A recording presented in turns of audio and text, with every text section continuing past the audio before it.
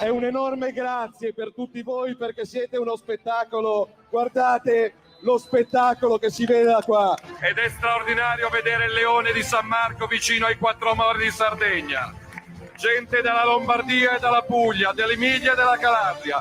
L'Italia unita nel nome del lavoro, della dignità e dell'onore. Io non mollo e non mollerò mai. Noi non molliamo. Grazie a chi ha cominciato questo sogno e grazie a voi che lo state portando avanti. Noi non molliamo. Speciale Pontida 2025. Vi aspettiamo in diretta sui canali di Radio Libertà domenica 21 settembre dalle ore 8:30. Radio Libertà, la tua radio.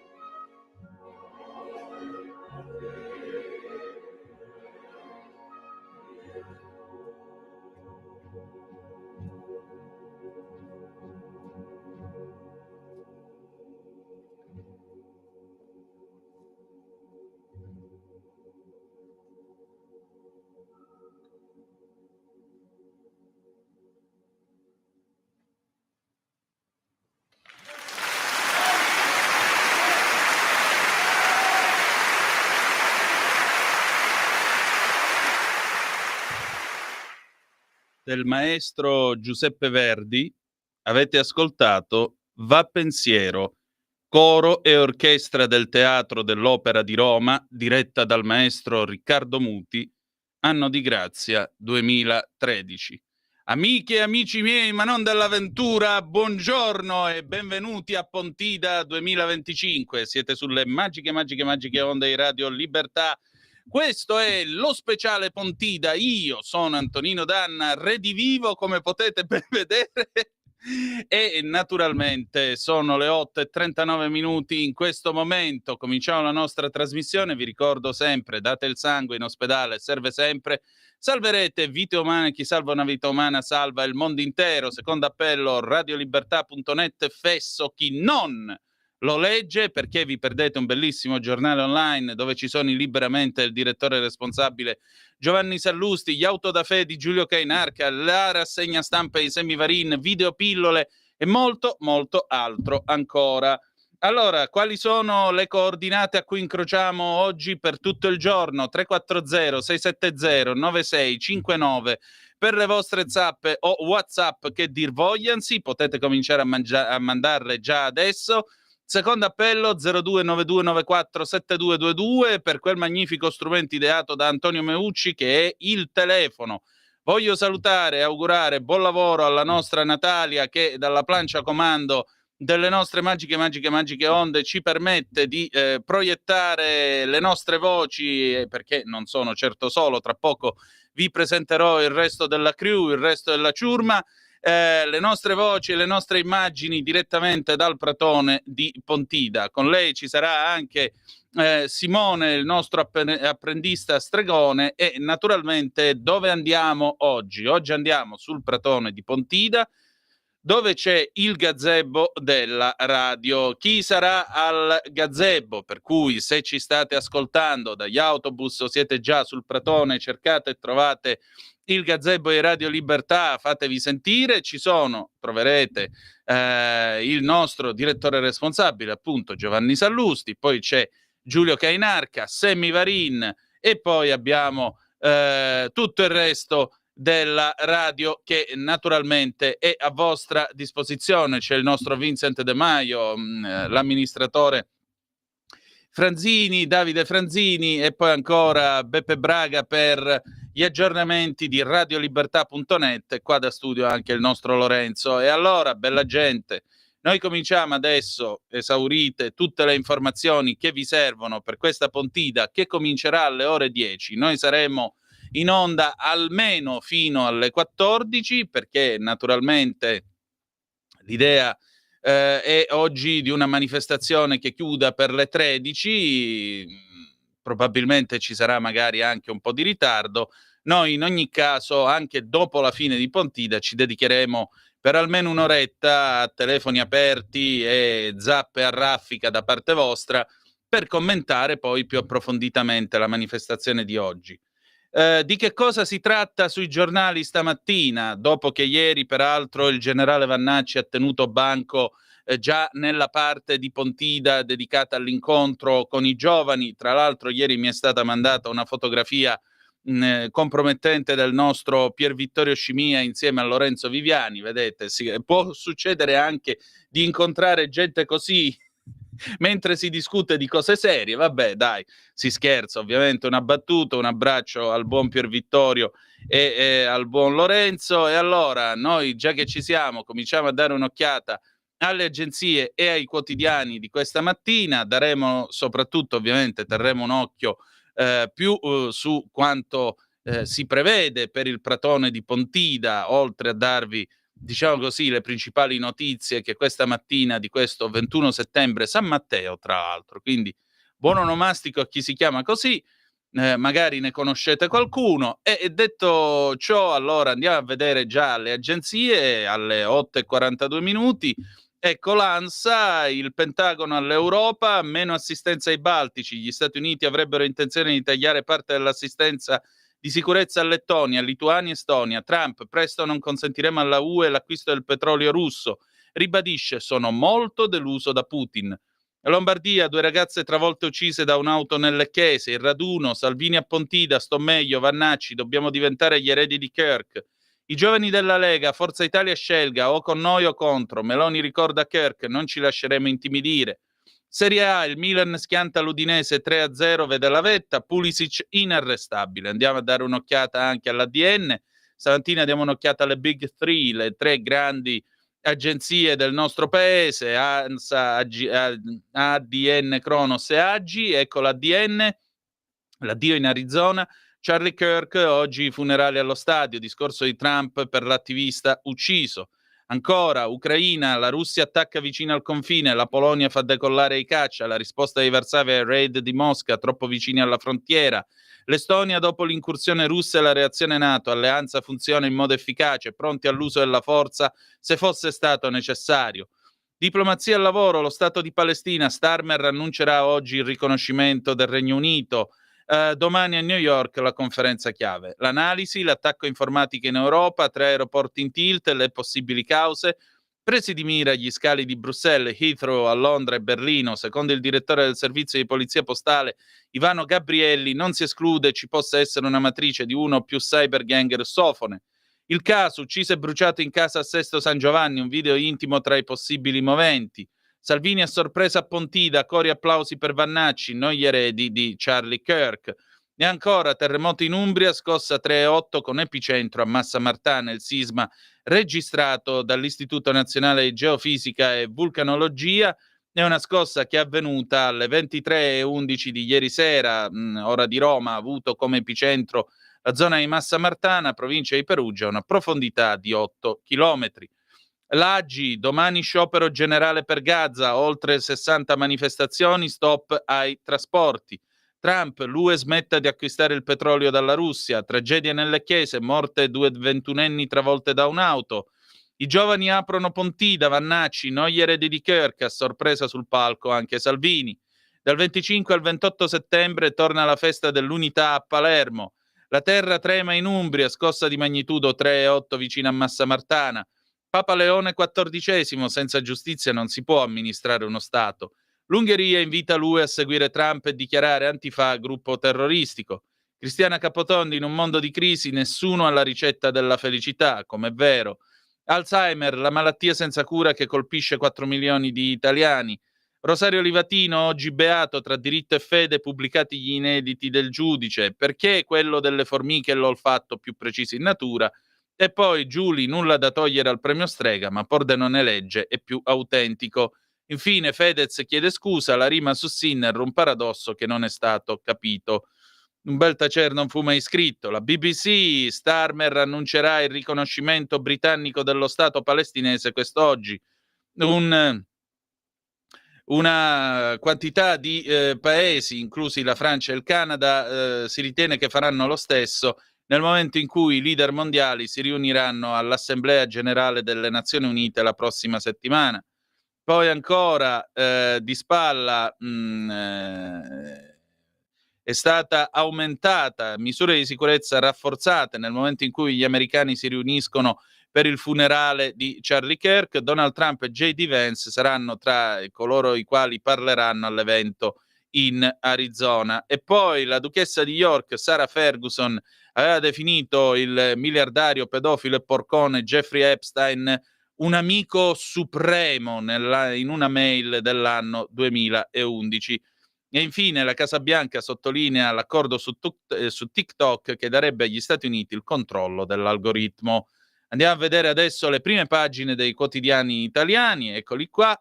Cominciamo con Avvenire, il Fatto, dibattito in vista della discussione al Palazzo di Vetro. Quale mezzo efficace per fermare il massacro? 2 stati insieme, il riconoscimento della Palestina all'Assemblea dell'ONU, il centro del forum ad Avvenire. Il momento è adesso, controproducente solo se è simbolica. Roma prenda posizione. Ancora, impegno per giustizia e pace. Da domani la città ospita il Consiglio permanente dei Vescovi, diventa luogo di preghiera e dialogo. Leone XIV, difesa della vita, diritti per tutti. La CEI a Gorizia per la fratellanza oltre i confini. Conti pubblici, Giorgetti incassa la promozione, annuncia sotto il 3% di deficit. E poi il raduno della Lega, oggi Pontida tra Vannacci, Salvini e il ricordo di Kirk. Il Corriere della Sera, mitico corrierone, cyberattacco, voli UE nel caos, Bruxelles cancella metà dei decolli previsti per oggi, le indagini e le ipotesi della richiesta di un riscatto, colpito un software per l'imbarco da Berlino a Londra, aerei fermi e ritardi. In alto, in questo box, raid russi, gli USA tagliano le armi agli europei, Trump media e Star TV, Punirocchi, critica. Abbiamo poi due colonne su Pontida, il leader in ospedale, poi a Pontida, Lega, Vannacci Sciola, sorpresa Salvini, parla Jordan Bardella, noi e Matteo uniti, basta col macronismo. Il dramma a Pisa, la corsa in moto con le telecamere, morti 2 amici di 16 e 17 anni. Sesto San Giovanni, delitto nella casa dei festini hot, 3 arrestati. L'intervista al ministro della giustizia Nordio, con la riforma i magistrati saranno liberi dalle correnti. Fotonotizia centropagina, atletica, Nadia Battocletti, terza nei 5.000, mondiale da record. Il Fatto Quotidiano, propagandisti, media e governi UE creano il clima per normalizzarla, balle, ospedali, bunker per prepararci alla guerra. Come in un videogame, allarmismi e fake news per assuefare la gente alla bomba e al riarmo. Gaiani, c'è chi vuole un casus belli, MIG in Estonia, Mosca nega, gli analisti, accaduto altre volte, non è un attacco. Kiev continua a invocare gli interventi della NATO, Palazzo Chigi irritato con Zelensky per l'asse con Macron, alzano i toni. Il Giornale, l'apertura è dedicata a Pontida, la festa della Lega, effetto Vannacci a Pontida, il generale, non voglio fare il segretario, noi eredi di Kirk. Romeo rilancia il Nord, i giovani contestano Forza Italia. Assist a Sala sull'urbanistica, Vecchioni elogia il modello Milano.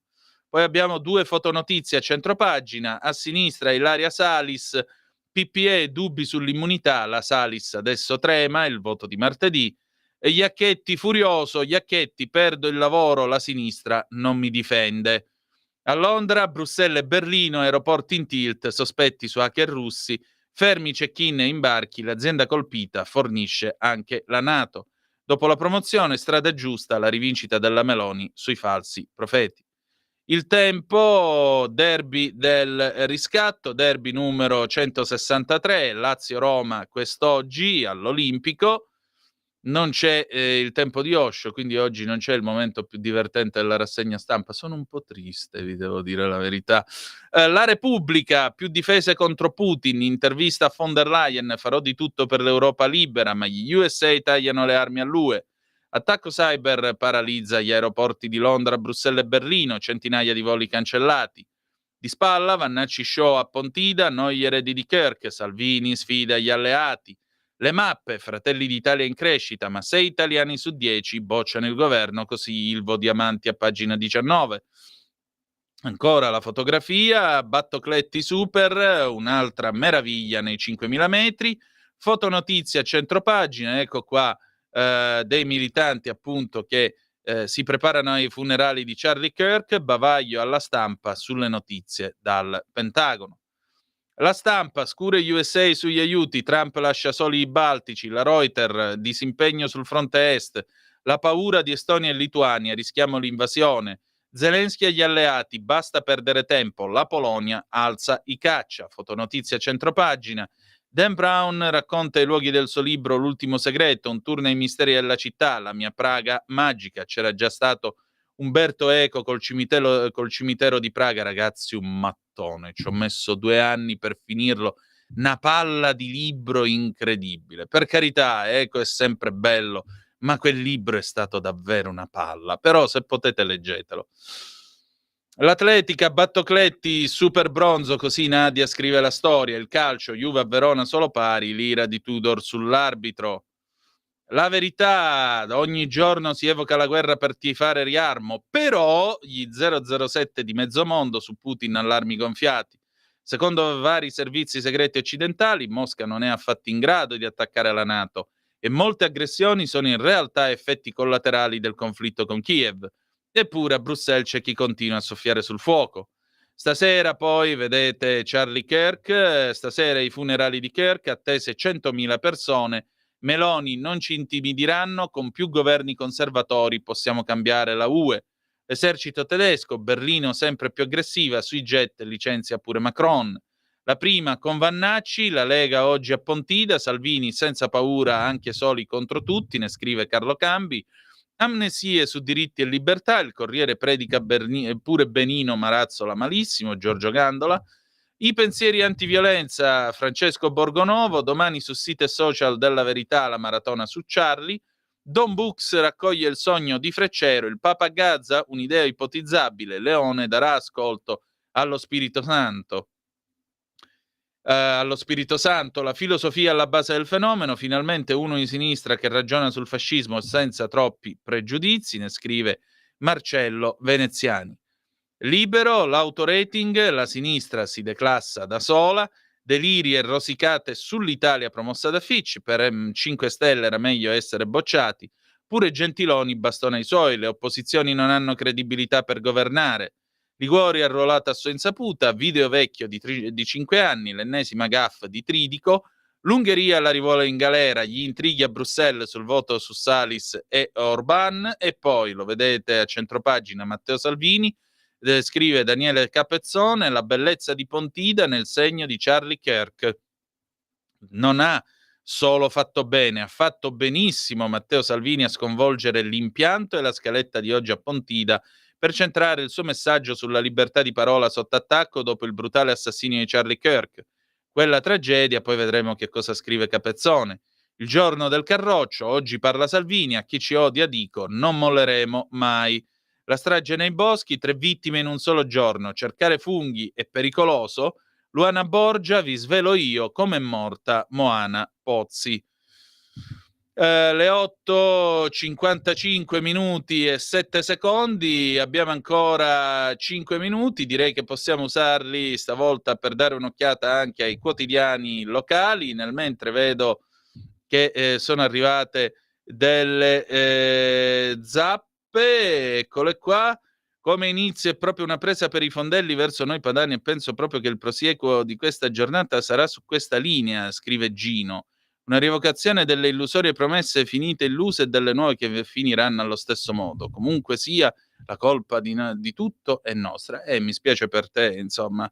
Noi cerchiamo di fare la nostra parte, cerchiamo di partire tranquilli. Nina invece mi dice che questo va pensiero che abbiamo mandato noi diretto dal maestro Riccardo Muti e seguito dal coro del Teatro dell'Opera di Roma era una lagna indecorosa anziché il grido di dolore di un popolo in catena. La prossima volta manda la versione del coro della Scala. Che dire di più? Mi dispiace se ti fa schifo il maestro Riccardo Muti. A me francamente no. Io vorrei avere l'unghia del mignolo del piede destro del maestro Riccardo Muti anche solo per riuscire a cantare la la la in un coro, ve lo giuro. Andiamo a vedere i quotidiani di oggi, i quotidiani locali. Brescia oggi il raduno di Pontida, vigilia agitata per il leader leghista, Salvini malore sulla Brebbemi, ricovero in ospedale a Chiari. Controlli medici al Mellini per il vice premier e ministro delle infrastrutture che ha accusato una colica renale mentre era diretta a Verona in auto. Dimesso dopo gli accertamenti ha poi raggiunto il ritrovo della Lega. Messaggio del ministro Calderoli, pronti per la festa dell'autonomia. Tragedia d'Artogne, schianto in moto, muore a 16 anni. Un abbraccio forte a lui e alla sua famiglia e che Dio lo accolga. Corriere del Mezzogiorno, la Campania, l'evento, Manfredi, tuffi davanti alla colmata, il sindaco a Genova per l'America's Cup, dopo le gare assicureremo l'accesso al mare di Bagnoli. Corriere del Mezzogiorno, la Puglia, regionali, dopo Mazzarano anche Caracciolo annuncia di non candidarsi, gesto d'amore verso mia figlia. De Caro convoca il suo popolo in fiera, nel centrodestra torna davanti Dattis. Corriere del Trentino, sicurezza, soldati in città, un fallimento per il Trentino, Nicoletti contro l'incapacità della politica. Corriere del Veneto, Venezia e Mestre, la sicurezza, i taser dividono i sindaci di destra e sinistra, i comuni di Padova e Vicenza frenano, forti dubbi, Venezia ce l'ha e lo usa, Treviso e Belluno ce l'avranno. Corriere della Sera, Dorso di Bergamo, Piazza Angelini, via le macchine, ma lavori rinviati, ora alternative.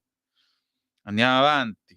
Corriere della Sera, Dorso di Brescia, cronaca, violenza al PAM, parla la guardia, volevano colpire, la polizia ha identificato uno dei responsabili.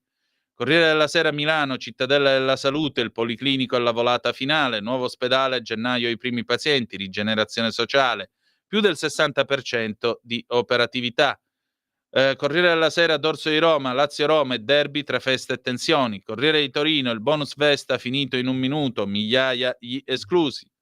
Corriere dell'Alto Adige, giustizia, Compascer, pressing sul carcere. Corriere di Bologna, il caso, lunedì nero tra scioperi e cersaie. Corriere di Torino, Fiorentino, la Toscana, 5 stelle nel caos.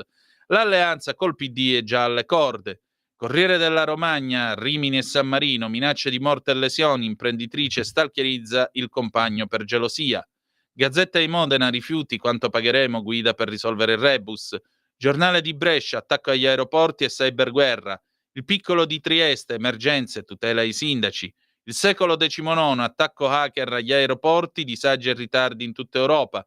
Gazzetta del Mezzogiorno, sguarda al futuro, la Fiera del Levante chiude con una sfida, in Puglia l'hub dell'energia euro-mediterranea, il nodo Stellantis. E ancora all'interno, travolto sulla moto mentre fa le consegne, muore rider 18enne ad Andria, auto e tir, l'altro schianto mortale, anche a lui un grande abbraccio, non si può morire a 18 anni perché si sta lavorando. La nuova di Venezia e Mestre, oggi Pontida, Veneti protagonisti, Zaia, la Lega torni alle radici, 8 ore senza elettricità. La Prealpina, tutta colpa del video porno, coppia di Busto accusata di aver ucciso e bruciato l'uomo che li ricattava. E poi andiamo a chiudere con la Repubblica a Palermo, manovra e caso San Martino, Forza Italia in pressing su Schifani. Adesso, siccome si sono fatte le 8:59 minuti e 54 secondi, diamo un breve jingle e torniamo subito. Per la tua pubblicità visita il sito radiolibertà.net.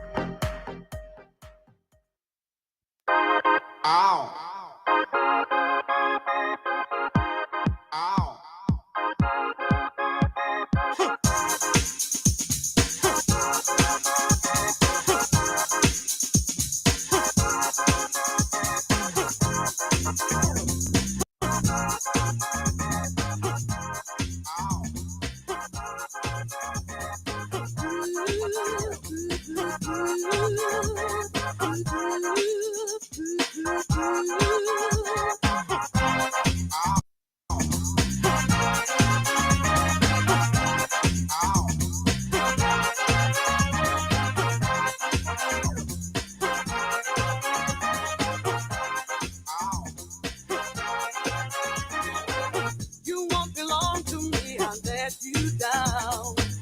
I walk around and see your night skyline. I feel the light, but you don't want to stay. So lonely now, just let me off the top, set it free. Set it free. Set it free.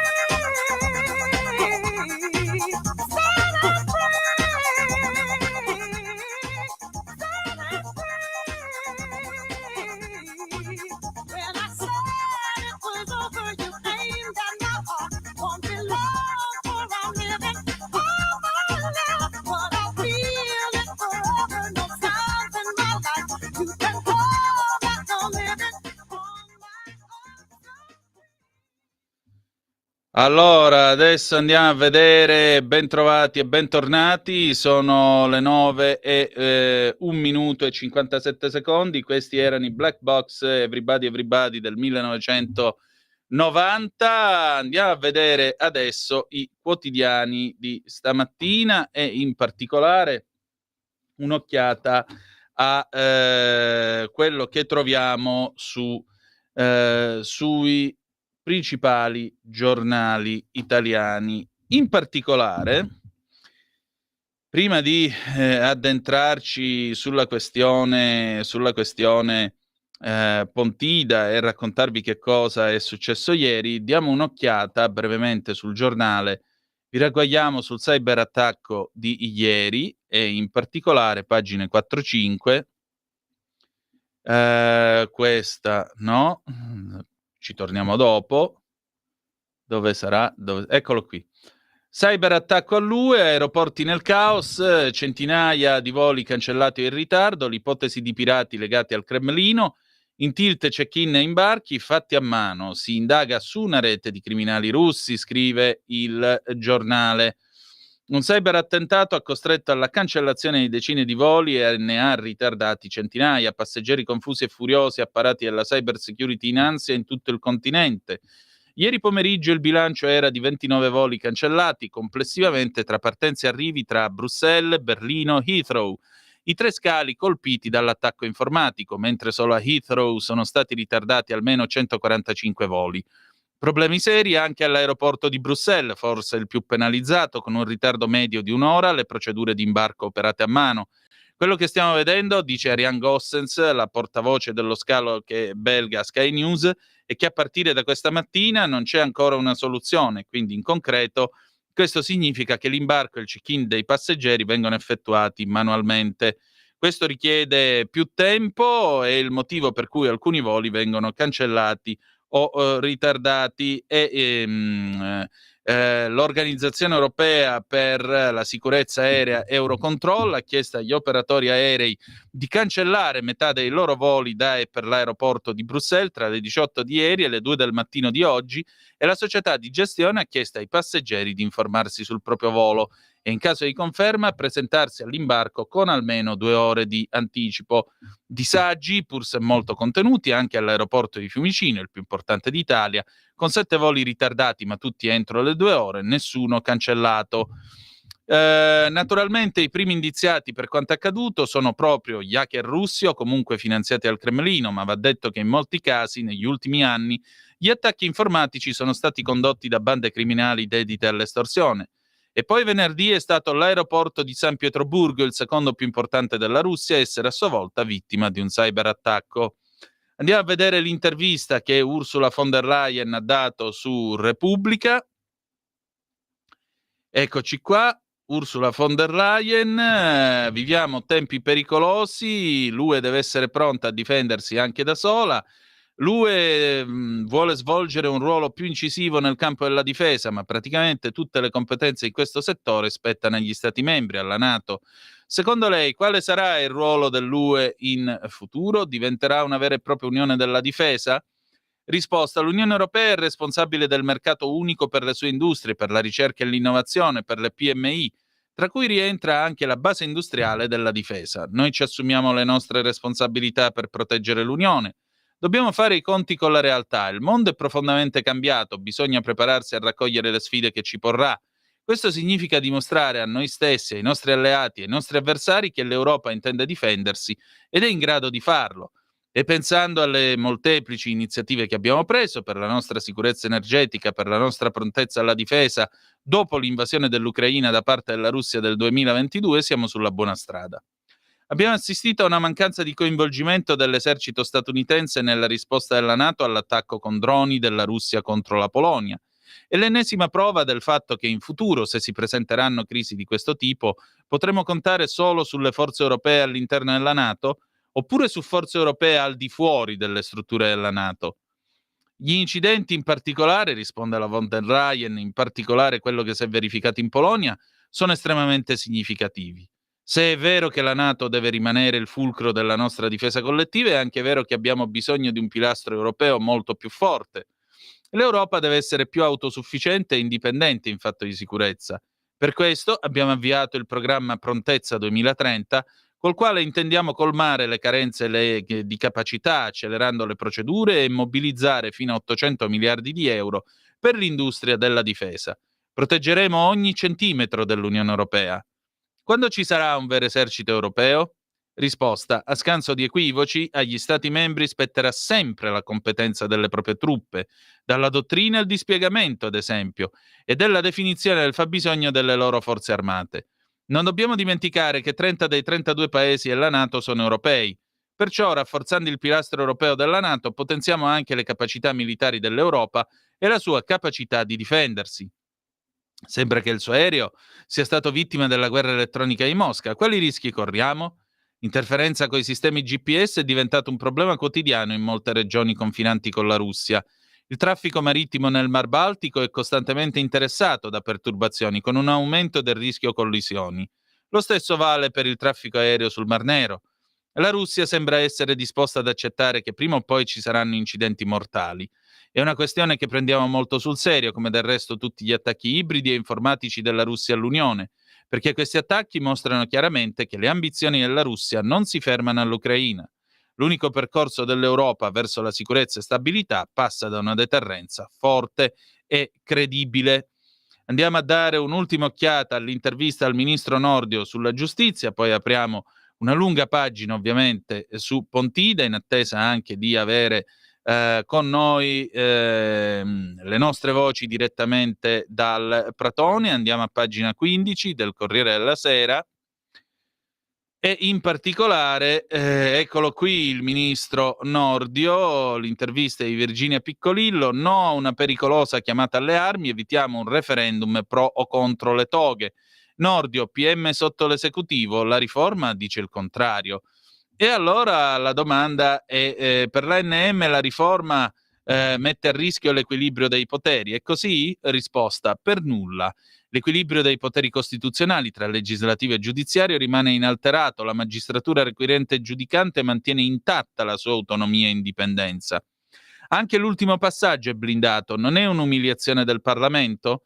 Niente affatto. Dall'inizio abbiamo detto che separazione delle carriere e sorteggio per il CSM erano nel programma elettorale e non si toccavano, ma sul resto eravamo aperti. La magistratura ha risposto con uno sciopero e l'opposizione ha perso dei mesi per audizioni di giuristi contrari alla riforma, quando si potevano acquisire i loro scritti, autorevolissimi e ben argomentati, dedicando il tempo risparmiato per un confronto serio. Ma la realtà è un'altra. Quale? Si volevano sforare i termini della doppia lettura costituzionale. Non siamo caduti nel tranello e siamo andati avanti da soli. In aula è stata bagarre, lei ha esultato? Ma no, era tutto preparato. S'è visto anche chi diceva aspettate, non ora. E la politica si voleva distrarre l'attenzione dal risultato. I sondaggi sul referendum non vi danno un po' in calo? Sono attualmente a nostro netto favore, ma questo non significa nulla, non bisogna dare nulla per scontato. Piuttosto dobbiamo spiegare agli italiani in modo chiaro, pacato e civile il significato di questa riforma. Vendetta verso i magistrati, come dice il Movimento 5 Stelle? No, non è affatto una riforma punitiva per i magistrati, anzi li libera dai vincoli delle correnti. Schlein dice che trasformate i giudici in nemico per celare i fallimenti del governo. Sarà un referendum contro i magistrati? A parte che non vedo fallimenti, sono l'unico sopravvissuto del G7 Giustizia da me presieduto a Venezia, tutti gli altri governi e ministri sono cambiati. Ma comunque farò di tutto per evitare che sia un referendum pro o contro i giudici, io. Perché sottolinea io? Perché è il PD, purtroppo, che ha già fatto una chiamata alle armi ai magistrati col discorso di Franceschini in Parlamento. Ma questo è pericolosissimo. Perché? Se vincessero loro col no alla riforma, i magistrati rivendicherebbero il successo, la politica sarebbe di nuovo subalterna alle procure, come già da 30 anni. Se perdessero, la magistratura ne uscirebbe umiliata ed esposta nella credibilità della sua indipendenza dalla politica. Le sconfitte politiche non sono indolori. Andiamo adesso a vedere finalmente Pontida, eccoci qua. Allora, ieri vi dicevo che il generale Vannacci, intanto che ora si è fatta le 9:11 minuti e 39 secondi, sempre qui sulle magiche onde di Radio Libertà, Vannacci a Pontida, noi eredi di Kirk, a sorpresa arriva anche Salvini, il forfait per una colica, poi dai giovani leghisti, se serve, soli contro tutti, non ci cancelleranno. Sul palco, scrive Cesare Zapperi, sul palco c'è Roberto Vannacci con la maglietta dedicata a Charlie Kirk che arringa gli euforici giovani leghisti. C'è solo un generale, cantano a squarciagola quando dal retro spunta inaspettato Matteo Salvini, in mattinata costretto a un mini ricovero all'ospedale di Chiari per una colica renale. Il cambio è immediato, c'è solo un capitano, tutto torna. La scena è ristabilita anche in senso gerarchicamente inverso dopo un pomeriggio in cui l'eurodeputato e vice segretario si era preso tutte le attenzioni. Non potevo non esserci, il mio riposo siete voi, rassicura il leader prima di partire all'assalto di chi indica in Vannacci un pericoloso fattore di divisione della Lega. Una cosa unisce la Lega di oggi a quella di 30 anni fa, ce l'hanno con noi ed è sempre colpa della Lega, per giornali, baroni universitari, collettivi di studenti, sindacati, amici potenti a Roma e a Bruxelles. Ci vedevano 30 anni fa come un corpo estraneo da cancellare, ci vedono come un imprevisto oggi da cancellare. Non ci cancelleranno mai. Se serve, soli contro tutti, ma la Lega è la Lega. I giovani leghisti non sembrano particolarmente interessati a prendere parte, a scegliere con quale leader stare. È una giornata di slogan, cori, anche di insulti. Quest'anno il bersaglio è Carlo Calenda, che risponde per le rime. Quando i buoi padani muggiscono dal prato di Pontida, Calenda vaffanculo, sai di essere nel giusto. Ma il vero bersaglio sono i giovani di Forza Italia, colpevoli di aver invitato il leader di Azione. Quei 4 sfigati incamiciati in spiaggia devono decidere se stare con noi o contro di noi. Uno striscione recita: Lega anti-Maranza, la remigrazione avanza. Parte il coro: l'Europa è cristiana, non è musulmana. Un altro striscione è dedicato a Charlie Kirk con lo slogan «Il vostro silenzio uccide 2 volte» e l'hashtag «Charlie vive con noi». Qualcuno scherza: Vannacci è un moderato, noi no. Ma è solo una battuta, perché al generale viene riservato un bagno di folla. I giornalisti lo assaltano, Vannacci si offre alla mischia ribattendo colpo su colpo per oltre 40 minuti. Stare al centro dell'attenzione gli piace, tratta tutti gli argomenti possibili partendo dal fronte interno. Io segretario della Lega? No, io aspiro a continuare a fare il mio lavoro, che è quello di europarlamentare. Di più, io sono venuto qua a portare me stesso. Nella Lega chiunque porta il meglio di sé. Io vannaccizzo, Fontana fontanizza, Romeo romeizza e faremo la Lega grande. Sulla guerra non ci sono cosacchi a Pontida, né fanti di marina russi che sbarcano sulle nostre coste. Non ci sono russi che stanno invadendo i nostri negozi e le nostre città. Gli unici invasori sono quelli che violano i nostri confini. Infine l'omicidio Kirk. Non dobbiamo solo parlare di Charlie Kirk. Dobbiamo esserne gli eredi nei palazzetti dello sport, nelle scuole, le strade e le piazze. Qualsiasi idea si combatte col dubbio, le domande, le spiegazioni, non con la censura, con i tribunali, né tantomeno con le fucilate. Sotto il tendone che aumenta la temperatura di un pomeriggio già afoso, i toni sono alti. Il ministro dell'istruzione Giuseppe Valditara se la prende con la sinistra. Parlando di odio, dico che c'è una sinistra che spesso non ha fatti i conti col suo passato e che non ha la cultura costituzionale del rispetto. Si vede da come tratta gli avversari politici cercando di delegittimarli nella loro identità. Noi combattiamo le idee, non le persone. Arriva anche Alberto Stefani in pista per la successione a Luca Zaia. Salvini tranquillizza la platea, l'anno prossimo parlerà da governatore. Ma è l'ora di salamella e polenta, basta politica. La vera Pontida va in scena oggi e il capitano si prenderà tutta la scena. Come vi dicevo, il penultimo intervento di oggi, è chiaro che, come sempre, Matteo Salvini prenderà e tirerà le somme finali di questa kermesse. Il penultimo intervento è di Joan Bardella, il presidente del partito della Le Pen. Però c'è una telefonata allo 0292947222, la prendiamo subito. Pronto, chi è là? Buongiorno, mi chiamo signor Iemiche da Genova. Sì. Lei chiamo per avere in quali sono i temi, argomenti che parlano oggi a Pontida. Quali sono gli argomenti? Allora, la scaletta è molto semplice. Parleranno i capigruppo, poi Luca Toccalini per i giovani. Sono previsti gli interventi anche di Oara Borselli, Daniele Capezzone. Parleranno i 4 governatori leghisti, 4 ministri leghisti del governo, 4 vice segretari e poi, quindi ci saranno Vannacci, la Sardone e così via. Poi ci sono Abascal che ha mandato un video, Bolsonaro, il figlio ovviamente, perché Bolsonaro è stato condannato a 27 anni di galera, Bardella e poi per finire Matteo Salvini. Anzi, grazie che mi hai dato la possibilità di dirvi quale sarà la scaletta. Per adesso è una scaletta ufficiosa, tra l'altro vi dico, perché come sapete, anche a seguito dell'omicidio di Charlie Kirk, Matteo Salvini ha chiesto di rivedere l'impostazione tradizionale di Pontida e naturalmente sentiremo anche gli interventi di Capezzone e della Borselli direttamente dal palco. Capezzone, tra l'altro, vi dicevo, nel dare un'occhiata alle prime pagine, ha scritto un intervento molto sentito. Grazie intanto della tua telefonata. Vi dicevo dell'intervista appunto a Bardella sul Corriere della Sera. Con Matteo uniti vinceremo ovunque, basta scelte macroniste o Le Cornu cadrà.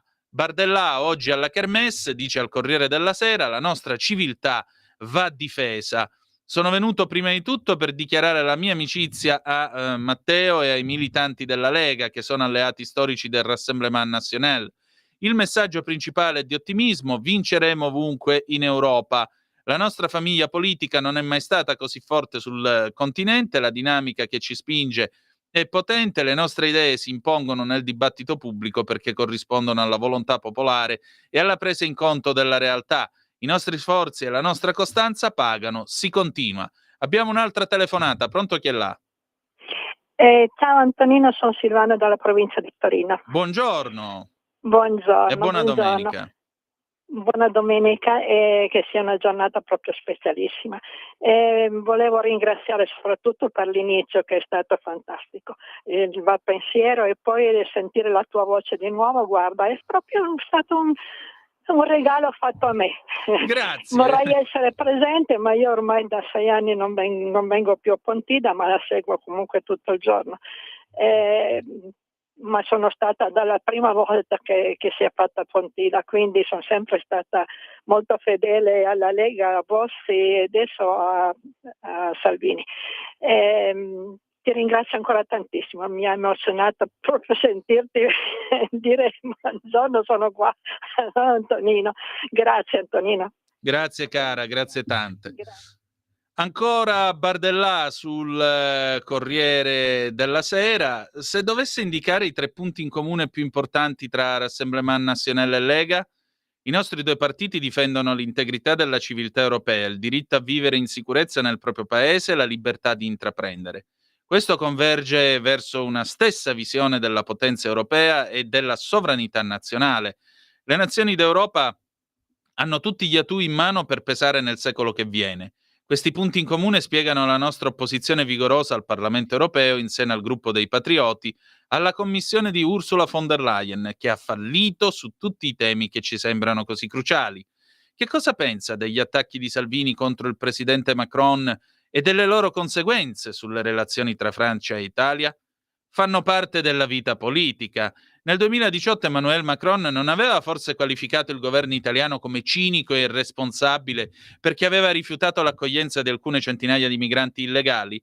Quali che siano i governi, i nostri 2 paesi sono alleati e partner affidabili, repubbliche sorelle, e questo e niente può rimettere in causa questo legame molto forte.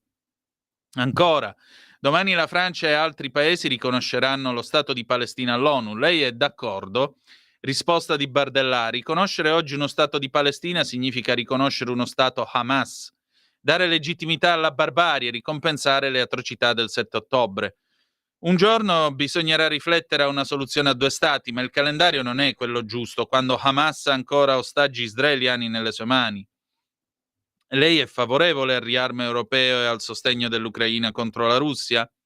Viviamo in un mondo pieno di pericoli, le minacce sono molteplici, terrorismo islamista, cyberattacchi, potenze ostili, e l'Europa non ha diritto all'ingenuità. Militiamo da tempo per aumentare i budget militari della Francia, che deve disporre dei mezzi per difendersi in modo sovrano. Poi dobbiamo all'Ucraina un sostegno materiale e umanitario di fronte alla guerra d'aggressione della Russia, tenendo a mente che tutti i protagonisti devono lavorare a una pace onorevole. A parte l'ovvia condanna dell'assassinio di Charlie Kirk, che cosa pensa delle minacce alla libertà d'espressione e della reazione del presidente Trump? Charlie Kirk, dice Bardella al Corriere, era un militante della libertà d'espressione, amava il confronto razionale delle idee. Il principio così prezioso della libertà d'espressione che l'Occidente ha portato al suo più alto grado di sviluppo è in pericolo, minacciato dall'islamismo come dalla sinistra radicale. Chi può accettare che si possa avere paura per la vita in funzione delle proprie idee? Il presidente Trump ha avuto ragione nell'indicare la responsabilità della sinistra radicale, la cui retorica dell'odio ha armato ideologicamente l'assassino di Charlie Kirk. Dobbiamo svegliarci di fronte a questo pericolo che ama il disordine, diffonde l'odio della polizia e dell'Occidente, dipinge gli oppositori come mostri e ne fa dei bersagli. Chi sarà il candidato del Rassemblement National all'elezione presidenziale? Lei o Marine Le Pen? Risposta: la strumentalizzazione e la politicizzazione della giustizia purtroppo le conoscete anche in Italia. Matteo Salvini si è battuto con coraggio contro questo scandalo antidemocratico. Esiste ancora una via giudiziaria per permettere a Marine Le Pen di essere candidata. Difenderà fino alla fine il suo onore e la sua innocenza. Vedete anche, perché il Corriere è sbarcato in forze sul pratone di Pontida, tra big e parlamentari, malumori sul generale Vannacci, la scelta per il Veneto, Zaia in testa ai candidati, il suo nome sulla lista. Correrà in tutte le province per trainare consensi. Baci abbracci, ma forse non troppe tenerezze. L'incontro tra Matteo Salvini e Roberto Vannacci fa stingere sullo sfondo alcuni timori della vigilia. Almeno fino a ieri sera nessun manipolo di opposti pasdaranni, cori e gli striscioni sono nella norma con i vaffanculo dedicati solo a Carlo Calenda, nemmeno una maglietta eccessiva, a parte quelle dei seguaci della remigration discretamente lugubri. L'arrivo del segretario leghista, praticamente evaso dall'ospedale di Chiari, pare cogliere di sorpresa il generale. L'incontro che avviene a favore di telecamere forse non riesce a sfuggire alla sensazione della maniera. Ma le linee di frattura che nascono dalla complicata integrazione tra il generale e il suo team e il corpo della Lega classica sono difficili da non vedere e agiscono a diversi livelli, anche ad alcuni punti inattesi. Punto 1, non imprevedibile, i parlamentari che sono stati eletti nelle liste bloccate. Un lombardo fa i conti sulle politiche soltanto apparentemente lontane del 27 e conta con le dita. Ci sarà il presidente Fontana e va bene. In realtà non va bene affatto. La regione Lombardia termina la legislatura soltanto nel 28, ma il lapsus rivelatore non ferma la conta e poi ci saranno i ministri. Quanti sono i ministri lombardi? 5? Bene, le liste sono finite. Perché ovviamente il generale, che rappresenta quasi un terzo dei voti leghisti, esigerà le sue quote in un inedito Cencelli. Stupore e meraviglia, la non vannacizzazione della Lega divide addirittura i leghisti dai loro governatori, perché se il paracadutista eurodeputato spiace a tutti gli eletti nelle liste bloccate, non dispiace invece ai peones, almeno non a tutti, aumenta i voti e dunque la possibilità di essere rieletti. E dunque, in questa fascia, irrita l'atteggiamento dei governatori poco entusiasti dell'uomo della decima, irrita Attilio Fontana soprattutto, che non perde occasione per prendere le distanze tra chi nel partito è entrato e diventato vice segretario nello stesso giorno. E c'è chi ringhia, in Veneto la ricandidatura se la sono costruita, hanno minacciato la corsa solitaria, hanno diffuso le proiezioni sulle intenzioni di voto, hanno fatto capire che gli atti di forza avrebbero avuto un costo salato. E così Alberto Stefani, a sua volta vice di Salvini, viene salutato dal segretario come se governatore già lo fosse. Su questo prato l'anno prossimo. E pazienza se qualcuno chiama il prato l'aiuola. Gazebo e tendone degli eventi hanno vistosamente ridimensionato l'area occupabile dai militanti. Hai visto mai che la partecipazione non sia esaltante? Qui un tempo era tutto prato. Ma il paradosso è che qualcuno se la prende persino con Luca Zaia per lo scarso entusiasmo nei confronti del generale. Ma bisogna essere ingenerosi. Ha dato il via libera alla successione in Veneto. Il comune di Venezia spetterà probabilmente a Fratelli d'Italia. Ma lui ha anche accettato di fare il capolista in tutte le province venete, in modo da trainare le liste leghiste. Novità di ieri, il suo nome comparirà sul simbolo elettorale. Gli alleati all'inizio non volevano il compromesso tra lista Zaia e lista col nome di Zaia. Ma dove le frizioni sono più evidenti sono sui territori, dove la competizione tra le classiche sezioni leghiste e i team Vannacci stanno raggiungendo il livello di guardia. A Pinerolo il commissario leghista è saltato per le polemiche con i vannacciani, mentre a Sanremo Marco Lupi, già presidente del Consiglio Comunale, vorrebbe una circolare di Vannacci per proibire agli esponenti dei suoi team di intervenire sulle questioni del partito, magari con una linea diversa da quella leghista. Mentre a Varese i leghisti sbottano contro l'attivismo della super vannacciana Stefania Bardelli, ieri a Pontida in tenuta combat. Andiamo a vedere su Libero cosa scrive il buon Capezzone. Intanto si sono fatte le 9:27. Andiamo a pagina 13. Eccolo qui. Cosa dice Capezzone? Salvini difende la libertà di parola, l'importanza di Kirk per la Lega a Pontida. Anche a destra ci sono rozzezze e volgarità, ma non c'è questa catena di montaggio dell'odio, la quale, si badi bene, non è frutto di chissà quale regia a sinistra. Si tratta di movimenti spontanei, frutto di una sincronia assolutamente naturale. il che, spiace per i compagni, non è affatto un attenuante, ma dovrebbe farci e farli riflettere sul tipo di semina culturale alla quale si stanno dedicando. È come se sentendosi minoritari, avendo smarrito il tocco, avendo perduto il rapporto in particolare con i ceti popolari su materie decisive come sicurezza e immigrazione, si fossero messi in cerca di surrogati pericolosi, molto spesso rintracciati nella sistematica fascistizzazione del nemico politico. Come ritrovo la mia identità perduta? Reinventandomi nella veste di partigiano contro il nuovo fascismo. Prevengo un'obiezione abbastanza prevedibile. Diranno i compagni: ma come fa la Lega con la sua bestia social, con la sua comunicazione storicamente aggressiva, con i suoi slogan taglienti a farsi paladina di questi temi? Il punto sta proprio qui, almeno nella mia ottica di osservatore liberale e libertario. Non si tratta mica di annacquare le polemiche, di inseguire un vago moderatismo, di abbracciare un ipocrita buonismo. Al contrario, il polemos, la dimensione della battaglia delle idee, sono il sale di una democrazia, così come gli scontri dialettici al calor bianco.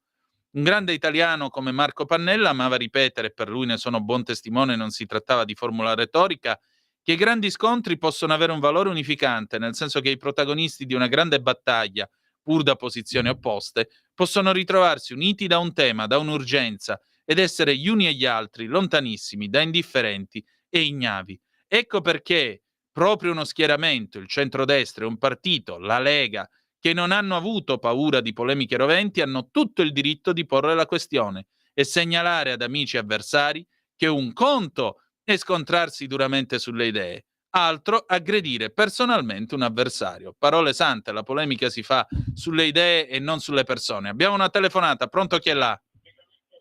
Ciao, sono Marco da Settimo Torinese. Ciao, allora, bentornato. Ben trovato tu. Però ti chiedo 10 secondi di pausa perché dobbiamo mandare il jingle, che sono le 9:30. Vai Natalia. Porta con te ovunque Radio Libertà. Scarica la app per smartphone o tablet dal tuo store o dal sito radiolibertà.net. Cosa aspetti? Oh, allora Simone carissimo, rieccoci. Dimmi tutto. Eccomi qua. Ma com'è che hai iniziato a chiamarmi Simone? Che Scusami, non so. guarda, è una cosa che mi trascino da quest'estate da Capitaneria di Porto. Devono essere gli strascichi del caldo. Marco, perdonami, fratello mio. Tranquillo, non Dimmi c'è tutto. problema. Comunque, volevo solo chiederti una cosa, ma dobbiamo proprio crederci a quelle chiacchiere da bar che fa il Corriere? Beh, il Corriere chiacchiere da bar. Il Corriere manda i suoi inviati e i suoi inviati scrivono. Poi uno è libero di farsi l'idea che vuole. Questo è poco ma sicuro. Io personalmente mi trovo più in sintonia con quello che dice Capezzone a proposito del dibattito e a proposito del ruolo che la Lega deve avere. Quando Vannacci dice eredi di Kirk, guardate che non va tanto lontano dal dire una verità, Lo so, specialmente, è sai, specialmente in un Capezzone, effettivamente. Perché lo stesso Capezzone l'ha detto, se tu ci pensi, qualche sera fa mi pare fosse a diritto e rovescio, ora non mi vorrei sbagliare. Cioè dice, guardate che ormai in questo paese, da una certa parte politica, quando non hanno più argomenti, ti cominciano a buttare il fango addosso e provano a distruggerti. E allora un partito che segnala questo e che fa una politica contro questo, ben venga. Per cui per questo ti dico, io credo che il generale non sia andato tanto lontano dal dire una verità. Dimmi tu. No, però non credo neanche che gli uomini del generale siano così in contrasto con gli uomini della Lega, anche se alcuni iscritti lo credono. Però ho l'impressione che questo sia soffiato di più dai media che sono contro la Lega che non quello che veramente c'è, perché sono 30 anni che vedo queste cose qui dal media mainstream italiano. Contro la Lega dicono tutto e il contrario di tutto. Lo so, dicono tutto e il contrario di tutto, ma la cosa più importante, sai, è avere la propria coscienza pulita, che dicano quello che vogliono. La Lega è un partito che ha una sua fisionomia, ha determinate idee, le professa, è libera di professarle, guai se così non fosse. Punto. Chi riduce l'idea o una serie di proposte e vabbè, tanto sono sempre quelli con l'elmo vichingo in testa, come vedi dimostra non di fare una polemica, ma di fare appunto non la polemica sulle idee ma sulle persone, di non aver capito una beata mazza del concetto di dibattito e del concetto di discussione delle idee. Quindi ti dimostra anche il livello a cui si muove, generalmente rasoterra. Sì. Peccato che danneggia molto agli occhi degli altri. Comunque. Però sai Marco, alla fine nella vita uno deve pure scegliere, perché se no facciamo come quelli che dicono vabbè, ma che diranno gli altri? E in paese come mi tratteranno? Poi che faccio? A me non me ne fotte niente, insomma, non me ne frega niente dell'opinione del paese o dell'opinione altrui. A me frega essere me stesso, sai perché? Perché ognuno di noi ogni mattina ingaggia una battaglia furiosa con una cosa, diceva Montanelli, quello che vedi nello specchio. Sì, è vero. No, però a me fa male vedere tutte le palle che raccontano sulla Lega e che la gente ci crede. Lo so. Purtroppo. Vabbè, ma l'importante è farsi conoscere, argomentare e discutere, che è la cosa più importante. Poi sai, ci sarà sempre quello che alla fine ti incasella in quel ritratto lì, dice vabbè, tanta è quella cosa là. E però una volta che tu ti trovi davanti a uno che ragiona per incasellamenti delle persone, che altro gli devi dire? Cioè non vale nemmeno la pena discuterci, perché un po' sai come lo sketch... Come faceva Kirk, dimostrargli che ha torto e chiedergli di dimostrarti di avere torto. Però che cosa facevano quelli quando Kirk gli chiedeva di dimostrare di avere torto? Lo mandavano a fanculo e se ne andavano. O gli davano del fascista. Quante volte nei video è successo? Perché io lo seguivo da un po', il buon Charlie. Però appunto quando ti mandano a fanculo così vuol dire che forse si sono resi conto che hai ragione tu. No, esatto, e vuol dire anche che non hanno uno straccio di idea da opporti. Oppure vivono di stereotipi. Ecco, tu dicevi prima le idee contro la Lega sono sempre quelle, gli stereotipi sono sempre quelli. Un esempio banale. In Italia, sui giornali, in questi giorni, dalla stessa parte politica che sappiamo tutti qual è, Charlie Kirk è stato descritto come un omofobo della più bell'acqua. Se voi andate su YouTube, se sapete un poco di inglese, ma ormai c'è anche la traduzione in italiano con l'intelligenza artificiale, a un certo punto un ragazzo gay va e gli dice: Charlie, io sono gay, ma ho deciso di essere un repubblicano. E Charlie Kirk gli risponde e gli dice: non c'è niente di male a essere gay dentro il Partito Repubblicano, perché noi qua stiamo parlando di politica, non di quello che hai nelle mutande e dell'uso che ne fai. Quindi benvenuto nel Partito Repubblicano. Questo è il punto. Allora, uno così ti sembra un omofobo? Video. A te sembra un omofobo uno così? Io dico di no. No. E manca a me. No. Quindi? Lo so. Questa è la vita, fratello mio. Purtroppo, sai... Però tu ti trovi quello che dice no, era un omofobo, faceva schifo, era questo, era quello. Lui diceva anche delle cose non condivisibili. Per esempio, a un certo punto ci va un ragazzo che ha la doppia cittadinanza, come ce l'ho io. Va lui e gli dice io sono cittadino americano, però ho anche la cittadinanza, mi pare che fosse un indiano, una cosa del genere. E Charlie Kirk gli fa un discorso e gli dice no, tu devi rinunciare all'altra cittadinanza della tua famiglia d'origine, perché tu hai la cittadinanza della più grande nazione del mondo. Allora, questa dal mio punto di vista, io gli avrei detto a Charlie, porta pazienza, ma mi pare una cazzata, e ne avremmo anche discusso. Però, ripeto, non è che tutto quello che lui diceva, siccome aveva la scienza infusa, era verità. Ma da qui a descriverlo come un fascista, un omofobo, uno schifoso e qua e là ce ne corre come. Sì. Poi comunque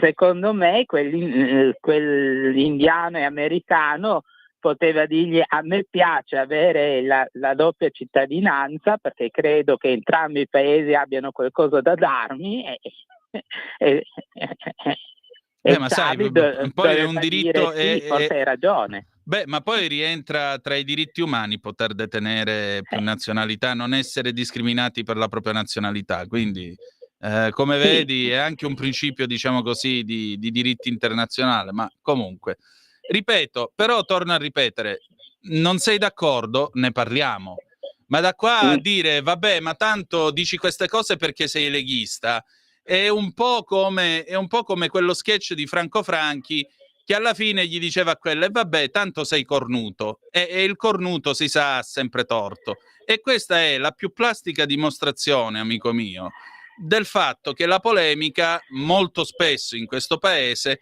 passa dall'idea alla persona. Tutto qui. No, comunque voglio ancora dirti una cosa, poi chiudo perché ho preso troppo tempo. Quando mi rispondono che sono un fascista, perché sono un leghista, io gli rispondo: e tu sei un nazicomunista? Ma ridigli in faccia, c'è bisogno di tirare fuori i nazicomunista. No, però poi è chiaro che poi rido, però comunque gli rispondo per le rime. Sì, nazicomunista, vabbè, che è il minimo. Vabbè, ma uno che ti dà del fascista solo perché sei iscritto alla Lega è uno che sostanzialmente non ha capito nulla. Non ha capito nulla. Cioè, questi credono davvero che Salvini gli fa fare il cerchio di fuoco al generale Vannacci sul Pratone? Non lo so. Forse questi vedono dei film così, non lo so.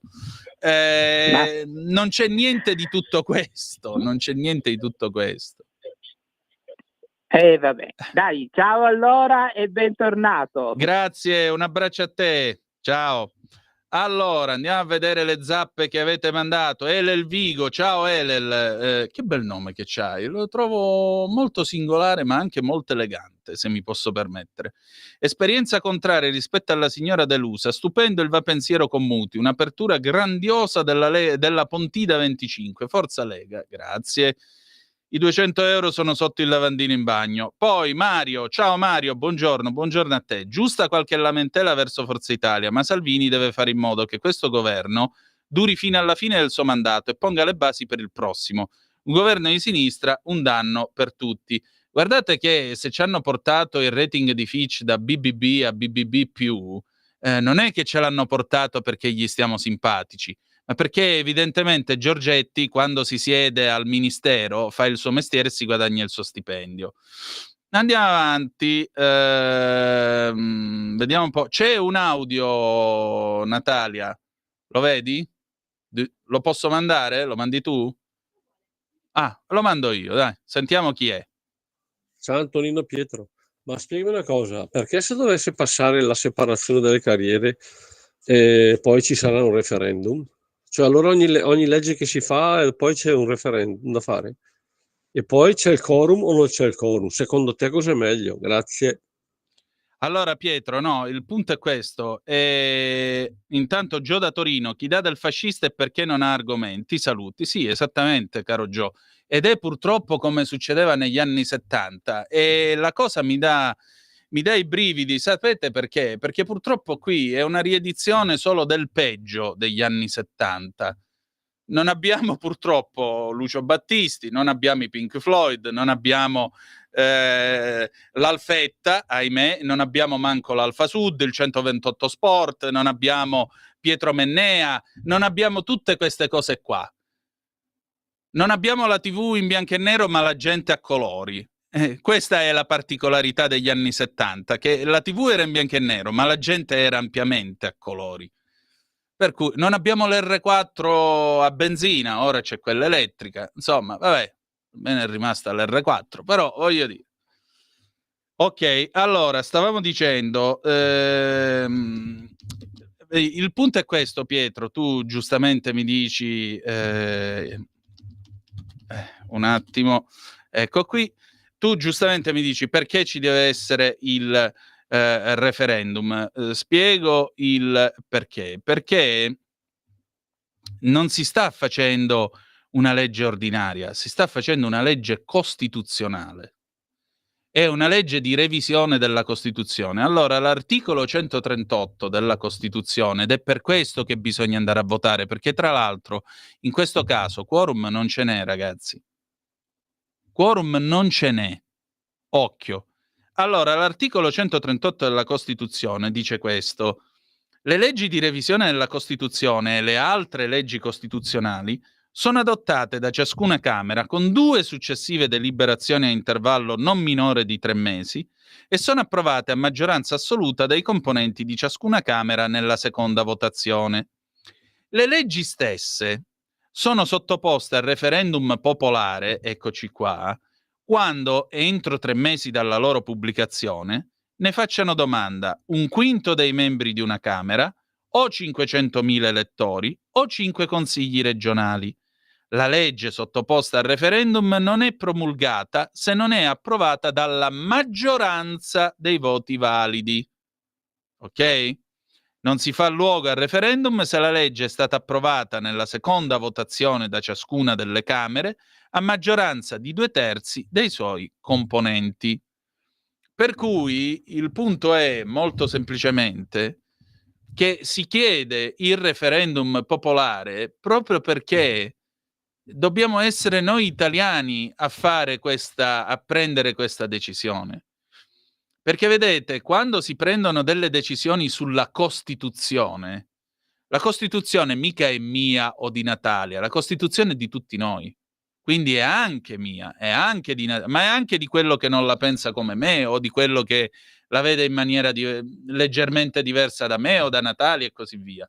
Allora, quando si modifica la Costituzione, devono essere scelte condivise il più possibile. Ecco perché il referendum. Perché sarebbe stato troppo facile imporlo a colpi di maggioranza, come per esempio si fece la riforma del titolo quinto della Costituzione nel 2001, a pochi giorni peraltro dalle elezioni. Il centrosinistra fece questa manovra, c'aveva i voti, c'aveva i numeri, lo poteva fare e approvò una riforma che dopo quanti anni? Dopo 24 anni ancora siamo qua che ci raccogliamo tutti quanti col cucchiaino, o mi sto sbagliando? Ecco perché il referendum. E siccome quorum non ce n'è, si va a votare. Si va a votare, perché quello che dice in queste situazioni, ah no, io me ne sto a casa per protesta. Ma protesta di che? Tu semplicemente sei quello che nel momento di decidere dici no, decidano gli altri. Poi però se decidono gli altri, muto. Perché in questo caso, attenzione, i costituzionalisti quando si parla di quorum, quest'estate ne abbiamo parlato a Capitaneria di Porto e anche nella rassegna stampa. Ci sono costituzionalisti che dicono nel referendum col quorum l'astensione è anch'esso un segnale e quindi c'è un diritto all'astensione, esiste. Ma in questo caso, senza quorum, io sono dell'opinione che se tu non ci vai perché pensi di protestare, tu sei solo quello che dice vabbè, comandano gli altri. E io non ho voglia che decidano gli altri, voglio andare a votare.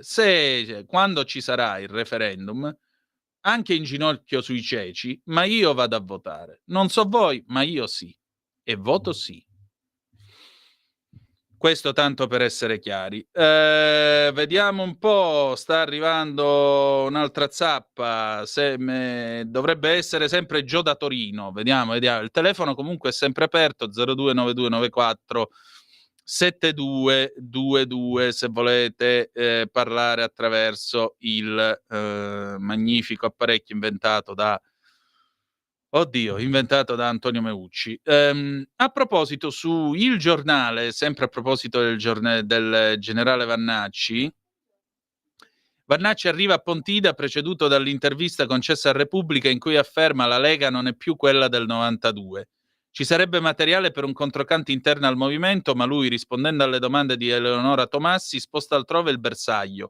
Dobbiamo essere gli eredi di Charlie Kirk all'esordio, dobbiamo fare quello che lui faceva, portare ovunque i nostri principi e le nostre idee. Vannacci indossa la maglietta nera con la scritta Freedom e l'immagine del martire ucciso pochi giorni fa. Dall'America all'Italia il passo è breve, le minacce ricevute, gestisco il rischio, la scorta me la faccio da solo, continuo ad andare in giro. Il vittimismo e la bordata non appartiene alla destra, ma è di sinistra. È Saviano che ha la scorta, non io, anche se l'alto ufficiale tralascia che le minacce a Saviano arrivavano dalla camorra e dalla criminalità organizzata. Oggi se non sei una vittima non sei nessuno. E già che c'è, il generale annuncia nessuna immunità per Ilaria Salis. Abbiamo un'altra telefonata. Pronto, chi è là? Ciao Antonino, sono Walter. Ehi, buongiorno. Possiamo togliere la fratello. condivisione? Dimmi tutto, fratello. Due cose. Stamattina hai letto un'intervista fatta ad Ursula von der Leyen, non so su che giornale.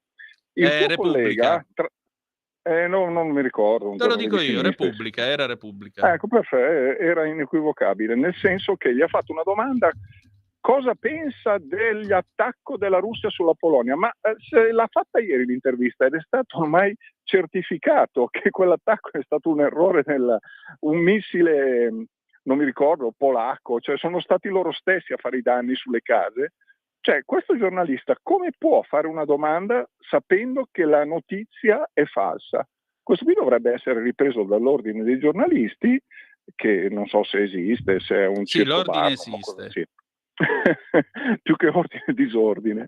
L'altra cosa è questa: sto leggendo un libro su un'autobiografia, fra virgolette, di Guareschi. Sì. Il film pone Don Camillo subì in atto nel momento in cui era girato da parte del Partito Comunista degli attacchi incredibili.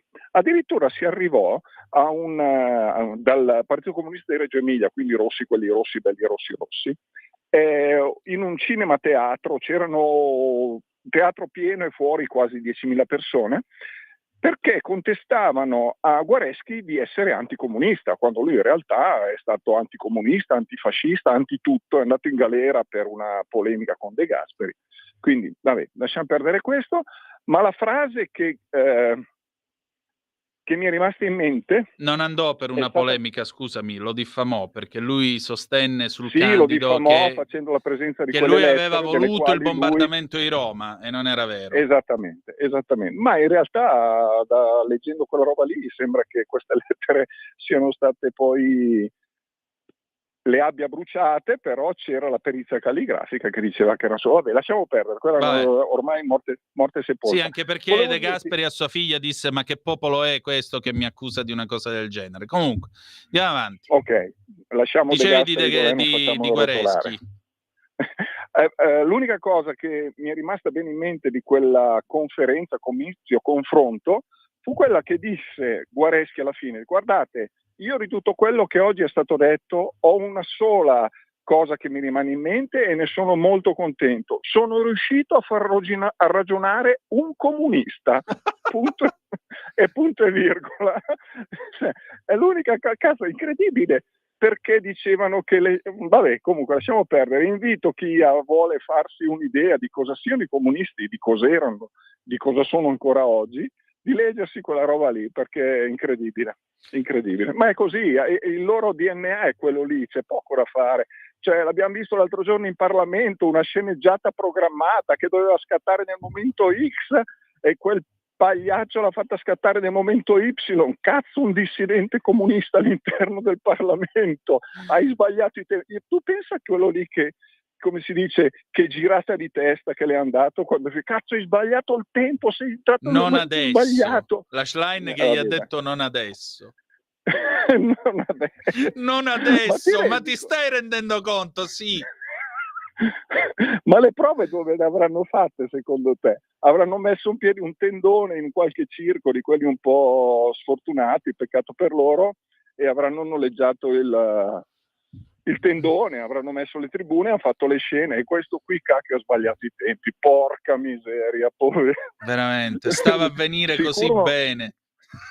Mannaggia, non lo ricandidano al prossimo giro, No. O gli regalano un orologio di quelli grossi da mettere al collo, una sveglia tipo quello di uno delle personaggi delle Ianesi che ha un orologio grandissimo davanti con dietro la foto del marito morto. Va bene. Ciao Antonino. Ciao carissimo. Ciao.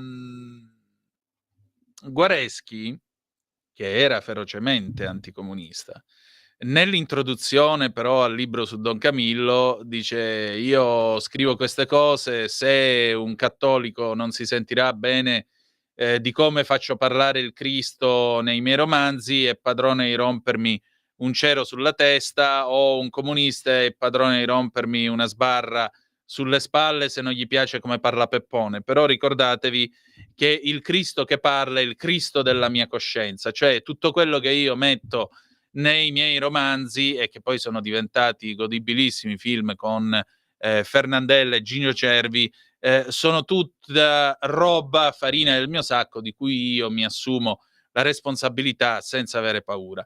Del resto Guareschi è quello che nel suo diario di prigionia in Germania, lui che è stato uno degli IMI, gli internati militari in Germania, onore sempre a voi, e meno male che Laura Cavandoli a Zoom raccontò proprio della proposta di legge che era stata approvata dal Parlamento per ricordare gli internati militari in Germania.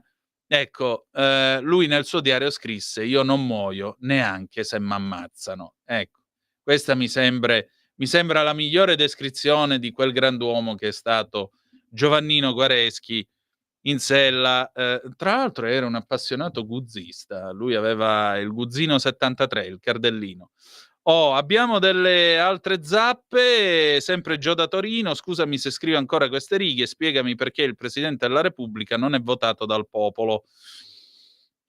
Allora, all'Assemblea Costituente ci fu un lungo dibattito sulla figura del Presidente della Repubblica, perché c'era chi, come per esempio Francesco Saverio Nitti, aveva ipotizzato l'idea di una repubblica presidenziale col presidente eletto dal popolo che faceva 4 anni di mandato, come è in America, per chiarirci.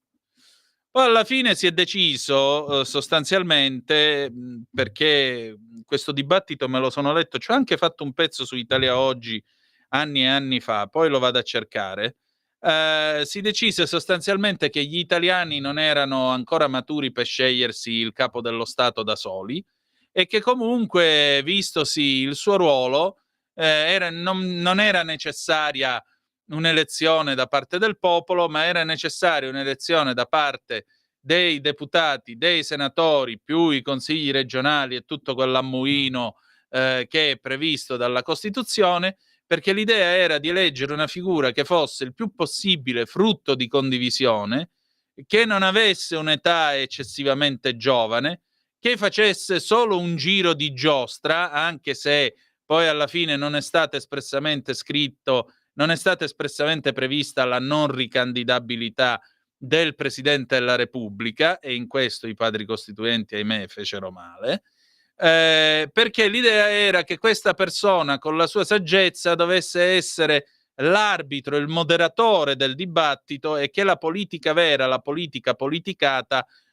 passatemi l'italiano un po' terremotato con cui ve lo dico, la politica politicata, venisse fatta in Parlamento e nel governo. Quindi la dialettica doveva essere un ping pong continuo tra il Parlamento con la maggioranza che sostiene il governo e il governo che poi traduce in provvedimenti quello che voi avete votato eleggendo la maggioranza, perché la Repubblica è parlamentare, non è presidenziale.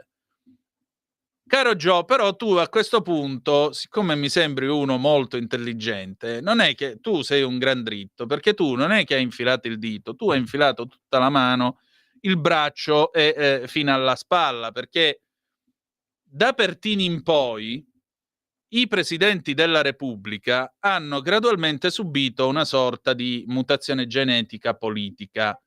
Cioè l'ultimo presidente che veramente è stato notaio del Parlamento, perché questa era la sua definizione per i costituzionalisti, è stato Giovanni Leone.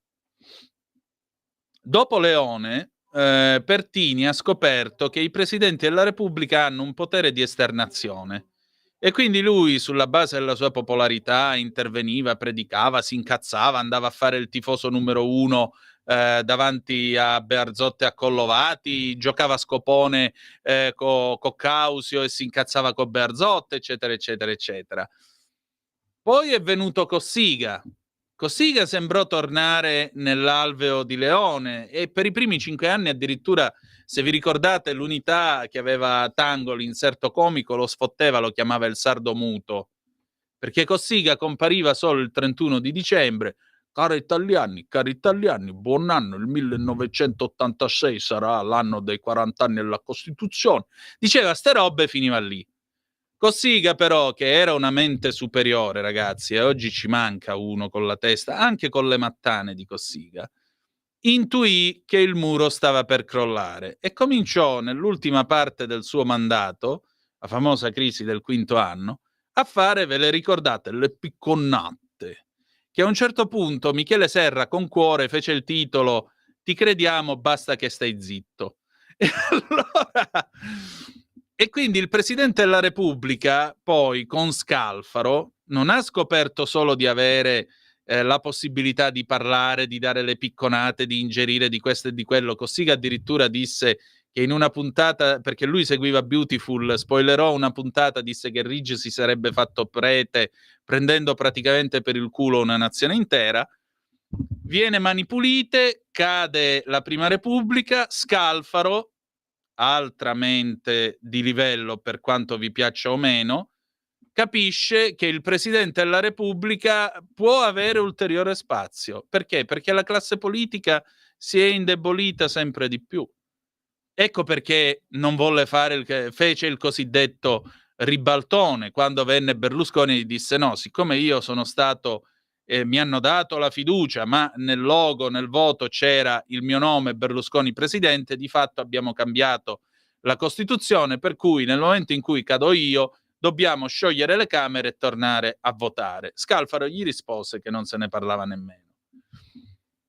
Ciampi è stato un galantuomo, può piacere o non piacere, è stato un galantuomo, ma ormai sfruttava quanto largo era già stato creato dai suoi predecessori. Con Napolitano la mutazione genetica arriva all'apoteosi perché è stato il primo Presidente della Repubblica rieletto. 9 anni di mandato totali. E ora qui stiamo per arrivare a 14 con Mattarella. È evidente che la figura del Presidente della Repubblica non è più quella che è stata pensata dai padri costituenti.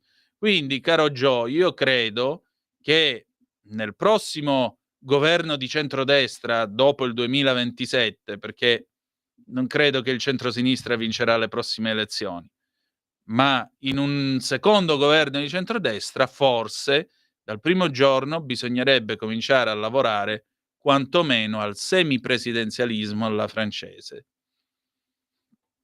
E il Presidente della Repubblica ce lo votiamo noi.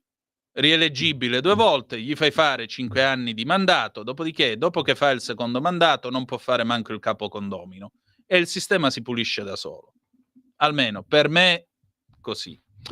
Poi, 22 settembre, un altro sciopero per i maledetti terroristi di Gaza e basta. Quando faranno la legge come nelle altre nazioni che obblighi i sindacati a rimborsare ai lavoratori le ore perse per aderire agli scioperi, vedrete che nel corso dell'anno gli scioperi sarebbero al massimo 3 o 4 e certamente sparirebbero gli scioperi di protesta. Marcello da Ostia. Beh, io sciopererei per i ragazzi di 18 anni che muoiono facendo i rider per 4 soldi, non per Hamas, ma capite che ognuno ha le proprie, come possiamo dire, priorità. Jingle e torniamo subito perché sono le 10:01. Sempre più liberi con La Tua Radio è il nuovo sito che mette in prima pagina opinioni, firme, notizie, uno sguardo nuovo e originale sui fatti che ci circondano. Il nuovo quotidiano online, semplicemente radiolibertà.net. Oh, e rieccoci qua alle 10, 1 minuto e 52 secondi sulle magiche onde di Radio Libertà. Antonino Danna al microfono con voi per questo speciale Pontida, signore e signori. Noi tra qualche minuto naturalmente cederemo la diretta, o meglio, vi porteremo a Pontida con la diretta dal Pratone e poi naturalmente dal gazebo della radio si materializzeranno i nostri eroi, cioè Giovanni Sallusti, Giulio Cainarca e Semi Varin. Se voi siete là, però, dai, mandatemi qualche foto al 340-670-9659, mandateci qualche zappa, andate al gazebo della radio e fatevi delle foto e che diamine, abbiamo diritto a vedervi. Natalia, dimmi tutto, sono tutto orecchi. Ecco, bella domanda. Io sapevo fosse l'hanno messo insieme con tutti gli altri gazebo delle regioni e così via. Credo sia nella zona centrale del Pratone, ma potrei dirvi un'eresia. Per cui comunque dove vedete tutta l'infilata dei gazebo c'è anche il gazebo di Radio Libertà e troverete i gadget e così via. Ah, a proposito, già che ci siamo, la voglio pure io la maglietta, quella di Charlie Kirk. Per me 3X e una L se c'è. Comunque molto XL, ecco, ma la voglio pure io come diciamo memento e souvenir di questa Pontida 2025. Un'ultima zappa che è arrivata dal nostro amico Giacomo da Brescia. Anch'io andrò a votare e voterò sì, buona Pontida a tutti.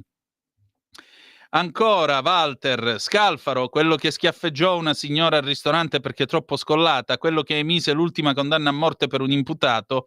No, Antonino, su Scalfaro che noi pronunciavamo con l'accento sulla A non ti seguo.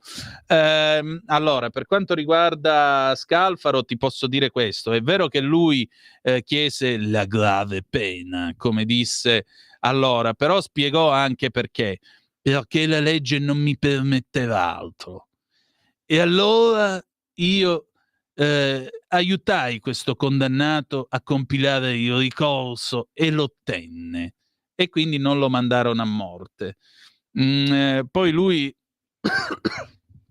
mi ricordo in questo incontro che ebbe con noi studenti, ti sto parlando di 25 anni fa, Madonna, quanto tempo è passato, Walter. Umanamente lui era il classico gentiluomo piemontese, molto elegante, molto distinto. Nel finale io gli ho parlato un po' a quattro occhi perché sapete che lui era di origini calabresi, la sua famiglia veniva da Stefanaconi in provincia di Vibo Valentia e sua moglie era calabrese, appunto di Stefanaconi.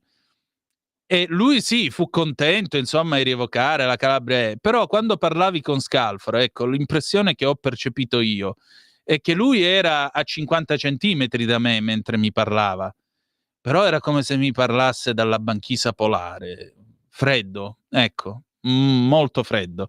Sì, poi, vabbè, lo chiamarono Castone il censore o Oscar l'ammazzatette perché nel 50, lo diciamo per i più giovani, nel 50 ci fu questo caso del prendisole, cioè lui era a mangiare in questa trattoria romana, era entrata questa vistosa signora che al tempo si definiva maggiorata fisica e in particolare la signora aveva un abito molto scollato, leggero, perché faceva caldo, era estate, e aveva lo scialle sulle spalle. Sedutasi a mangiare, la signora si tolse lo scialle mostrando quello che secondo il futuro Presidente della Repubblica, che allora tra l'altro era responsabile della censura dei film, insomma sarebbe stata troppa carne esposta. Da questo ne nacque un diverbio, pare che Scalfaro insomma abbia schiaffeggiato la signora o comunque abbia inveito contro di lei dicendole si vergogni, questo è un posto civile, eccetera eccetera. E il marito, che era un ufficiale dell'aeronautica, se mal non ricordo, lo sfidò a duello. E lui rispose: per me esistono solo le leggi di Dio e quelle dello Stato.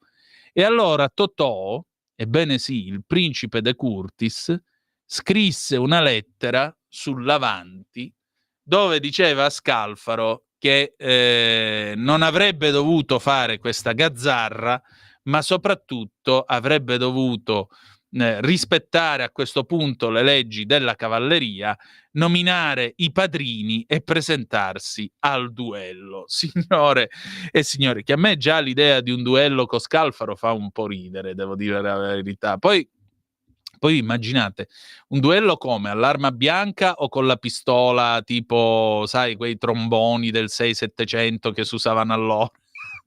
Una roba tipo Giacomo Casanova. Questo mi avrebbe molto incuriosito, vi dico la verità.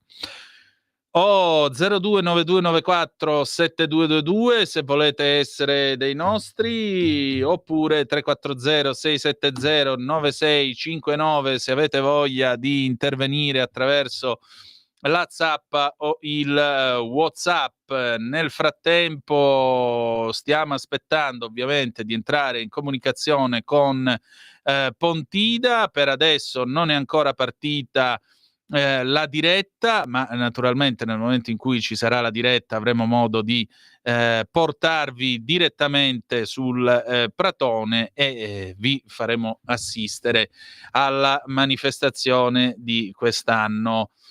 In tutto ciò, vediamo un po' chi altri ci scrive sulla pagina Facebook della radio. Anna Maria Corradini, ciao Anna Maria, buona domenica Pontida.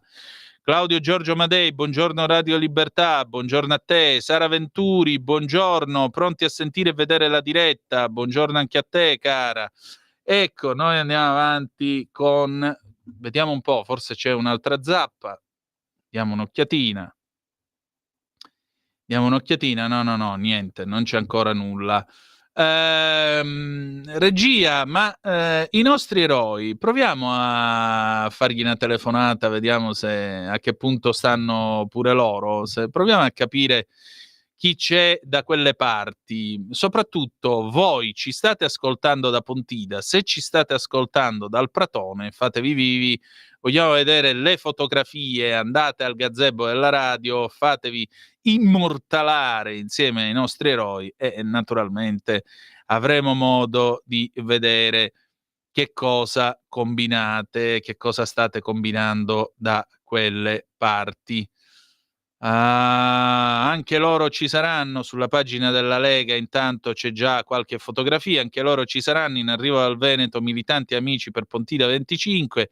Aspettiamo anche te per questa giornata di libertà e coraggio. Eccola qua, vedete questo gruppo di pontidanti che arrivano dal Veneto e vogliono naturalmente andare sul Pratone. Vedete la bandiera con il leone di San Marco. Poi dal Piemonte questi amici invece arrivano direttamente dal Piemonte, anche loro stanno andando in quel di Pontida. Questi sono amici che arrivano dalla Toscana, altre immagini che stiamo proiettando ovviamente sui nostri canali video della radio, anche loro in marcia dalla Toscana. E poi niente, stiamo aspettando la diretta, ovviamente Savà Sandir 0292947222 oppure 340 670 9659. A proposito, a me stanno arrivando delle zappe dall'amico Lorenzo Viviani, vediamo un attimo perché qui a questo punto te la prendo io la maglietta. Grazie Lorenzo. Lo chiami al telefono Natalia per favore? Dai, facciamo questa incursione. Eccoci qua. Ecco qua. Vediamo un po' cosa accade. Vediamo se riusciamo a beccare. Lorenzo, vedi che adesso ti telefoniamo, così ci fai un po' di incursione dal Pratone. Forza e coraggio. Natalia ti sta telefonando. Almeno cominciamo già a respirare, a sentire un po' il clima di questa Pontida di stamattina e vediamo un po' che cosa succede. Davis Buccelè, buongiorno Antonino, buongiorno a te. Poi vediamo se becchiamo Lorenzo Viviani al telefono. Dai. Proviamo. C'è? L'abbiamo trovato. Ecco l'uomo. Pronto? Eccolo qua. Lorenzo, ci sei? E allora, buongiorno a tutti, buongiorno ai radioascoltatori. Ciao Antonino. Ben trovato. Allora, intanto buongiorno. Secondo, dove ti trovi? Cosa stai facendo? Dai, rotta e posizione. Siamo in fila, stiamo cercando un po' di parcheggio, anche perché ieri sera abbiamo deliziato Pontida con le acciughe, panini con l'acciuga, di qua di là abbiamo finito un po' tardi, quindi stiamo raggiungendo adesso il Pratone. Ecco, e in tutto questo Pier Vittorio, perché? Perché Pier Vittorio Scimmia? Perché Pier Vittorio? Perché? Cioè tu eri lì che friggevi e è arrivato lui, grandissimo! stata una meraviglia trovarlo, ma poi lo spirito di Pontida, si ritrovano gli amici, si ascoltano gli amici, il bello è arrivare a Pontida anche con la tua voce, Antonino, quindi è un servizio della radio meraviglioso, insomma. Tante emozioni. Io ti devo salutare, però Antonino, ci sentiamo durante la diretta perché devo riuscire a parcheggiare, siamo una combriccola di liguri e devo trovare un posticino per mettere la macchina. Allora, intanto va bene, grazie. Quando siete al gazebo manda un po' di foto, va bene? Va bene, un saluto a tutti voi, buona Pontida a tutti. Grazie, ciao, un abbraccio di nuovo. Allora, vediamo un po' il nostro Maurizio. Sembra che le imbarcazioni della flottiglia pro Gaza verranno date dopo il sequestro israeliano a chi vuole lasciare Gaza per l'Europa. Altri clandestini, vergogna, vanno affondate in porto, fatte barriera sub per i pesci. Altra zappa, Alberto da Colnago. Perché ancora oggi non è possibile aspettarsi che le notizie propinateci dai TG siano veritiere? Mi riferisco ad esempio al fatto che quella casa in Polonia colpita da un razzo sia stata colpita non da un drone russo ma dagli aerei polacchi per errore. Ma molto semplicemente la notizia poi è stata data, quindi però in prima battuta, nel momento in cui è arrivata la notizia, questo è quello che si è detto.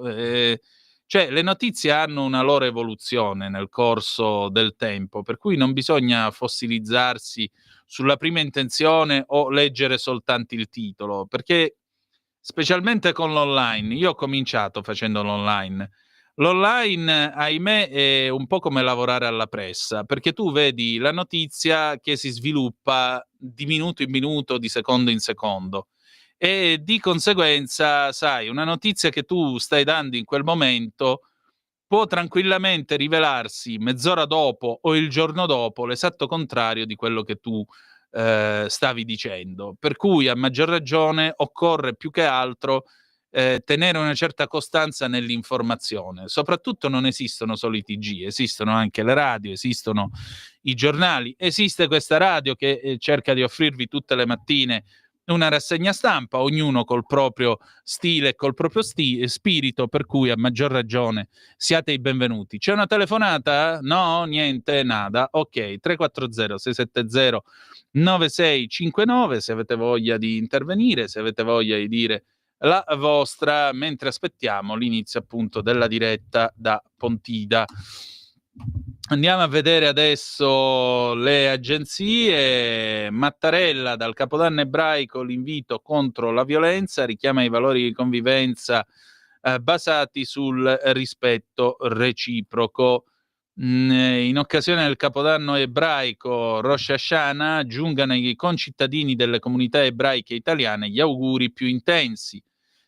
Si tratta, scusate un attimo perché noi abbiamo, ahimè, ecco qua, ecco, si tratta di una ricorrenza che richiama i valori di una convivenza basata sul rispetto reciproco, solidarietà, pace, propri alla Repubblica. Un messaggio di speranza e rigenerazione che interroga severamente gli accadimenti attuali, invitando a respingere con fermezza ogni forma di inviolenza, intolleranza, discriminazione che colpisca la dignità delle persone, la libertà, la vita umana e ignori le ragioni e le necessità altrui. Così il Presidente della Repubblica Sergio Mattarella in una dichiarazione in occasione del Capodanno ebraico Rosh Hashanah. Auguro che questa festa possa portare a una riflessione profonda nella comunità nazionale per un percorso che rechi fiducia, serenità e concordia a beneficio dell'intera collettività nazionale e internazionale, sottolinea il Presidente Mattarella. Ancora, vediamo un po' che cosa c'è di interessante questa mattina. Andiamo a vedere, abbiamo una telefonata, pronto? Chi è là? Ciao, sono Ornella da Lecco. Cara Ornella, buongiorno. Ciao, mi fa piacere sentirti. Sto seguendo adesso, ma ho acceso da poco perché sono dovuta uscire. Sai quanta folla c'è a Pontida? Cioè, quanta gente c'è? Questo non lo so, ma lo vedremo tra non molto, per cui non ti preoccupare. Tu pensi che il tempo stia su? Perché no? Andiamo a vedere le previsioni del tempo a questo punto. Vediamo il servizio meteorologico per Pontida con il meteo.it, che lo sapete che è il nostro fornitore di meteo, quindi a maggior ragione dove il fa la differenza. Pontida, provincia di Bergamo, eccola qua. Allora, in questo momento a Pontida ci sono 21 gradi e 6, precipitazioni assenti, ventilazione inapprezzabile, per dirla con Sandro Ciotti, vento sud-est 5-7 nodi debole, gradi UV 2,2, quindi non c'è bisogno della crema solare. Temperatura percepita 22,8, si sta bene, pressione 1019 millibar, umidità relativa 74%, quindi portatevi eventualmente una magliettina. La giornata sarà piacevole perché fino alle 13 la temperatura arriverà fino a 24 gradi e 2, 25 alle ore 14, addirittura quasi 27 per le 16, ma non pioverà e sarà una giornata serena o poco nuvolosa, quindi bel tempo. Sono ancora in linea? Sì, certo. Ascolta Antonino, io vorrei dire a tutti oggi di ricordare in una preghiera, io ho già ricordato quel ragazzo lì, come Charlie si chiama? Kirk. Charlie. Sì, l'ho già ricordato, è tutta la settimana che lo ricordo nelle preghiere, questa mattina in modo particolare. Brava. Ricordatelo tutti, perché è un ragazzo, mi dispiace tanto per la sua figlia, guarda. Vabbè, comunque sia, preghiamo per lui, ecco. Che il Signore aiuti la sua famiglia e tutti noi. Grazie, ciao. grazie. Abbiamo Sammy Varin al telefono. Sammy. Eccomi. Buongiorno, allora raccontaci questa Pontida, Sammy. Buongiorno dal gazebo di Radio Libertà. Allora, una signora ci ha appena comprato la mia fotografia con i capelli verdi, cioè capisci l'entusiasmo che c'è qua, perché noi siamo stati i primi a urlare no gender, a parlare di quello che certa gente vorrebbe insegnare ai nostri figli, ma qui è un brulicare di centinaia e centinaia di persone. C'è un'altra signora qui davanti a me. Ciao, come ti chiami? Mariella, abito a Tradate, ma noi veniamo tutti gli anni, io non ho mai mancato una Pontida. Perché? Perché Pontida? Perché? Ho una fede nella Lega, ho una fede che però in Italia ci sono troppi traditori, anche quelli che abbiamo proprio di fianco, per me non permettono il mio Salvini. Stai parlando male di Forza Italia, secondo me. Forza Italia, ma anche non solo. Ragazzi, perché gli unici, la Lega ha sempre dato fastidio perché è l'unica da quando c'è Bossi che vuole il cambiamento. Gli altri sono tutti taglioti e vogliono mantenere tutto com'è. Vaccini, vacetti, lei va bene. Vaccini, vacetti va bene con tutti, ma a me no. A me è la mia fede e penso che tanti la pensano così, ma purtroppo al giorno d'oggi non dobbiamo credere ai telegiornali e alle schifezze che dicono gli altri giornalisti. Brava, grazie. Antonino, dimmi se posso andare per qualche minuto. Vai, è tutto tuo. Vado tranquillamente. Una cosa, puoi dare posizione? È un brulicare di persone. Io sento, ad esempio, chi mi sta dando una mano al gazebo di Radio Libertà, ve lo ricordo, siamo proprio qua di fianco al piccolo supermercato, è quello che siamo riusciti a spostare acquistando un pezzo di prato tanti anni fa, altrimenti ce lo facevano gigantesco il supermercato, avrebbero fatto un centro commerciale, invece ci siamo comprati sacro pratone ed è diventato nostro, di ognuno di noi, di ognuno di voi. Dicevo, qui al gazebo di Radio Libertà c'è qualcuno che forse c'ha 30 secondi liberi per spiegarci cosa sta succedendo, perché io faccio fatica a stare dietro. Davanti a me c'è una signora con la maglietta. Cravatte, una maglietta di Radio Libertà, ma soprattutto, ragazzi, è sponsorizzata con un cappellino con scritto Lega senza paura, e anche questo è un grande leitmotiv, senza paura. Un signore con il cappello da spiaggia che si chiama, ciao, laggiù nel Montana, ciao, sono Alberto. Ciao Alberto. Bellissimo il tuo cappello che ripara dal sole. Perché oggi a Pontida, Alberto? Sono a Pontida perché mi piace venire tutti gli anni, vedere questa bella gente che lotta per la libertà. Senti, l'hai fatta, ti faccio una domanda difficile, l'hai fatta la vannacizzazione,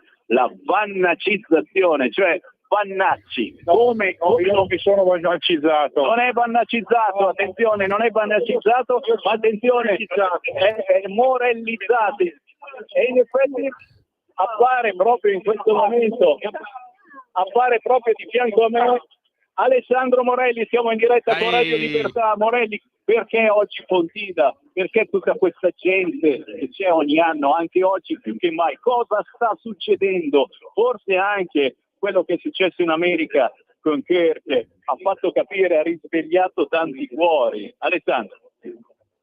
Questa è la dimostrazione di come quando il cuore batte, la mente risponde, e il nostro popolo è qui numeroso anche oggi dopo tanti e tanti anni. Guarda Sammy, noi che abbiamo vissuto Pontida dagli inizi, almeno per ragioni anagrafiche magari un po' più tardi rispetto agli altri, ma fin dagli inizi di quando abbiamo iniziato a fare politica, Pontida per noi è cambiato tantissimo. Io venivo qua con i giovani padani e dormivo sulla collina in tenda. Oggi dopo tanti anni porto i miei figli orgogliosamente, perché si continua questo percorso che ci vede sempre protagonisti e vede sempre protagonista il popolo della Lega e la Lega nella politica italiana. Grazie Alessandro Morelli. Non posso che non salutare. Saluta Morelli. Ciao Alessandro. Scusa, ma in questo momento ho indirizzato Alessandro Morelli da mio padre, perché tra i tanti che sono arrivati oggi a Pontida c'è anche il Papa Piero, il papà di Sammy Varin. Salutami anche tuo padre, Sammy. Questa cosa? Ti dicevo, una parola anche da chi ha organizzato tutti questi gadget. Abbiamo qua Grimoldi, ma un Grimoldi che si chiama Marco, il nome, che ha avuto un'inventiva tale da inventarsi gadget per Radio Libertà dei più strani. Grimoldi, come sta andando la giornata?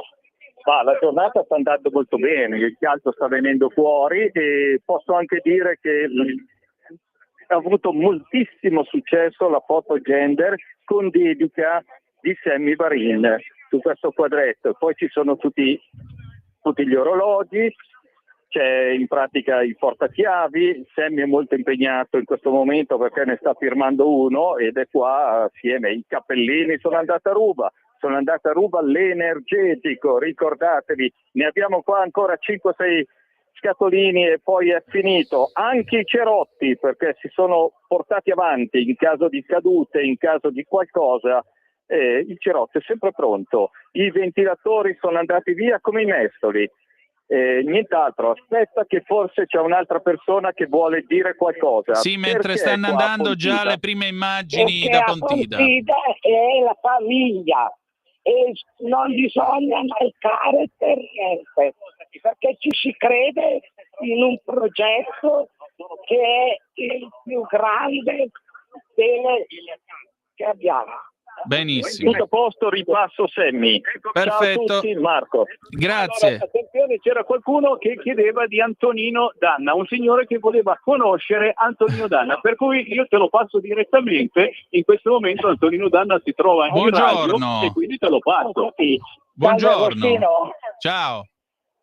Ascolta, ti seguo sempre alla radio, con la passione che c'hai di trasmettere le tue notizie e soprattutto la passione per le Alfa Romeo. Sono venuto infatti con la mia Alfa stamattina.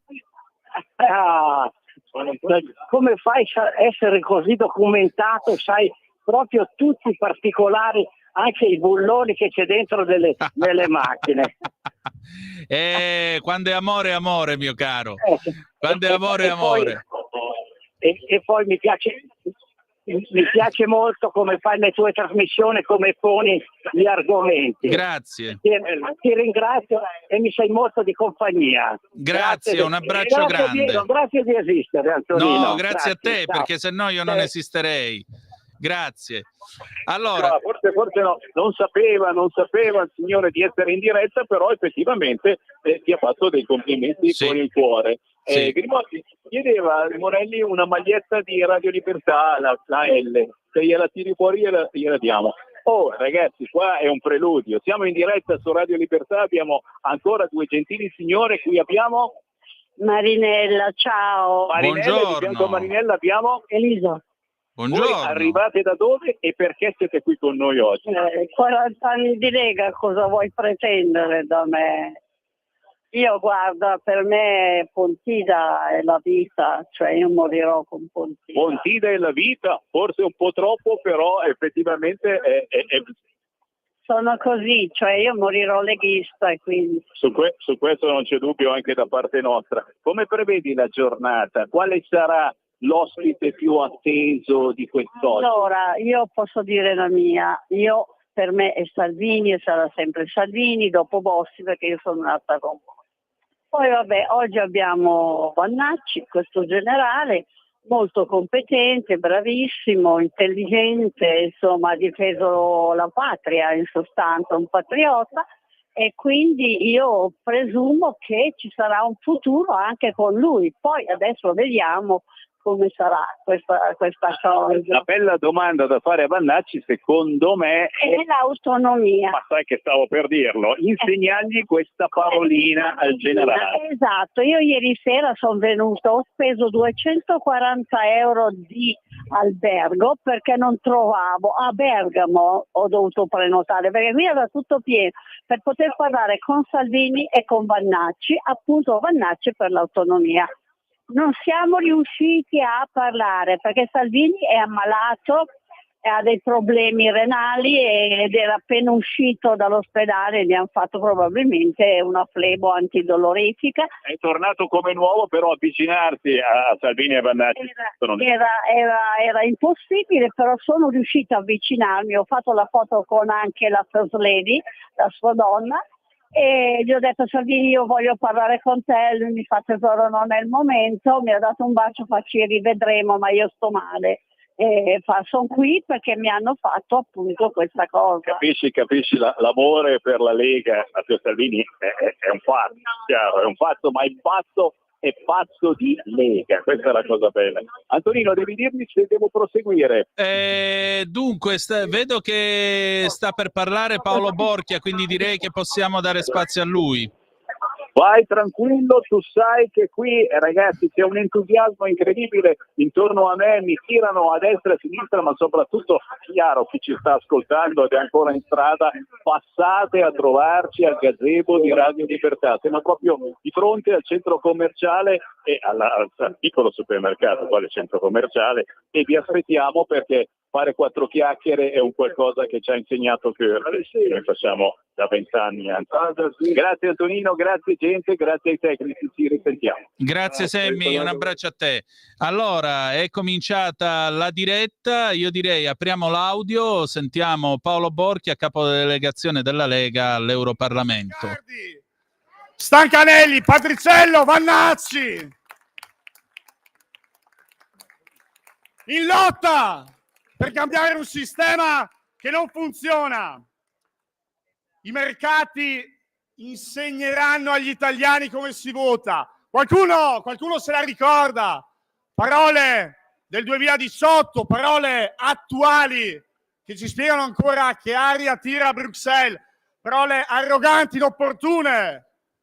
Si chiamava Oettinger, commissario al bilancio di Juncker. E vi cito tanti anni dopo queste parole perché la musica stiamo cercando di cambiarla, ma l'ambiente è questo. Poi, diciamocelo, Juncker non vi andava bene e gli hanno dato von der Leyen. Poi, in Europa, dici che le sanzioni non stanno funzionando.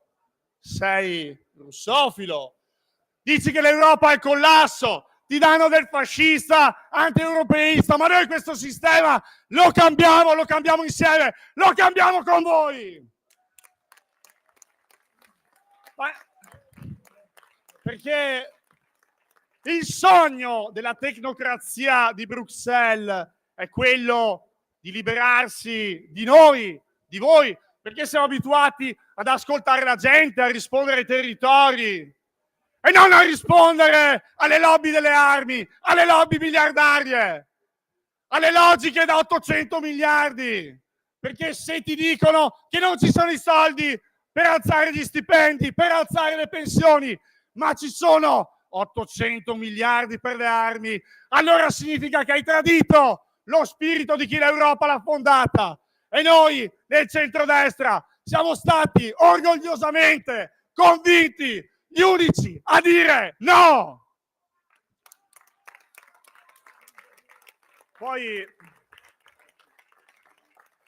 Poi se il segretario federale me lo consente, io vorrei proporre di fare la tessera della Lega a Mario Draghi, perché alcuni giorni fa, testualmente, no, ve la cito testualmente, dice che non ci sono i presupposti per vendere solo auto elettriche dal 2035, tutti a spellarsi le mani. Ben svegliati, perché la Lega è da anni che lo sta dicendo, è da anni che sta dicendo che questa cosa non sta in piedi. E vi parlo di auto elettrica per parlarvi di case green, per parlarvi di armamenti. Popolo di Pontida, noi pensiamo che oggi sia giusto anche prendersi un minuto per ricordare un ragazzo, un papà. Non c'è più perché l'hanno ammazzato perché aveva un difetto, la pensava diversamente dagli altri e gli hanno sparato.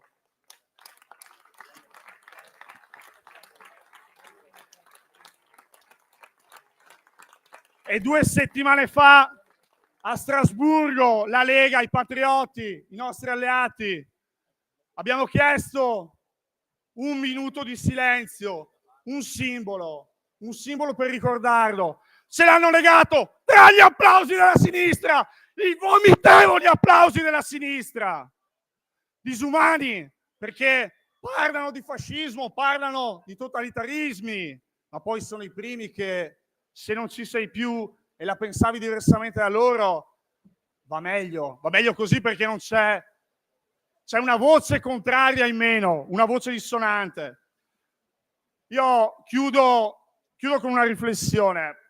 Io penso che abbiamo tanto da lavorare, abbiamo tanto da migliorare, ma dobbiamo essere fieri di quello che siamo. Dobbiamo essere orgogliosi di essere su questo pelottone, orgogliosi di chi tanti anni fa ha iniziato la tradizione di Pontida. E quindi, senza polemiche, ma dico ai pessimisti, ai menagrami, ai portasfiga, ma aspettateci dalla parte di là della strada, perché qua c'è spazio per chi ha voglia di lavorare, per chi ha entusiasmo, per chi ha idee, per chi si arrotola le mani, per chi magari a volte si incazza, perché alla Lega vuole bene. Popolo di Pontida, ricordati, se siamo schiavi di Bruxelles non esiste domani, non esiste speranza. Se siamo schiavi di Bruxelles, senza sovranità nazionale non esiste autonomia. E viva la Lega, e viva i militanti, e viva Pontida!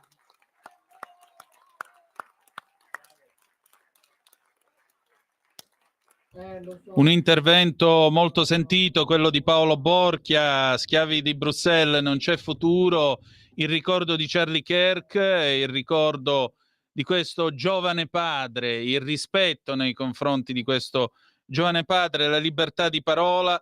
Qui c'è spazio per chi vuole lavorare. Questa è la parte. Ecco adesso Massimiliano Romeo, capogruppo alla Camera.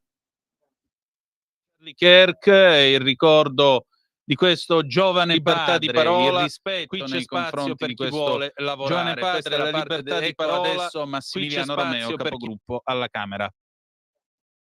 Charlie Kirk, il ricordo di questo giovane libertà di parola. Di parola, il rispetto qui c'è sempre una posizione molto chiara, saldamente legata alla NATO, saldamente legata al blocco occidentale, ma al lavoro per la pace. Questo è quello che abbiamo fatto dal primo giorno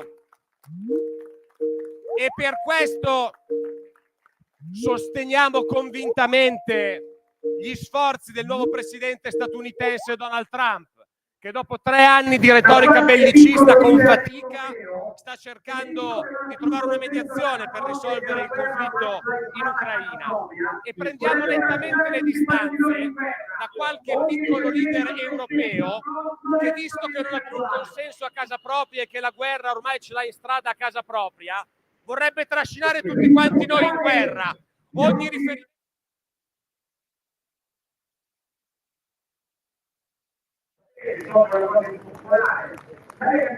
rispettare gli obblighi che abbiamo col nostro blocco, con l'Occidente, con la NATO, significherà anche che dovremo aumentare le spese militari. Lo sapete, so che è una cosa impopolare.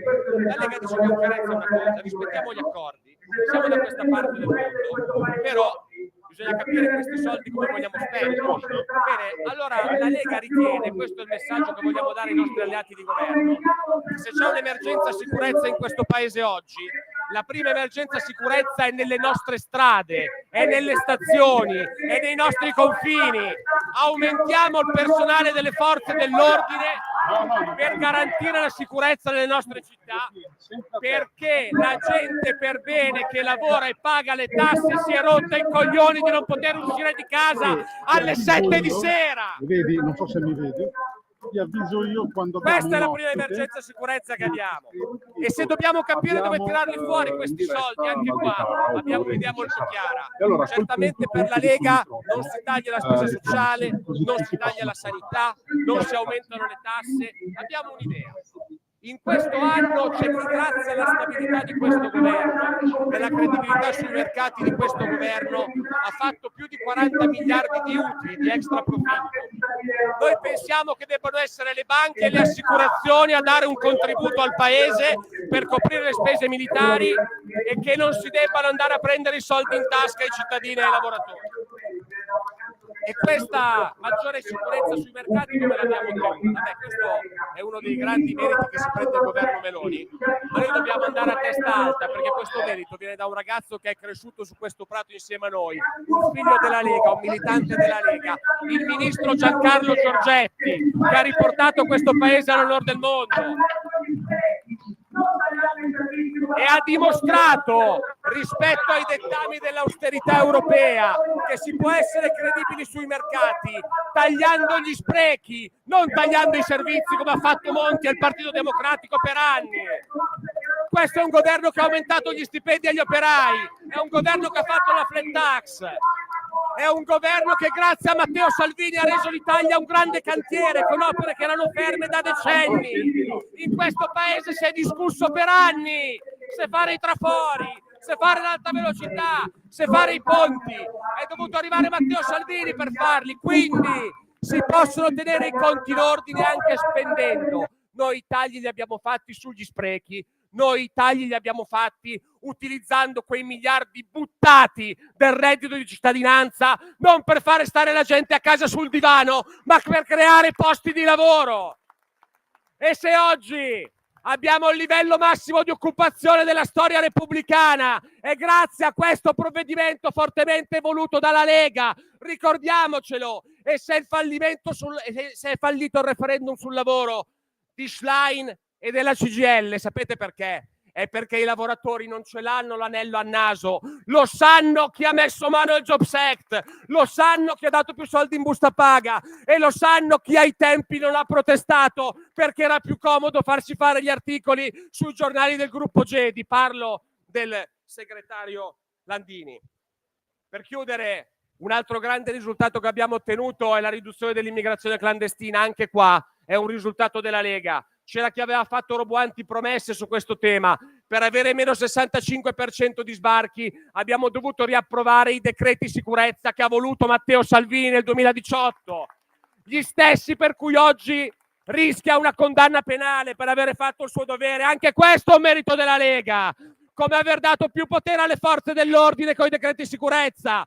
Per la sinistra il debole è quello che aggredisce il poliziotto e gli sputa addosso, o quello che ti occupa la casa. Per noi il debole è l'uomo in divisa che per 2 soldi garantisce la nostra sicurezza e deve essere tutelato. Per noi il debole è l'anziano a cui viene occupata la casa e che grazie al decreto sicurezza può riaverla in 48 ore. Bene, il manifesto che abbiamo scelto per questa Pontida è quello della prima, del 90, e questo ci dà una strada molto chiara su dove dobbiamo andare. Noi dobbiamo andare dove siamo sempre stati. La Lega non ha bisogno di nessun cambiamento né di rifarsi a simbologie e ideologie che non c'entrano con la nostra storia. Noi siamo quelli di Alberto da Giussano con la spada sguainata, quelli che sono nati per trasformare questo paese in uno Stato federale. E guardate, se questo partito ha più di 30 anni, non è perché è vecchio. Questo partito ha più di 30 anni perché la nostra battaglia e le nostre idee sono talmente giuste che sopravviveranno fino a quando non ce l'avremo fatta, fino a quando non avremo liberato le nostre terre, fino a quando non avremo abbattuto l'Europa burocratica e avremo creato un'Europa dei popoli.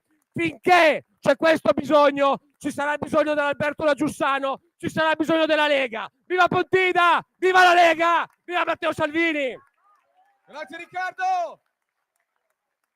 Un intervento molto duro, quello di Molinari, Riccardo Molinari, capogruppo appunto alla Camera, sull'identità. Alberto da Giussano: non abbiamo bisogno di altre ideologie, non abbiamo bisogno di altro che del nostro Alberto da Giussano. Adesso Massimiliano Romeo, capogruppo Lega al Senato. Applauso per tutte le battaglie che portiamo avanti con fatica. Oggi siamo qui ovviamente per rinnovare il nostro impegno, la nostra identità, il nostro sogno di libertà e il nostro sostegno ancora una volta al segretario Matteo Salvini, perché difendere i confini non è reato.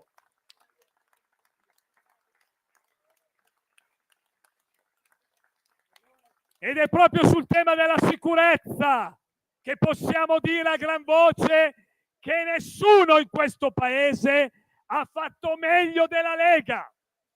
Negli ultimi 28 anni, se andiamo a vedere i dati del Ministero dell'Interno, ci sono state 3 annualità nelle quali abbiamo avuto meno sbarchi e di conseguenza meno morti sul tema del contrasto all'immigrazione clandestina. E sapete chi c'era al Viminale? C'erano ministri del Ministero dell'Interno. Ci sono state 3 annualità nelle quali abbiamo avuto meno sbarchi e di conseguenza meno morti sul tema del contrasto all'immigrazione clandestina. E sapete chi c'era al Viminale? C'erano ministri del Ministero dell'Interno. Ci sono state 3 annualità nelle quali abbiamo avuto meno sbarchi e di conseguenza meno morti sul tema del contrasto all'immigrazione clandestina. E sapete chi c'era al Viminale? C'erano ministri del Ministero dell'Interno. Ci sono state 3 annualità nelle quali abbiamo avuto meno sbarchi e di conseguenza meno morti sul tema del contrasto all'immigrazione clandestina. E sapete chi c'era al Viminale? C'erano ministri del Ministero dell'Interno. Ci sono state 3 annualità nelle quali abbiamo avuto meno sbarchi e di conseguenza meno morti sul tema del contrasto all'immigrazione clandestina. E sapete chi c'era al Viminale? C'erano ministri del Ministero dell'Interno.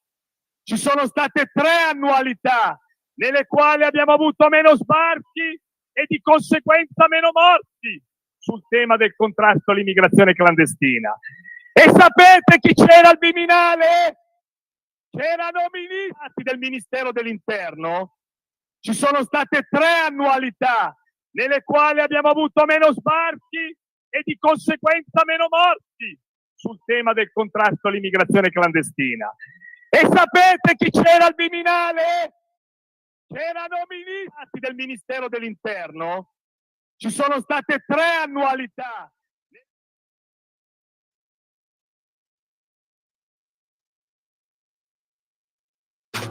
Stai ascoltando Radio Libertà, la tua voce libera, senza filtri né censura. La tua radio.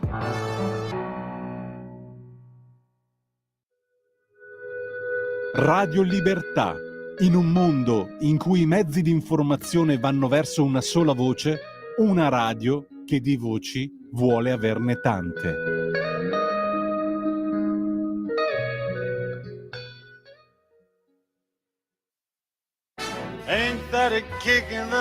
Ascolta i tuoi programmi preferiti, le notizie, la musica che ami e non solo. Con l'app di Radio Libertà puoi interagire con i conduttori, anche quando sei in movimento. Non aspettare, cerca Radio Libertà nello store del tuo smartphone o tablet e scarica l'app gratuitamente. Radio Libertà, tutta la radio con te. Scopri di più su radiolibertà.net. Semplicemente la tua radio. Guardate, è vero che il federalismo non sarà mai, non è di moda come lo era probabilmente 30 anni fa, ma tornerà a essere protagonista. E ma via la chiusura su questo, perché se vogliamo davvero, quantomeno contro questo impero centralista del pensiero unico dominante che arriva addirittura a uccidere pur di tappare la bocca a uno che non si adegua, e qui ricordiamo Charlie Kirk, la vera resistenza la faranno i popoli, le comunità e i territori che noi vogliamo valorizzare e che devono essere valorizzate, perché identità è futuro. L'abbiamo votato tutti al Congresso federale, quella mozione portata avanti da Alberto Stefani, a cui vanno i nostri auguri perché sia lui il presidente della Regione Veneto.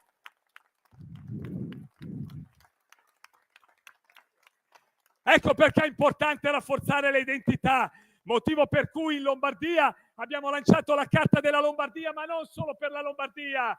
Ogni regione dovrà avere la sua carta, perché la Lega è un partito sì nazionale, ma dalle forti identità territoriali.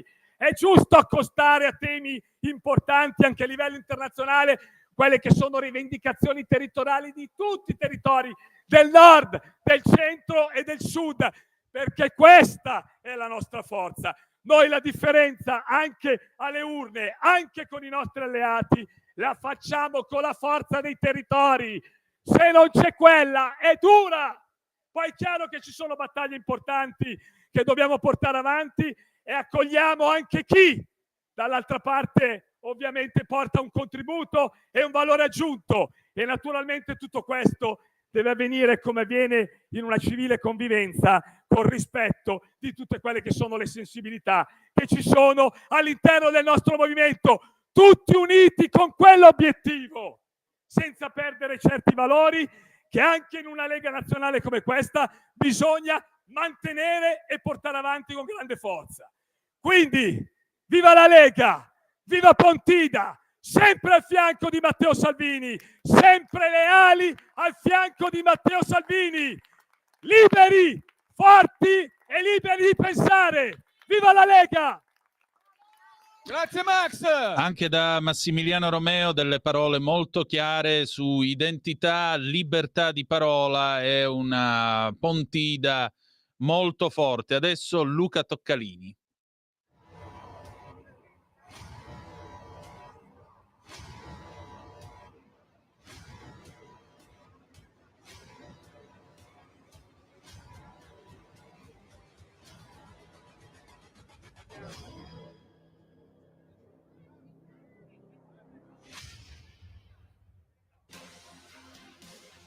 Rappresentano il futuro della Lega. Tra loro è cresciuto anche Matteo Salvini. I giovani della Lega sono un nostro patrimonio. Pontida saluta il coordinatore federale Luca Toccalini.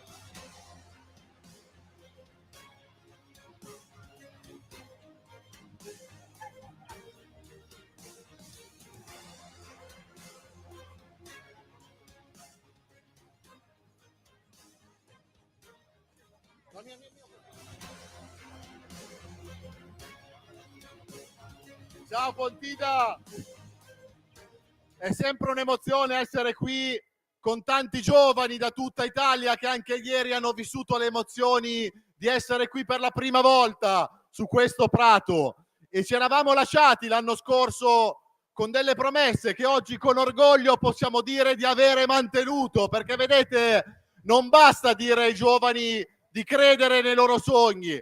La Lega ha il compito anche di metterli nelle condizioni di realizzarli questi sogni, e penso ai tanti giovani che per anni hanno voluto fare i medici, ma gli è stato impedito da una legge assurda che metteva il numero chiuso di medicina. Dopo tanti anni, grazie alla Lega, abbiamo avuto lo stop al numero chiuso di medicina e tra qualche anno sui nostri territori, nei nostri ospedali, avremo ragazze e ragazzi che cureranno i nostri cittadini.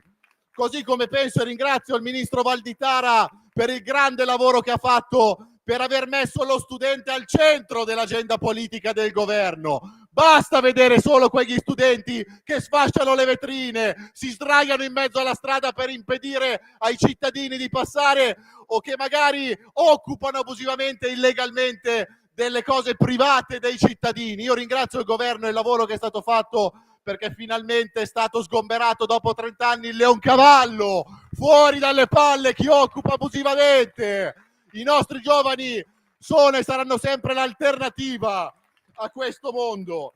Sono l'alternativa a chi si riempie la bocca della parola antifascismo e della parola democrazia e poi ti impedisce di parlare fuori dalle università e fuori dalle scuole solo e esclusivamente perché non la pensi come loro. La sinistra democratica è solo e esclusivamente fascismo rosso. Di questo noi stiamo parlando. E noi non abbiamo paura perché a partire da questa settimana saremo davanti a tutte le scuole, a tutte le università per raccontare i nostri sogni, per raccontare le nostre idee, anche per omaggiare un ragazzo di 31 anni che è stato vigliaccamente assassinato perché aveva il coraggio di dire quello che pensava, ma soprattutto di confrontarsi con chi non la pensava come lui. Quindi sulla idea e sulle proposte di Charlie Kirk noi saremo ovunque, se ne faccia una ragione questa sinistra che in queste settimane ci ha regalato vergognose dichiarazioni sulla morte di questo ragazzo. Penso a Roberto Saviano, per citarne uno, dicendo uno che si è fatto paladino dell'umanità, paladino del pacifismo, che ha osato dire che non tutte le vite vanno rispettate. Vergognati! Tutte le vite meritano rispetto, non solo di quelle che la pensano come te. È da vigliacchi fare certi discorsi, così come grandi intellettuali, penso a Dodi Freddi, che ci sono morti di Serie A e morti di Serie B. Fate schifo. Tutti hanno il diritto di dire quello che pensano in questo paese. Siamo in una democrazia. E chiudo ringraziando il nostro segretario Matteo Salvini, ancora sotto processo perché qualche giudice non è stato contento della soluzione in primo grado di qualche collega.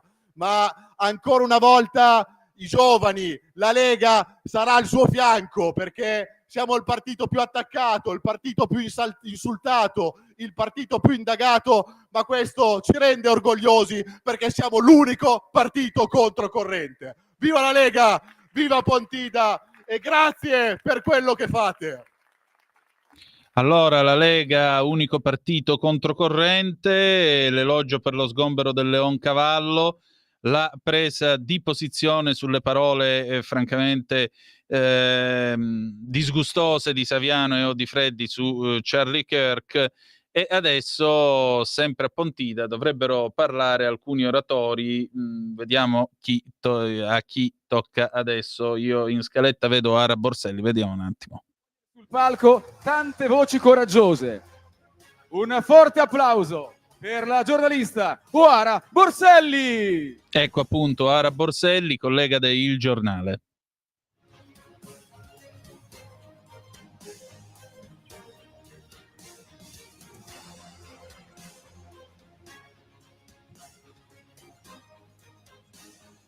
Buongiorno a tutti e grazie a tutti voi, grazie a Matteo Salvini che mi ha dato l'opportunità di essere qui questa mattina. Io sono felice di essere qui questa mattina insieme a voi.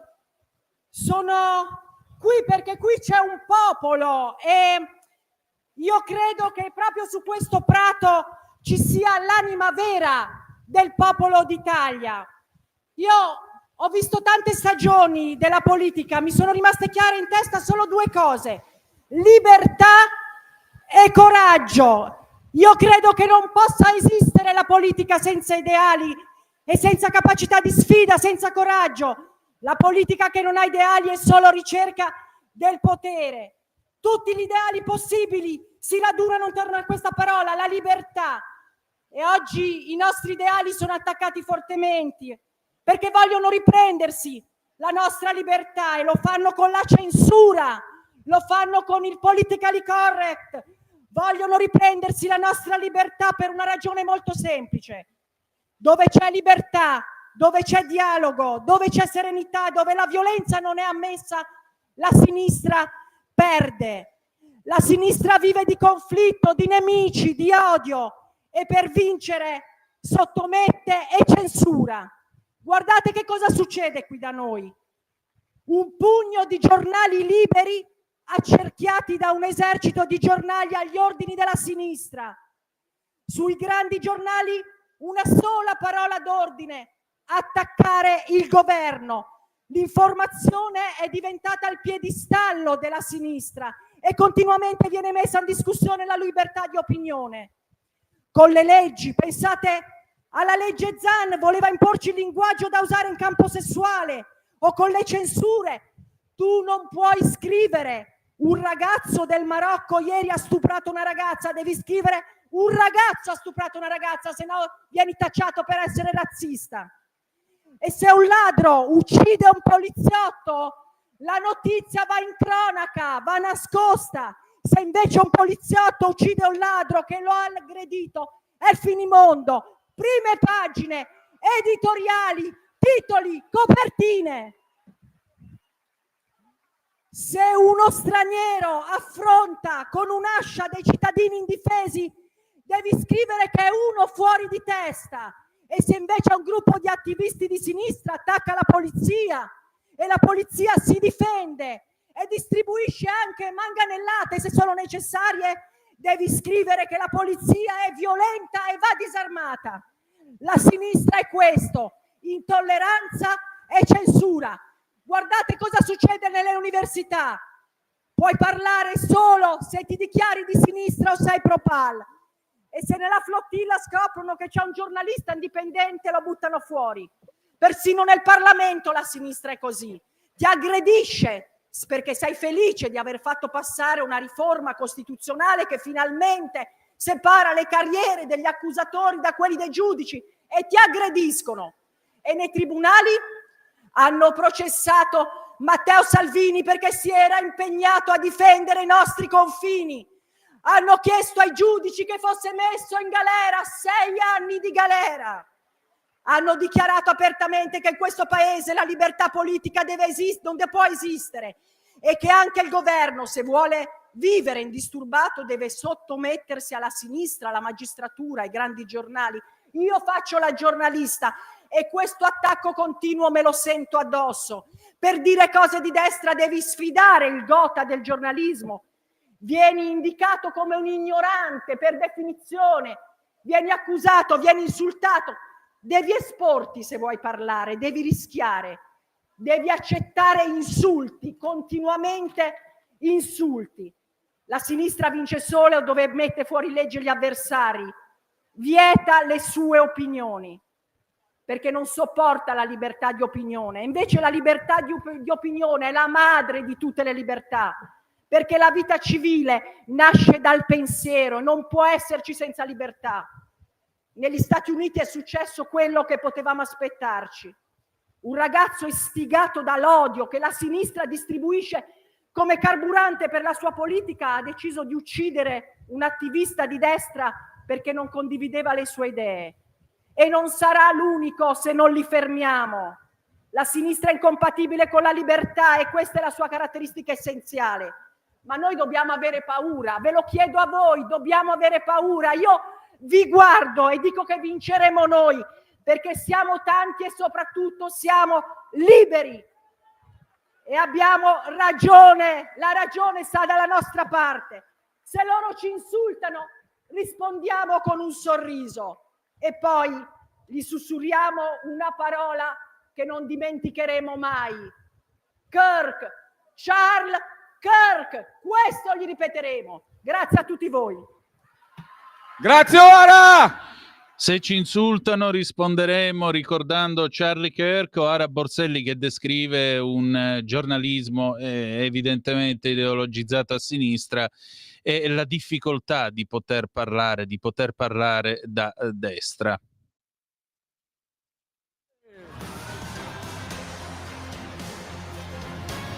Ecco, adesso tocca a Daniele Capezzone, direttore editoriale di Libero.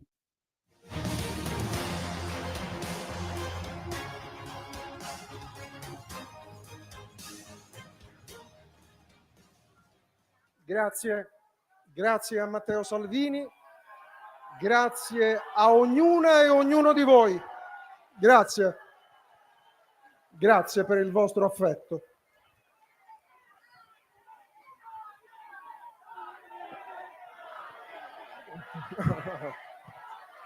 Non fatemi arrossire. Grazie per l'invito a portare questa testimonianza breve ma molto sentita. Il brutale assassinio di Charlie Kirk non è stato un incidente, una fatalità, un'evenienza imprevedibile.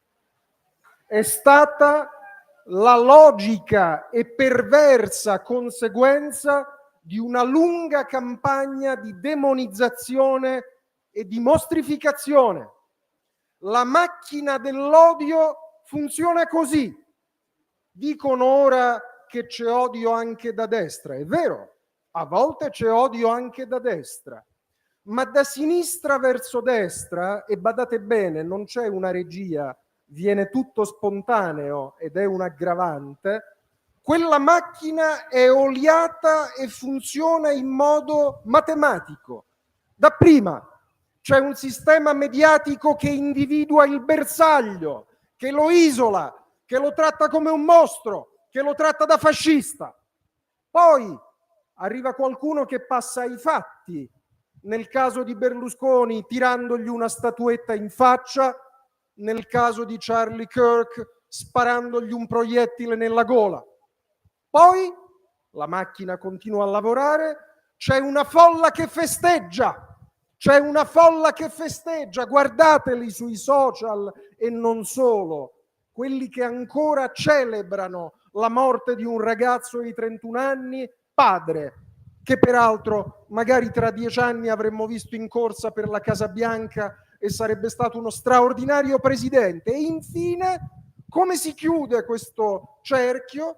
Torna in campo la stessa macchina mediatica di prima, con i suoi intellettuali celebrati, che dicono: beh, se l'era cercata la vittima, è un po' colpa sua, e cominciano a dare le pagelle ai morti, i morti buoni e i morti meno buoni, i morti cattivi, i morti che devono essere sfregiati perfino quando il cadavere è ancora caldo.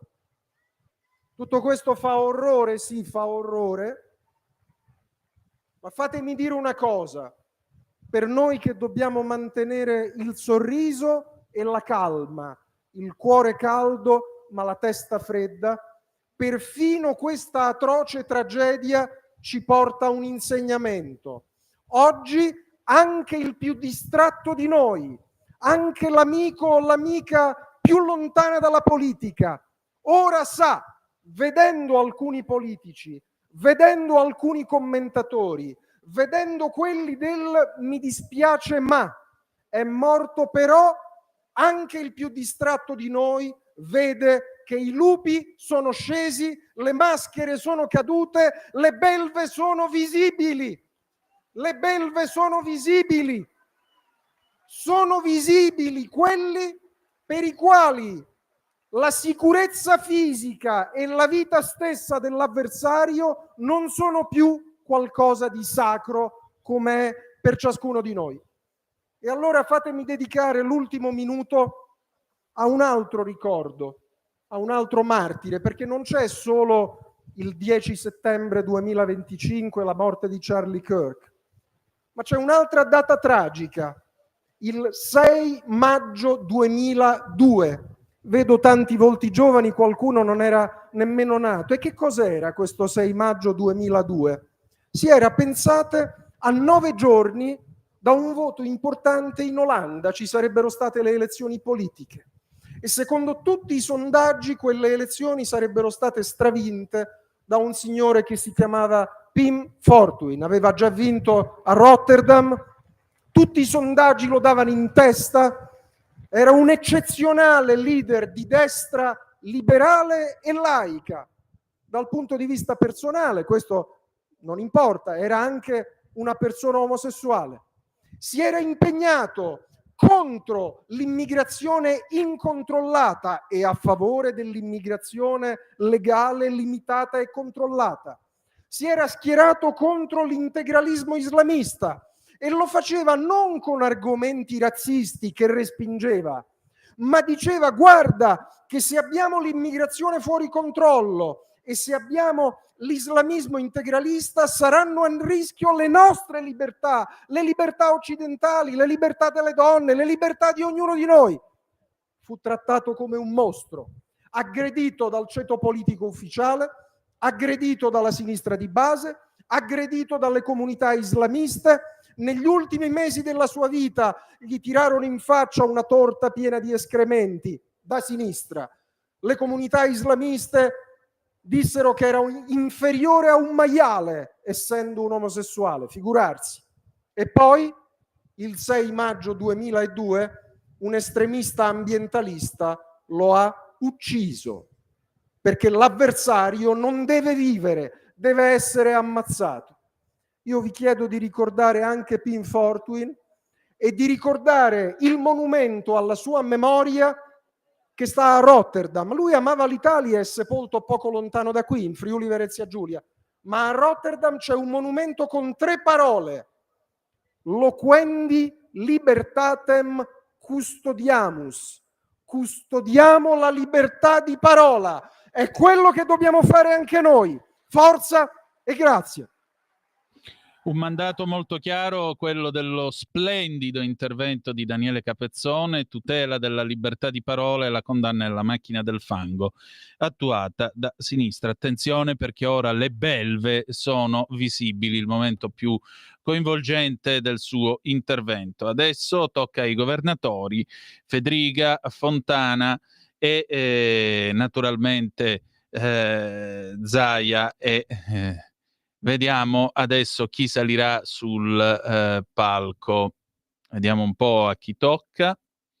Molto probabilmente si era già visto, tra l'altro mentre parlava Capezzone si è visto un attento Matteo Salvini molto, molto concentrato. Molto bello anche il ricordo di Pim Fortuyn. I nostri amministratori sono incarnati dai governatori. Il popolo di Pontida li saluta con orgoglio. Massimiliano Fedriga, Attilio Fontana, Maurizio Fugatti e Luca Zaia.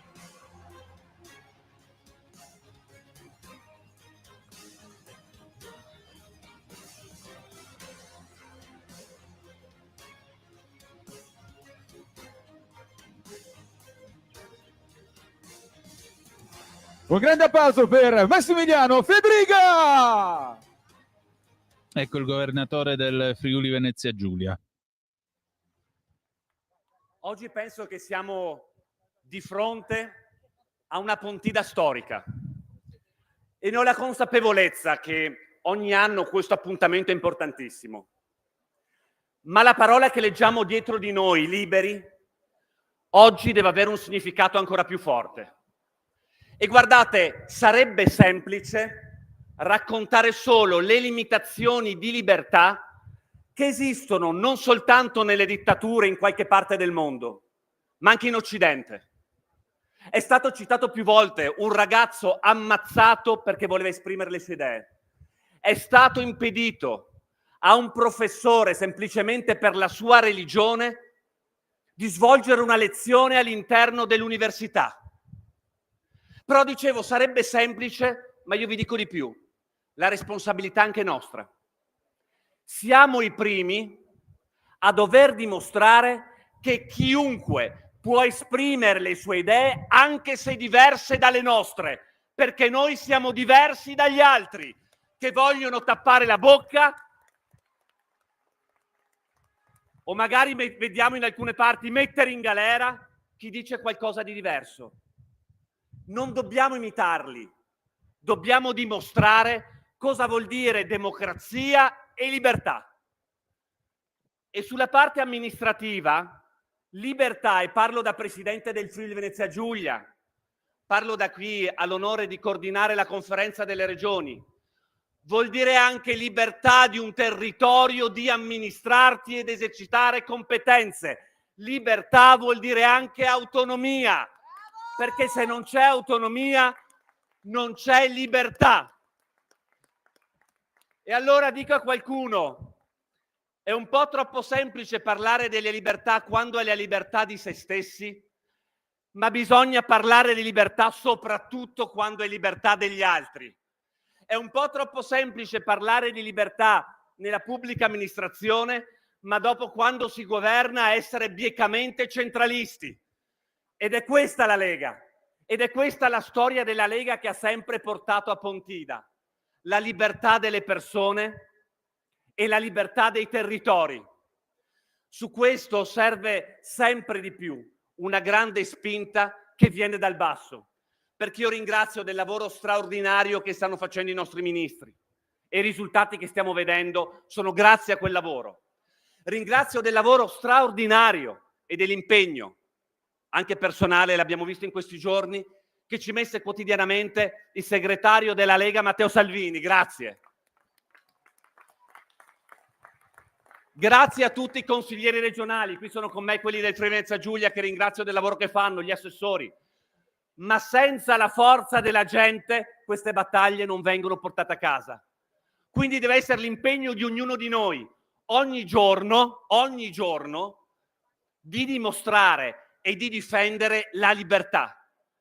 Perché da noi della Lega dicono ogni cosa, ma la verità è che noi siamo quel movimento democratico che difende la libertà di parola, che difende la libertà di espressioni, che difende la libertà dei nostri territori. Forza Lega, forza Pontida, fino alla libertà. Grazie. Un Federica molto attento al tema dell'autonomia, come avete ascoltato, democrazia e libertà, libertà del territorio, soprattutto di amministrarsi. Ecco Attilio Fontana, il presidente della Lombardia.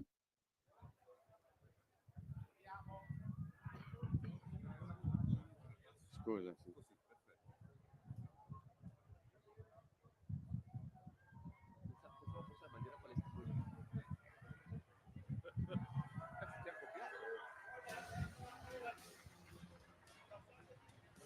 Grande, grande Lombardia! Buongiorno a tutti, popolo di Pontida. Oggi è come sempre una grande giornata e prima cosa è la giornata dell'orgoglio, l'orgoglio di essere leghisti, l'orgoglio, consentitemi, anche di essere lombardi, perché io credo che il nostro popolo debba riconoscere e ritrovare questo orgoglio fino in fondo. Siamo la regione che è la locomotiva d'Italia, siamo la regione che raggiunge i migliori risultati a livello europeo, siamo la regione che ha avuto il più alto dopo il Covid, siamo la regione più importante a livello manifatturiero. E allora noi dobbiamo continuare su questa strada, anzi dobbiamo migliorare questa strada, dobbiamo assolutamente continuare ad essere la locomotiva d'Italia e la locomotiva d'Europa, ma per fare questo noi abbiamo bisogno che ci vengano concesse più autonomie, più libertà dalla burocrazia romana, dal potere centralistico romano, perché altrimenti non riusciamo a correre. I nostri imprenditori oggi corrono con le mani legate dietro la schiena. La Lombardia vuole liberarsi da questi vincoli, vuole liberarsi da questi inghippi che sono la prova di un potere centralistico che tarda a venire meno, non capisce questo potere centralistico che il mondo sta cambiando, che il mondo deve cambiare, andrà in quella direzione, amici. Il futuro sta nel rilancio dei territori. Quindi quando parliamo di questi argomenti non parliamo del passato, noi parliamo del futuro. Questa è la cosa più importante. E oggi allora il nostro segretario nazionale, Massimiliano Romeo, ha depositato una carta, la carta della Lombardia. E vi dico una cosa che credo sia entusiasmante. Il primo firmatario di questa carta è stato Umberto Bossi. E quindi per Umberto un grande applauso. Lui è ancora con noi, lui è ancora combattente per la causa dell'autonomia e per la causa del federalismo.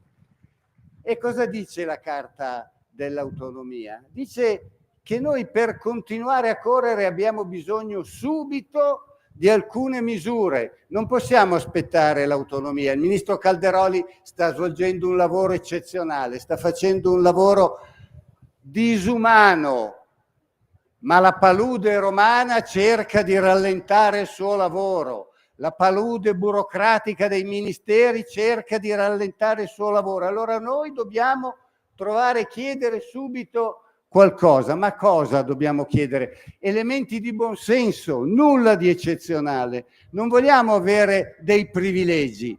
Vi sembra logico che la regione Lombardia formi il 18% degli studenti universitari e abbia soltanto l'8% delle risorse per le borse di studio? Vi sembra logico che per quanto riguarda il trasporto pubblico locale la regione Lombardia riceve dallo Stato un contributo pari al 53%, mentre ci sono alcune regioni che vanno al di là del 100%? No, non possiamo andare avanti così. Vi pare logico che non abbiamo la possibilità di spendere i fondi della sanità, che già non sono tanti, che ci vengono trasferiti da Roma e che non possiamo utilizzarli come vogliamo? Noi abbiamo bisogno di assumere nuovi medici, abbiamo bisogno di diversificare gli stipendi, abbiamo bisogno di dare incentivi e non lo possiamo fare perché Roma ce lo impedisce. Ma vi pare logico che gli stipendi della regione Lombardia, dove la vita è più alta che in tante altre regioni, invece siano equiparati e non ci sia la possibilità di incentivare chi viene a lavorare in regione Lombardia? Ma vi sembra logico che i fondi della coesione europea dal 2027 dovrebbero essere gestiti centralisticamente da Roma? No, non mi sembra assolutamente logico, perché con quei fondi noi facciamo la nostra politica industriale, noi sosteniamo le nostre scuole professionali. Se verranno gestiti da Roma, io non lo so cosa succederà, io non lo so come verranno indirizzati, come verranno utilizzati. E allora, amici, noi invitiamo tutti i presenti a sottoscrivere la Carta del Nord, a sottoscriverla anche chi non è lombardo, perché può diventare un modello per le altre regioni, può diventare un mezzo attraverso il quale ogni territorio faccia valere le proprie esigenze, le proprie situazioni più gravi, più ingiuste.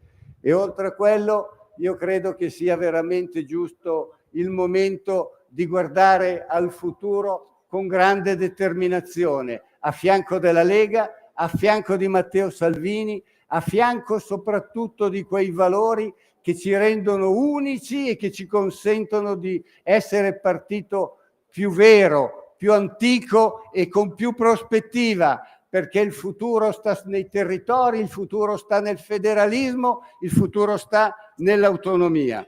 Io credo che tutti insieme dobbiamo combattere in questa direzione, perché noi dobbiamo poter sempre avere un unico messaggio da portare avanti: padroni a casa nostra. Evviva la Lega, evviva Pontida, evviva Matteo Salvini ed evviva la Lombardia!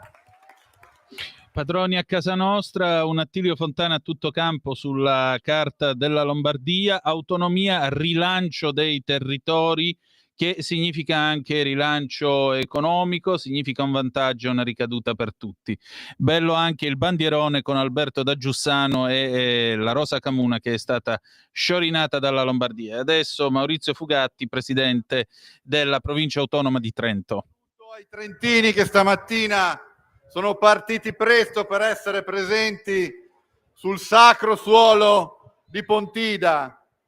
Pontida dove sono nati gli ideali di autonomia, di autogoverno, di federalismo della Lega, che Umberto Bossi, che nei giorni scorsi ha compiuto 84 anni, gli mandiamo gli auguri di buon compleanno al caro Umberto, ha voluto far nascere su questo prato, quegli ideali che ancora fanno parte dell'autogoverno delle comunità e dei territori dove la Lega è fortemente presente.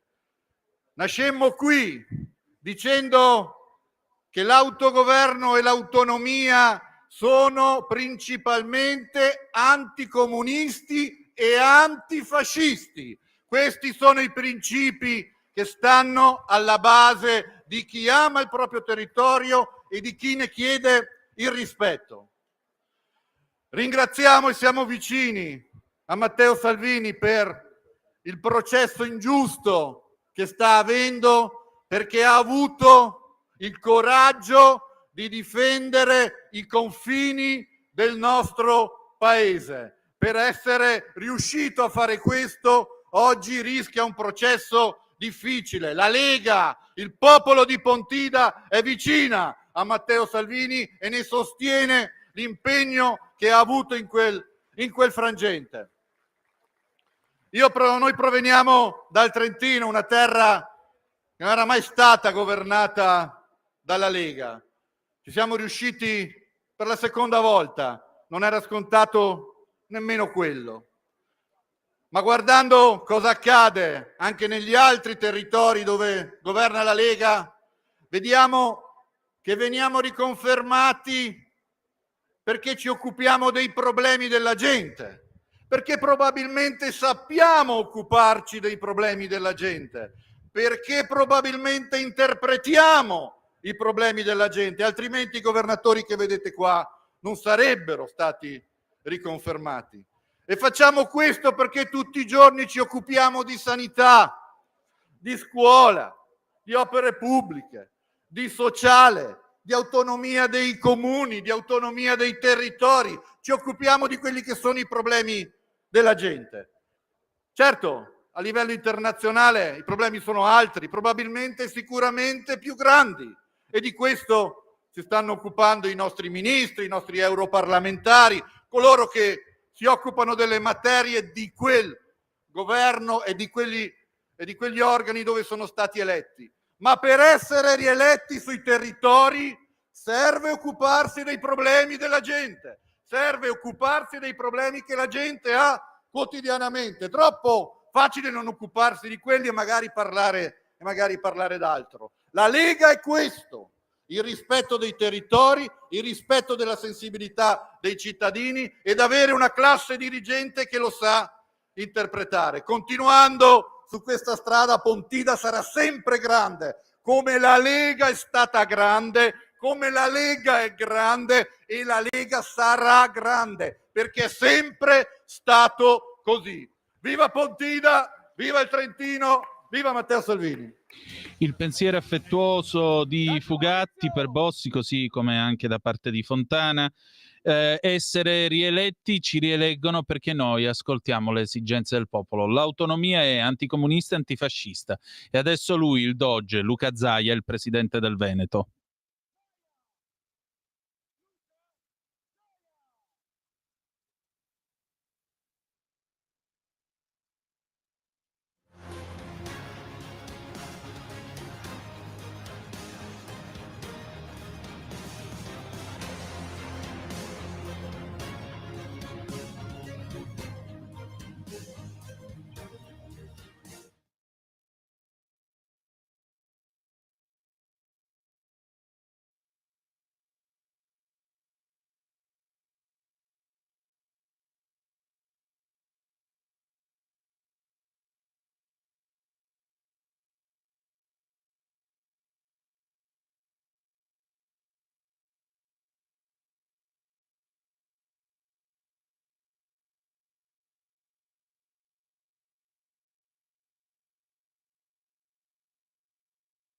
bisogno di protesi.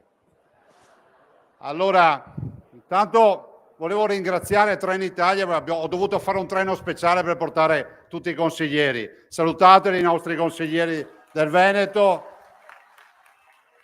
E un grande applauso lo facciamo anche a tutti quelli che anche quest'anno, non pagati da volontari, hanno lavorato per Pontida. Grazie a tutti coloro che hanno lavorato per questa Pontida. E direi, fatemi chiarire subito una cosa. Lì c'è un capannone ai giornalisti, che domani non si legga che il capannone è stato messo per riempire lo spazio. Andate a vederlo, è strapieno, da qui si vede, è strapieno di signore e signori che stanno lì all'ombra. Un saluto anche a quelli che sono dentro al capannone. Allora, brevissimamente, ma ve lo dico anche come risposta ai tanti che ci chiedono il senso della Lega, potremmo dire a tutti benvenuti nel movimento della libertà, dove la libertà significa che la tua libertà finisce dove inizia la mia. Questo è il movimento della libertà. Benvenuti anche nel movimento della tolleranza, dove si rispettano le idee degli altri, ma vogliamo che siano rispettate le nostre idee. Benvenuti anche nel movimento della legalità, dove noi ancora amiamo dire che ci sono i delinquenti e le persone per bene, dove amiamo dire che non esiste la microcriminalità, ma esistono i criminali, dove se le carceri sono affollate chiediamo che se ne facciano di più.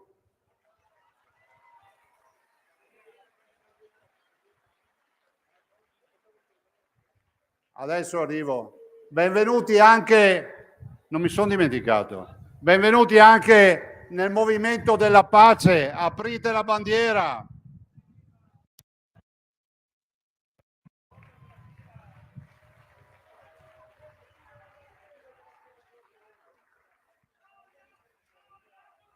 Guardatelo il leone, questa bandiera ha 1100 anni di storia ed è l'unica bandiera al mondo che porta al suo interno la parola pace, in un momento nel quale ci sono 60 conflitti nel mondo, in un momento nel quale è inaccettabile vedere bimbi che vengono ammazzati, donne, civili, e quindi noi non siamo per la guerra, siamo per la pace. La diplomazia riprende in mano i dialoghi, perché un mondo in guerra non fa bene a nessuno e noi non possiamo restare inermi davanti a un mondo in guerra. E quindi questo è anche il movimento della pace. Ed infine, ma non infine, è il movimento del federalismo e dell'autonomia. A questo governo vorremmo dire che la Costituzione è chiara. Einaudi diceva che a ognuno dovremmo dare l'autonomia che si spetta. E allora diamo questa autonomia a chi la chiede l'autonomia, caro governo.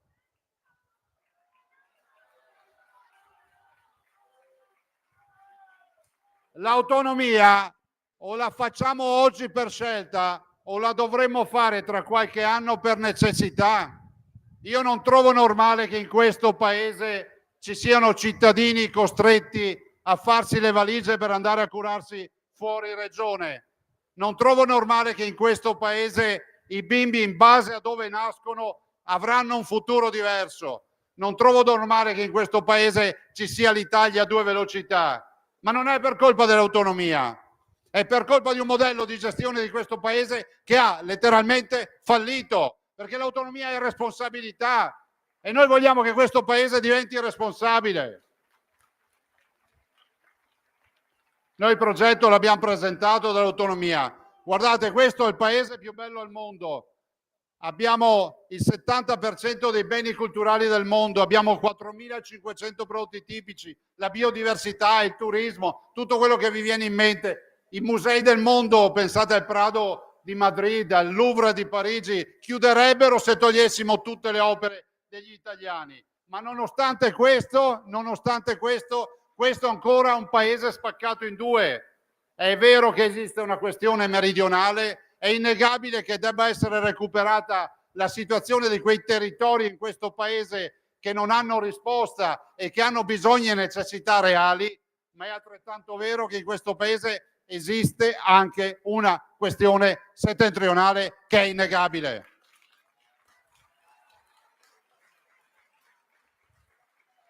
Io penso che noi dovremmo coniugare queste due istanze. Penso che questo paese, che è, ripeto, il paese più bello del mondo, ha soprattutto una via di uscita che è quella dell'autonomia. Non è vero che l'autonomia fa male al Sud. Questa è una narrazione che comunque giorno dopo giorno verrà smontata. Però è altrettanto vero che questo paese con un colpo di reni le riforme, quelle vere, quelle dell'autonomia, del federalismo fiscale, le deve affrontare, perché non si può vivere sempre dei vecchi ricordi e di rendite di posizione. Sentite, io penso che il federalismo debba lambire tutto questo paese, magari anche i partiti, se lo chiedete a me, io penso che il modello della CSU, della CDU in Germania, dove la Baviera porta le istanze dei suoi territori, dovrebbe essere un modello da calare anche nel nostro paese, anche nei partiti. Io chiudo perché mi sono stati dati 5 minuti per ringraziarvi di cuore. Ringrazio tutta la mia squadra. Voi sapete che in Veneto noi abbiamo 34 consiglieri Lega e 43 del centrodestra. E allora, mentre parla Luca Zaia e parla di questione meridionale, e questione settentrionale, chiede l'intervento del governo per l'autonomia, per renderla realtà, noi ci portiamo subito al gazebo Giulio Cainarca e Riccardo Molinari, capogruppo della Lega alla Camera. Buongiorno a entrambi. Buongiorno, saluto a tutti. Bentrovati. Buongiorno Antonino. Prego Giulio. Buongiorno a tutte le ascoltatrici e gli ascoltatori. Riccardo, la cifra caratteristica di questa Pontida, se dovessi riassumerla in poche parole? Beh, la scelta del manifesto è indicativo. Abbiamo scelto il manifesto della prima Pontida, quella di 35 anni fa, lo slogan liberi e forti, e quindi è un ritorno al futuro. Il futuro della Lega nelle sue origini è per la battaglia per il federalismo e per un'Europa dei popoli. Ecco, la Lega Lombarda ha presentato una carta delle autonomie che credo possa valere anche per le altre regioni sostanzialmente, no? Come si coniuga questa carta delle autonomie con il percorso di autonomia governato da Roma?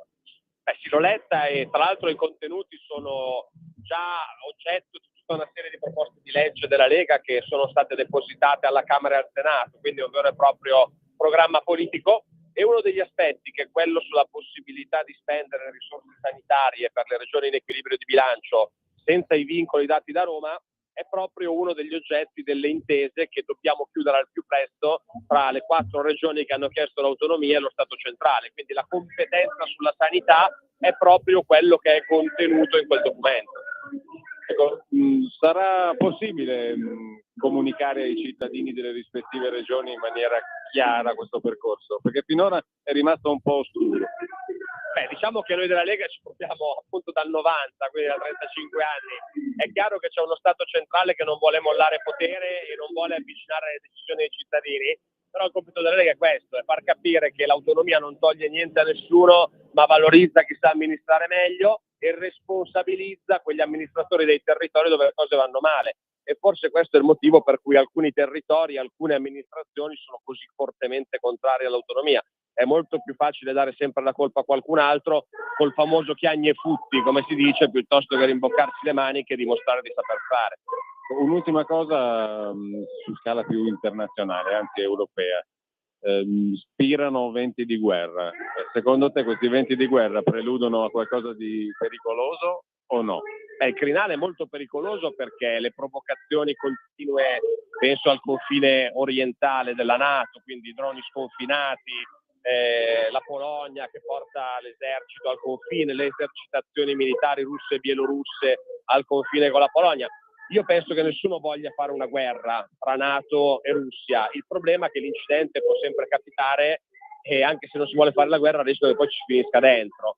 E per questo è necessario sostenere con forza il lavoro che sta facendo il presidente Trump, che non è stata capace di fare l'Europa, per arrivare a un cessate il fuoco immediato in Ucraina, in modo da evitare anche che da queste provocazioni, da questa tensione possa sfociare un conflitto maggiore. L'ultima cosa, visto che è anche una Pontida all'insegna della libertà di espressione dopo l'omicidio Kirk negli Stati Uniti, tu intravedi in base alla tua sensibilità politica un rischio reale per la libertà di espressione in Italia?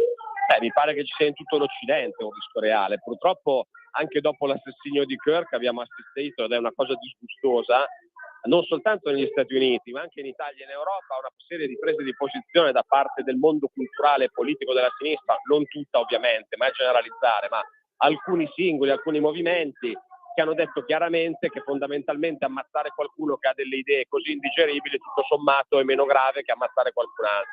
E questo è intollerabile. Cioè, il principio su cui si basa l'Occidente sono i principi della rivoluzione francese, della separazione dei poteri, della libertà di parola, il principio per cui si può non condividere nulla del pensiero di un altro, ma si deve essere disposti a dare la vita per permettergli di esprimerlo. Questo è l'Occidente. Nel momento in cui ragioniamo come i fondamentalisti islamici, per cui chi dice una cosa che non ci piace merita di morire, è la morte dell'Occidente. Quindi io sono molto preoccupato e penso che si debba essere determinati nel ribadire questi principi, che non significa per forza condividere tutto quello che diceva Charlie Kirk. Peraltro io lo seguivo e non diceva nulla delle cose che hanno scritto molti giornali. Ce le ha dette, le avrà dette in frasi fuori contesto, perché era un ragazzo che, come tra l'altro tanti di noi qualche anno fa, girava alle scuole e all'università e si confrontava con i cittadini. La cosa che a me ha impressionato è che quel ragazzo lì potevo essere io, poteva essere chiunque di noi in tanti dei dibattiti che abbiamo fatto in giro, ed è una cosa agghiacciante. Il fatto che da parte di una certa sinistra non ci sia empatia anche davanti a una situazione del genere lo trovo disgustoso e pericoloso. C'è da dire che la catena di violenze negli Stati Uniti, a metterle in fila tutte, è molto più nutrita che non la nostra, per fortuna. Fortunatamente sì, anche perché c'è una diversa normativa sulla circolazione delle armi, e io trovo anche su questo una cosa paradossale, che qualcuno ha usato proprio questo argomento anche per dire che Charlie Kirk se l'è andata a cercare, ma questo è un ragionamento che non ha nessun senso. È come accusare un italiano di essere contro il diritto al lavoro. Il diritto al lavoro è in Costituzione, nella Costituzione americana c'è il armi. Quindi questo è l'errore di giudicare con i nostri concetti, i nostri valori e riferimenti normativi quello che è un altro mondo. Lui esprime delle idee che possiamo non condividere da europei, ma certamente questo non legittima qualcun altro ad ammazzarlo. Un ultimo flash: la separazione delle carriere tra magistrati dell'accusa, o meglio requirenti, pubblici ministeri e giudici, giudicanti. Che riflessi pratici potrà avere secondo te sull'amministrazione quotidiana della giustizia? Beh, questa è una riforma che si aspettava dall'88, da quando c'è stata la riforma della procedura penale siamo passati dal processo inquisitorio al processo accusatorio. In tutti i paesi del mondo dove c'è questo sistema, la magistratura ha un ordinamento separato tra chi accusa e chi giudica, perché i due ruoli sono diversi e perché chi accusa deve essere messo sullo stesso livello di chi si difende, quindi dell'avvocato. Quella dell'Italia era oggettivamente un'anomalia e quindi si va a sanare un'anomalia, ma poi il punto principale è il fatto che si supera il sistema delle correnti, perché l'altro punto della riforma è che ci sarà l'estrazione dei vertici del CSM e questo in qualche modo speriamo ci faccia lasciare alle spalle esperienze come quelle che abbiamo letto sul libro di Paramara. Grazie Riccardo Molinari. Grazie, un saluto a tutti, buona Pontida. Giulio. Ciao ragazzi. Perfetto, allora riprendiamo la linea. Intanto grazie a Giulio Cainarca e all'onorevole Riccardo Molinari, capogruppo della Lega alla Camera. Torniamo sul Pratone perché ci sono i ministri, ha già parlato il ministro Alessandra Locatelli per la disabilità, adesso sta parlando Giuseppe Valditara, ministro dell'istruzione e del merito. Cosa di utile per la società, vadano a lavorare applicando l'articolo 4 della Costituzione. Poi anche qua 7-8 ragazzi hanno deciso di non presentarsi all'orale o di boicottare l'orale alla maturità. Beh, 500.000 studenti si sono presentati, si sono dati da fare, 7-8 hanno deciso di contestare la valutazione, di contestare il merito. Noi siamo per il merito e riteniamo che la scuola debba eliminare gli ostacoli, aiutare i ragazzi a risolvere i problemi, non ad aggirarli, non a negarli. Ma qua voglio ricordare quei ragazzi che ho incontrato e che ho conosciuto e che domani con il Presidente della Repubblica celebreremo. Quei ragazzi che hanno fatto la scuola in ospedale, ragazzi che a 18 anni, magari in un reparto di oncologia, hanno voluto studiare per farcela, per avere futuro, guardando alla vita, esempi straordinari, e sono usciti con 100 e 100 lode talvolta, con una grande volontà di farcela. Anche qua due esempi, un esempio di maturità e di responsabilità, dall'altra eroi che in realtà non sono eroi. Vi voglio raccontare un episodio Qua appena sono diventato ministro, una professoressa mi chiama. L'altro giorno una ragazza ha acceso il cellulare in classe. Le ho detto: spegni il cellulare per favore, dai fastidio ai tuoi compagni. Lei mi ha risposto: non riconosco la tua autorità. L'insegnante è andata dal preside. Il preside ha detto: faccia quello che può. Ecco, in quel faccia quello che può c'è il fallimento della nostra società. Io non voglio più sentir dire faccia quello che può. Ecco perché le norme sulla condotta, ecco perché per noi responsabilità individuale, rispetto verso l'autorità. Fra l'altro qua ringrazio tutti i docenti, ma anche tutte le autorità, anche quei carabinieri che l'altro giorno, quei poliziotti, quella guardia di finanza che l'altro giorno ha difeso la mia macchina dal tentativo di assalto di quei militanti. E poi ancora, pensate che abbiamo vissuto 25 anni fa l'abolizione del concetto di maturità, ma anche l'idea dello spontaneismo espressivo. Ecco, ancora una volta la negazione delle regole. Noi invece abbiamo voluto che la nostra lingua venisse rispettata, che si studi più italiano, più grammatica, che si studi più sintassi, che si studino le poesie a memoria, perché la memoria è importante.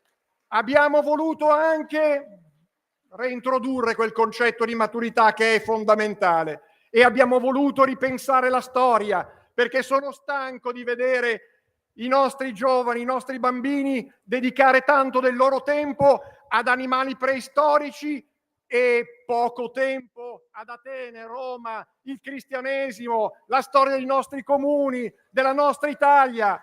L'ultima parola ad un ragazzo, Paolo. Voglio ricordare anche Leonardo, voglio ricordare anche Andrea. Lotta dura contro il bullismo. Voglio dire a tutti voi che il Ministero sta seguendo molto attentamente la vicenda di Latina. Gli ispettori stanno facendo un lavoro approfondito, perché per noi il rispetto è prima di ogni altra cosa, il rispetto verso chiunque. Noi vogliamo una società gentile, una società piena di amore verso il prossimo. Consentitemi se uso questa parola così propria della nostra civiltà, la civiltà cristiana, di amore, di condivisione, di rispetto, di fratellanza. Compagno di banco significa mangiare il pane insieme, cioè costruirsi un futuro insieme. Noi non possiamo tollerare la violenza, la prepotenza. Andiamo avanti per questa strada. Questa è la radice della Lega, questa è la radice di noi tutti che crediamo in un'Italia forte, prospera, in un'Italia libera, per dare un futuro a tutti i nostri giovani. Un bellissimo intervento quello di Valditara, la scuola dove la maturità è maturità vera, dove si studia per davvero, dove si lotta contro il bullismo e dove si cresce e si impara qualcosa. Roberto Calderoli, Ministro per gli Affari Regionali e le Autonomie. Buongiorno a tutti. Io lo scorso anno, da questo palco, ho detto che il 2025 sarebbe stato l'anno dell'autonomia. Ieri e oggi tutti a domandarmi autonomia. Io sono sempre abituato a guardare le cose in faccia. Se devo dire il bicchiere com'è, oggi è mezzo pieno. Se Pontida l'avessimo fatta a dicembre, probabilmente, come vi racconterò, il bicchiere sarebbe stato pieno.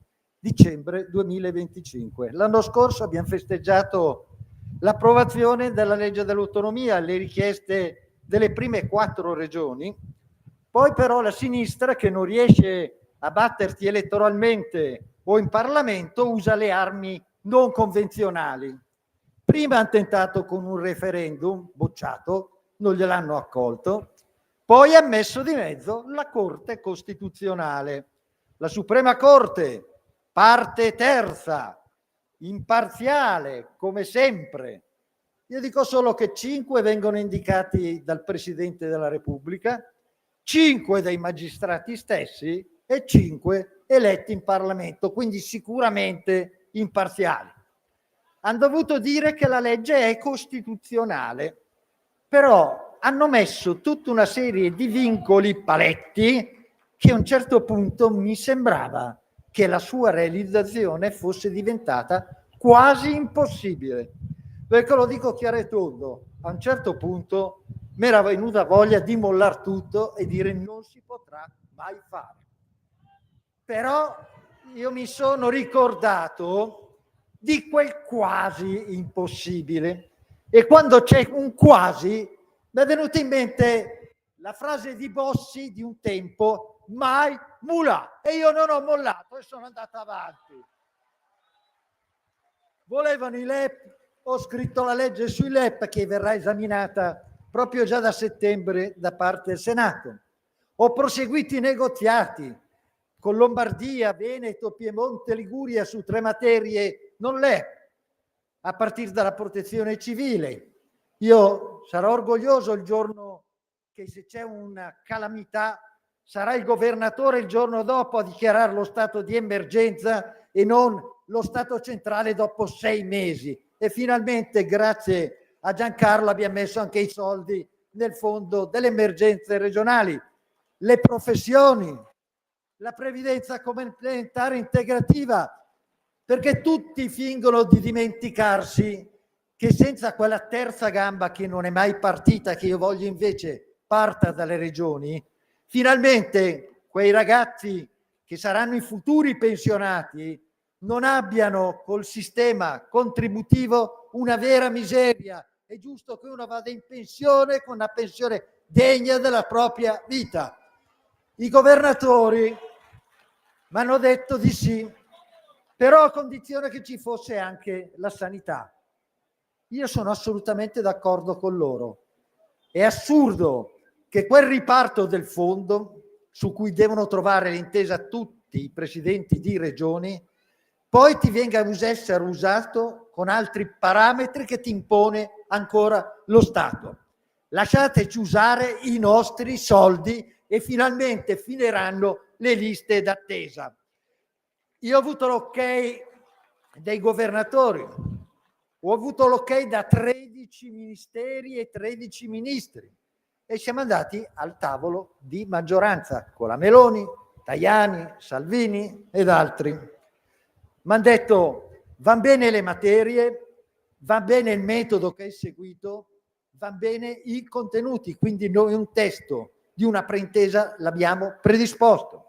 Quando la Meloni mi ha detto quando dovremmo sottoscrivere la preintesa, e gli ho detto oggi, sicuramente questa settimana. Poi ovviamente non sono mica scemo, lo sapevo che magari la bandiera da mettere qui con la preintesa firmata non me la lasciavano fare. Non potevo ignorare che ci sono 7 regioni al voto, di cui 3 avrebbero strumentalizzato l'autonomia perché non hanno ancora capito di capirla o soprattutto non l'hanno mai letta.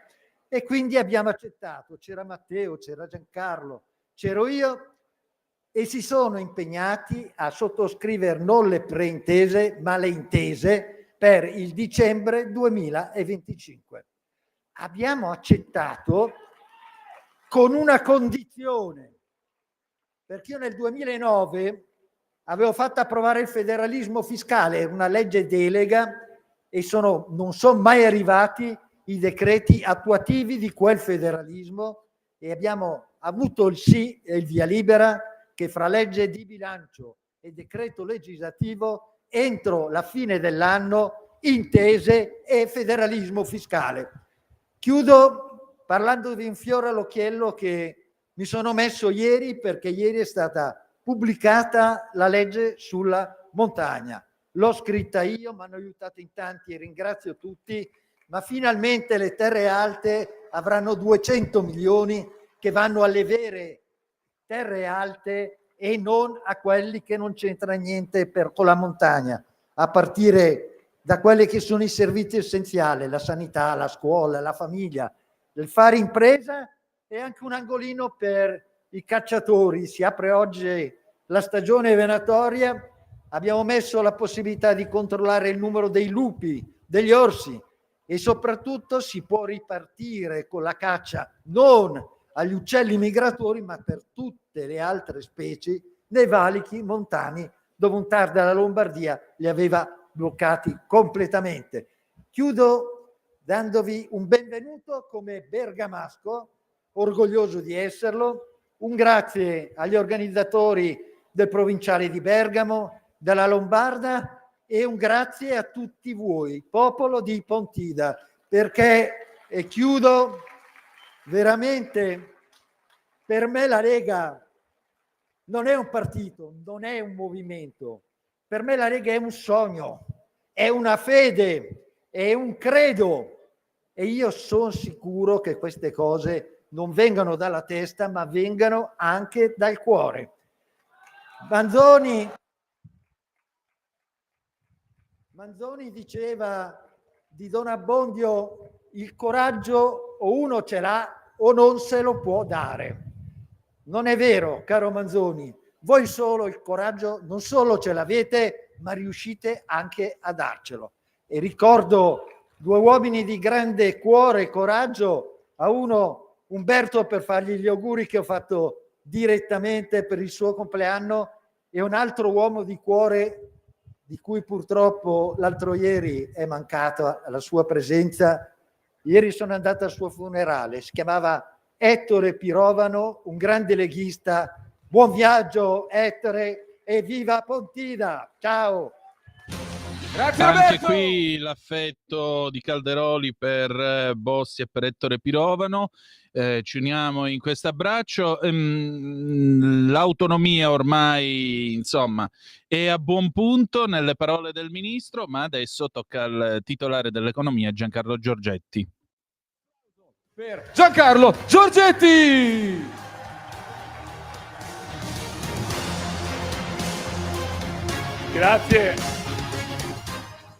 Grazie.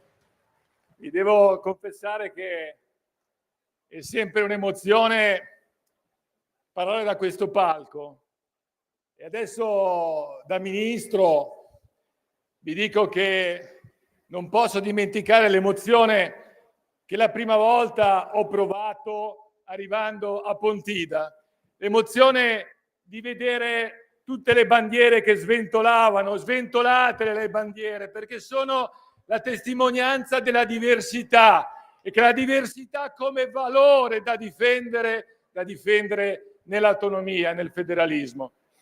E naturalmente per chi fa il ministro occorre distinguere quello che è cuore e quello che mente. Il cuore che ci insegna e che batte forte qui a Pontida, che ci lega alle nostre radici, alle nostre tradizioni, al nostro essere che continua e dura nel tempo, come lo testimoniano i tanti anziani, reduci, ma i tanti giovani, anche tanti bambini che sono presenti su questo prato.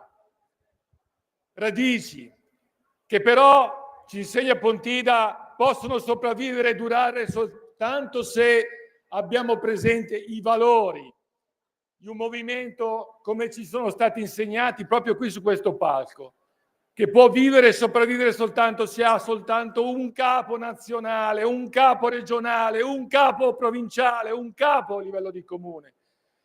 E ci vuole rispetto per la gerarchia, perché altrimenti finiremo come tutti gli altri che sono scomparsi nel nulla.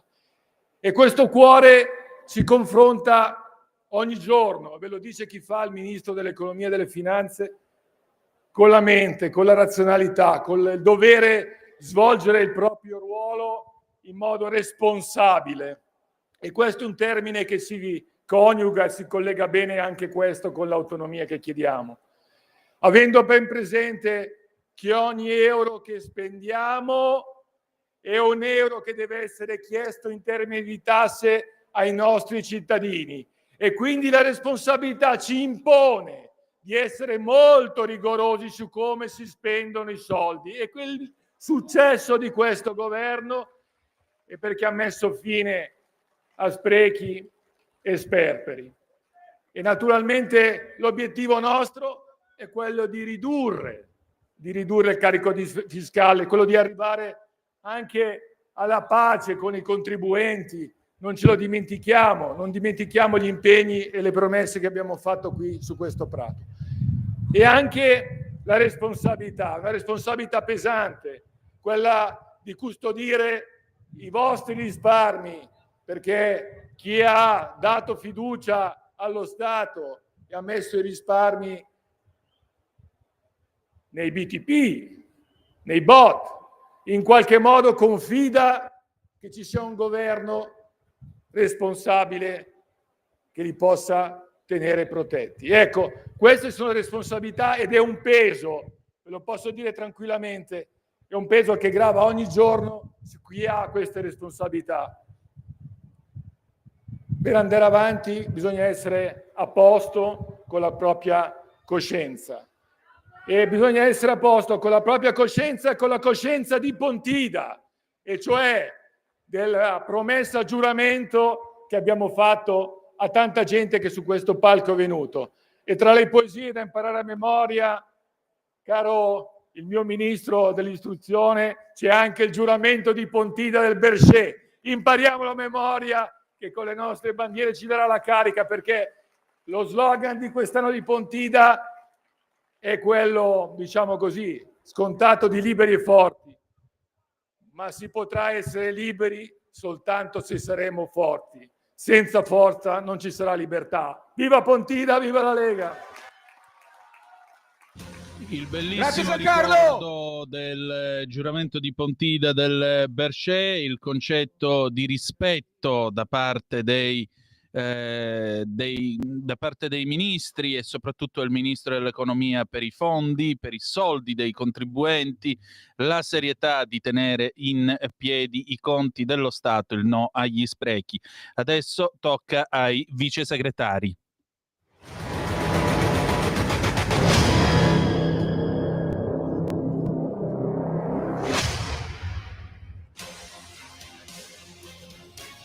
Affiancano Matteo Salvini nel compito esaltante di guidare la nostra Lega, sempre in direzione ostinata e contraria. Un saluto ai nostri fantastici 4, un saluto ai vice segretari.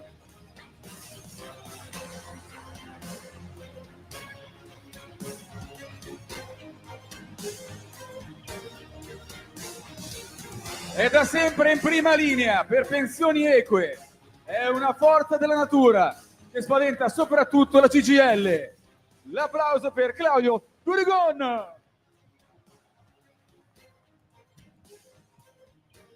Ciao Pontida! È bellissimo vedervi da qui. Sono senza voce, ma non potevo mancare a salutarvi, a darvi con orgoglio la mia presenza. È la mia prima esperienza da questo palco. È la mia prima esperienza di vice segretario, a cui va il merito a tutti quei militanti, dirigenti, amministratori che hanno dato insieme a tutti quanti noi la forza di avere anche me in questo partito come vice segretario. Vengo da una famiglia del nord, una famiglia veneta. Oggi, quando sentivo Luca Zaia parlare di territorio, parlare di scelta che noi abbiamo fatto per difendere il nostro territorio, era per me un orgoglio, era ricordare i miei nonni, ricordare ciò che hanno fatto. E allora credo che siamo in un momento storico importante. La Lega sta facendo grandissimi passi in avanti. Ieri, mentre venivamo a Pontida, ho scritto un messaggio nella nostra chat dove sinceramente volevo ringraziare per quello che oggi viviamo la nostra comunità del Lazio, da cui io provengo. E quindi grazie Lazio, grazie Latina. Ma oggi un saluto lo voglio fare ai tanti militanti, ai tanti dirigenti, vi perdonerete, che vengono da tanti chilometri di strada, da tante ore, che sono qui per testimoniare la voglia di andare avanti. Provo ancora ad andare avanti perché ci tengo davvero a raccontarvi ciò che per noi è. Vengo da un weekend molto importante fatto a Cosenza per trainare la Lega della Calabria. Vedrete che grandi risultati porteremo in queste elezioni regionali. Saremo sicuramente una grande sorpresa, la sorpresa che ci darà forza ancora di più per andare a conquistare le battaglie storiche della Lega, perché la Lega è una e che insieme tutti quanti possono dare risposte al proprio territorio. E allora ringraziando quei ragazzi che vengono dal sud, laboriosi e silenziosi, voglio oggi firmare anch'io la Carta della Lombardia, perché quella non è soltanto la Carta della Lombardia, è la Carta del buon governo, è la Carta della buona amministrazione che dobbiamo trasmettere a tutti quanti noi. Ricordo a tutti, quando andiamo girando per le nostre scorribande elettorali, sanno tutti cosa significa il buon governo della Lega, sanno tutti cosa significa il buon governo del Veneto, e credo che il Veneto oggi ha ancora una forza in più, ringraziando Zaia per tutto quello che ha fatto, ma oggi abbiamo Alberto Stefani che potrà sicuramente continuare quel percorso.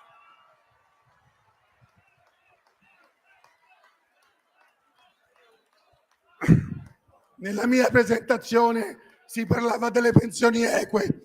Io entro nella Lega per un sogno che mi hanno trasmesso due uomini, uno Giancarlo Giorgetti e l'altro è Matteo Salvini, di dare risposte ai lavoratori. Ho preso l'impegno e questo lo porteremo avanti. Scalzeremo la legge Fornero, l'abbiamo già fatto con la quota 100, daremo ancora impulso a una pensione equa. Non riesco ad andare avanti per la voce, ma vi dico: viva la Lega, viva Matteo Salvini, viva il popolo di Pontida! Grazie. Un appassionato Roberto Durigon, Claudio Durigon, che naturalmente da sottosegretario al lavoro e politiche sociali non può non sottolineare l'impegno per delle pensioni eque. Firmerà anche lui la Carta della Lombardia, perché è la carta del buon governo leghista. E adesso Silvia Sardone.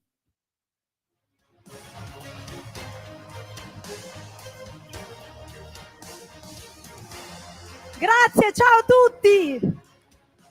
È un'emozione per me parlare da questo prato oggi, è un'emozione anche perché questa è la prima Pontida senza mio suocero Bruno Caparini, che la Lega l'ha fondata, e lui che ha fondato la Lega Nord, quando ha saputo che oltre ad avere origini trentine, e saluto i trentini qua presenti, avevo anche origini pugliesi, mi rispose dicendo: pugliesi, grandi lavoratori, e questa è la Lega unita da nord a sud in nome della libertà.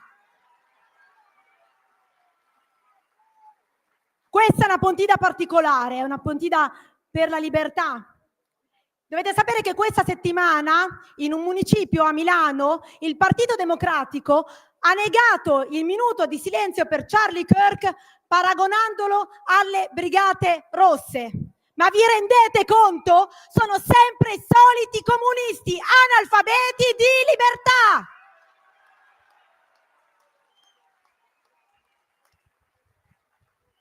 Ci insultano, ma non ci pieghiamo. Ci minacciano di morte, ma ci fanno solo capire che siamo dalla parte giusta. Noi non abbiamo paura. Noi non abbiamo paura. Io credo fermamente che la battaglia più grande che dobbiamo portare avanti nei prossimi anni sia quella contro l'islamizzazione dell'Europa e del nostro paese. Solo la Lega lotta contro il pericolo islamico. E allora dobbiamo dirlo chiaramente. Noi non vogliamo i veli islamici ovunque, anche sulle bambine. Noi non vogliamo la Sharia, la legge dello Stato è una sola. Noi non vogliamo le moschee abusive, noi non vogliamo il richiamo del muezzin delle nostre città, noi non vogliamo vedere minareti ovunque, noi non vogliamo i matrimoni combinati, noi non vogliamo manifestazioni islamiche nelle nostre strade dove le donne vengono chiuse nei recinti. Noi non vogliamo che una donna per uscire di casa debba chiedere il permesso al marito. Aspetta. Noi non vogliamo la chiusura delle scuole per il Ramadan. Noi non vogliamo che i nostri figli vengano mandati in gita scolastica dove? Ma in una moschea, ma per favore. Noi non vogliamo togliere il crocifisso dalle aule delle nostre classi scolastiche. Noi non vogliamo rinunciare al presepe, noi non vogliamo rinunciare ai canti di Natale, ci siamo rotti i coglioni.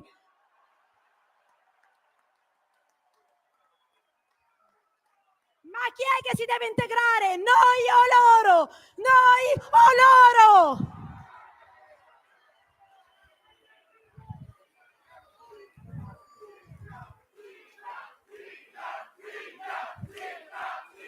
Quando la storia ci ha chiamati, noi ci siamo sempre stati. Noi siamo il popolo di Lepanto, noi siamo il popolo di Pontida e ci saremo tutte le volte in cui qualcuno oserà mettere in discussione la nostra identità, i nostri valori, la nostra cultura, le nostre tradizioni, la nostra libertà.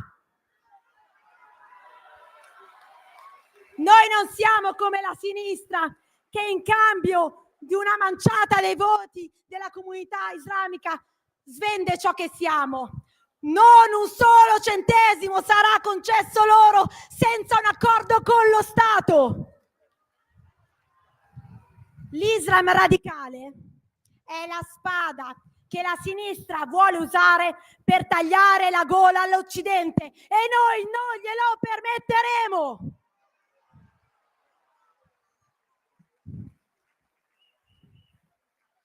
E poi dobbiamo essere chiari, questo è un popolo unito, siamo tra amici, c'è ancora un grande problema, l'immigrazione irregolare.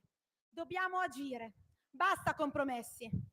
Governiamo in tante città, in alcune regioni, siamo al governo nazionale. Abbiamo dimostrato con Matteo Salvini che sappiamo gestire il problema.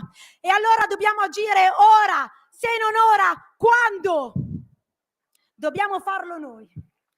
E dobbiamo farlo nonostante i no della sinistra e anche il mal di pancia di qualche alleato. Dobbiamo farlo per il nostro presente e per il futuro dei nostri figli. Confini chiusi, nazione sicura, basta clandestini! Io non credo, come dice la Boldrini, che tutti gli immigrati siano delle risorse che ci pagheranno le pensioni. Anche perché, diciamolo chiaramente, tutti i sussidi, il welfare, vanno solo a loro. Che non ci prendano per il culo. Abbiamo troppi stranieri che delinquono nelle strade, abbiamo le baby gang, abbiamo i Maranza che insultano le forze dell'ordine. E allora dobbiamo essere chiari. Se vieni qua e insulti la polizia, insulti il nostro paese, non puoi stare qua, torni a casa tua. I primi a non volerli sono i tanti immigrati per bene che pagano le tasse, che non li sopportano più. E allora io vi chiedo, questi delinquenti stranieri dobbiamo mandarli a casa, sì o no? Sì o no? Fatevi sentire, dobbiamo mandarli a casa, sì o no? E allora la parola è una sola: remigrazione!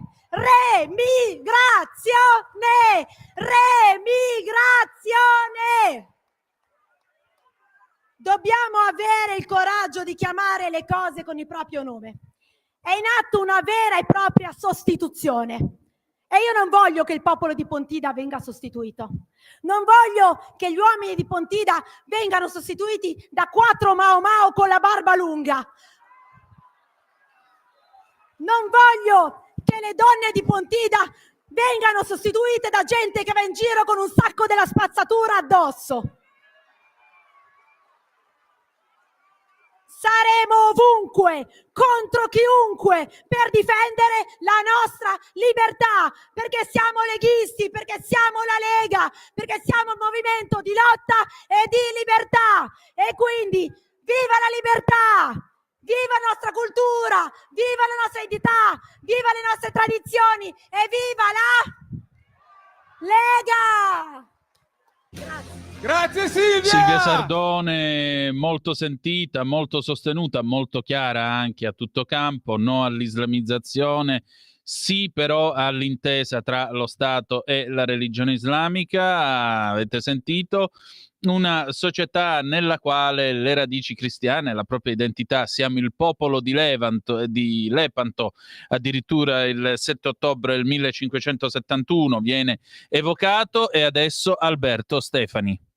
Grazie a tutti, mi perdonerete un po' di emozione, questa è la prima volta che parlo da questo palco e per 20 anni, fin da bambino, sono stato su quel pratone con la mia bandiera, con la bandiera della mia regione in mano, perché questa è la Lega, comunità, generazione per generazione, e questo deve continuare ad essere la Lega. E questo valore, questo modello di partito è quello che ci ha permesso di superare attacchi, strumentalizzazioni, attacchi di ogni tipo, e noi dobbiamo continuare con il coraggio nel cuore, con il coraggio di essere leghisti. Noi siamo la comunità delle persone semplici, delle persone umili, delle persone che tutti i giorni lavorano e combattono per fare qualcosa di bene per sé e per gli altri. Non siamo come qualche sedicente democratico che pensa sempre di avere la verità in tasca e pensa sempre di avere ragione.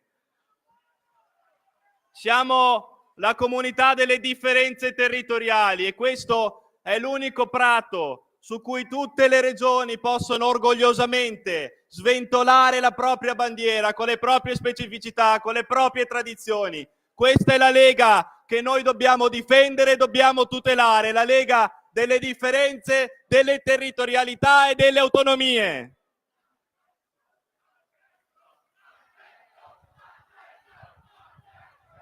Siamo una comunità che alle volte si appassiona, alle volte si incendia, alle volte magari si scalda, ma siamo una comunità che non conosce nel suo passato, nel suo presente, nel suo futuro, non conosce odio e non conosce violenza. L'odio e la violenza sono da un'altra parte e lì devono restare.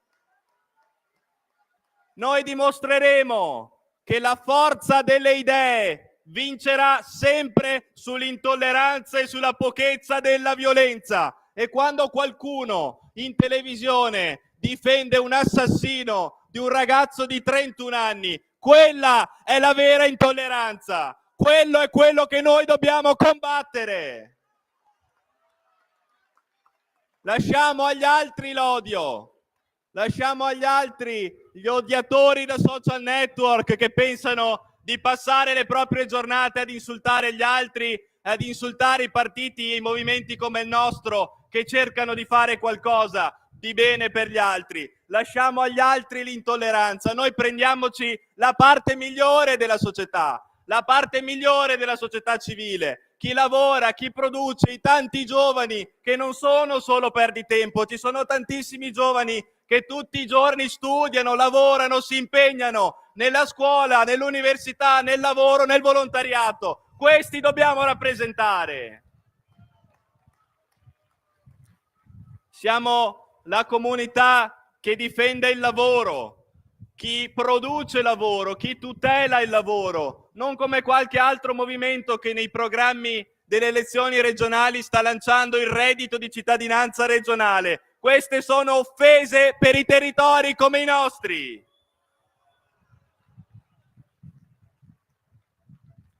Noi siamo la comunità di chi sa assumersi responsabilità, delle persone a cui la responsabilità non fa paura, ai tanti amministratori, ai tanti assessori, ai tanti sindaci, al nostro governo tutto, ai presidenti di regione, uno tra tutti, Luca Zaia, che ha preso per mano questa regione e l'ha resa grande per 15 anni e per tutti gli anni che verranno. A noi la responsabilità non fa paura e la nostra sfida è proprio questa, quella della responsabilità, quella di chi ci mette la faccia, quella di chi non si nasconde, perché ci sono due modi di fare politica: chi si adegua sempre, chi si conforma, chi si nasconde e chi invece la strada di chi non vuole conformarsi la vuole percorrere, sa che ci saranno dei rischi, sa che ci saranno dei pericoli, ma quella è l'unica strada che ci permette di difendere i valori per cui siamo nati e per cui siamo qui da anni, e noi quella strada la percorreremo con orgoglio.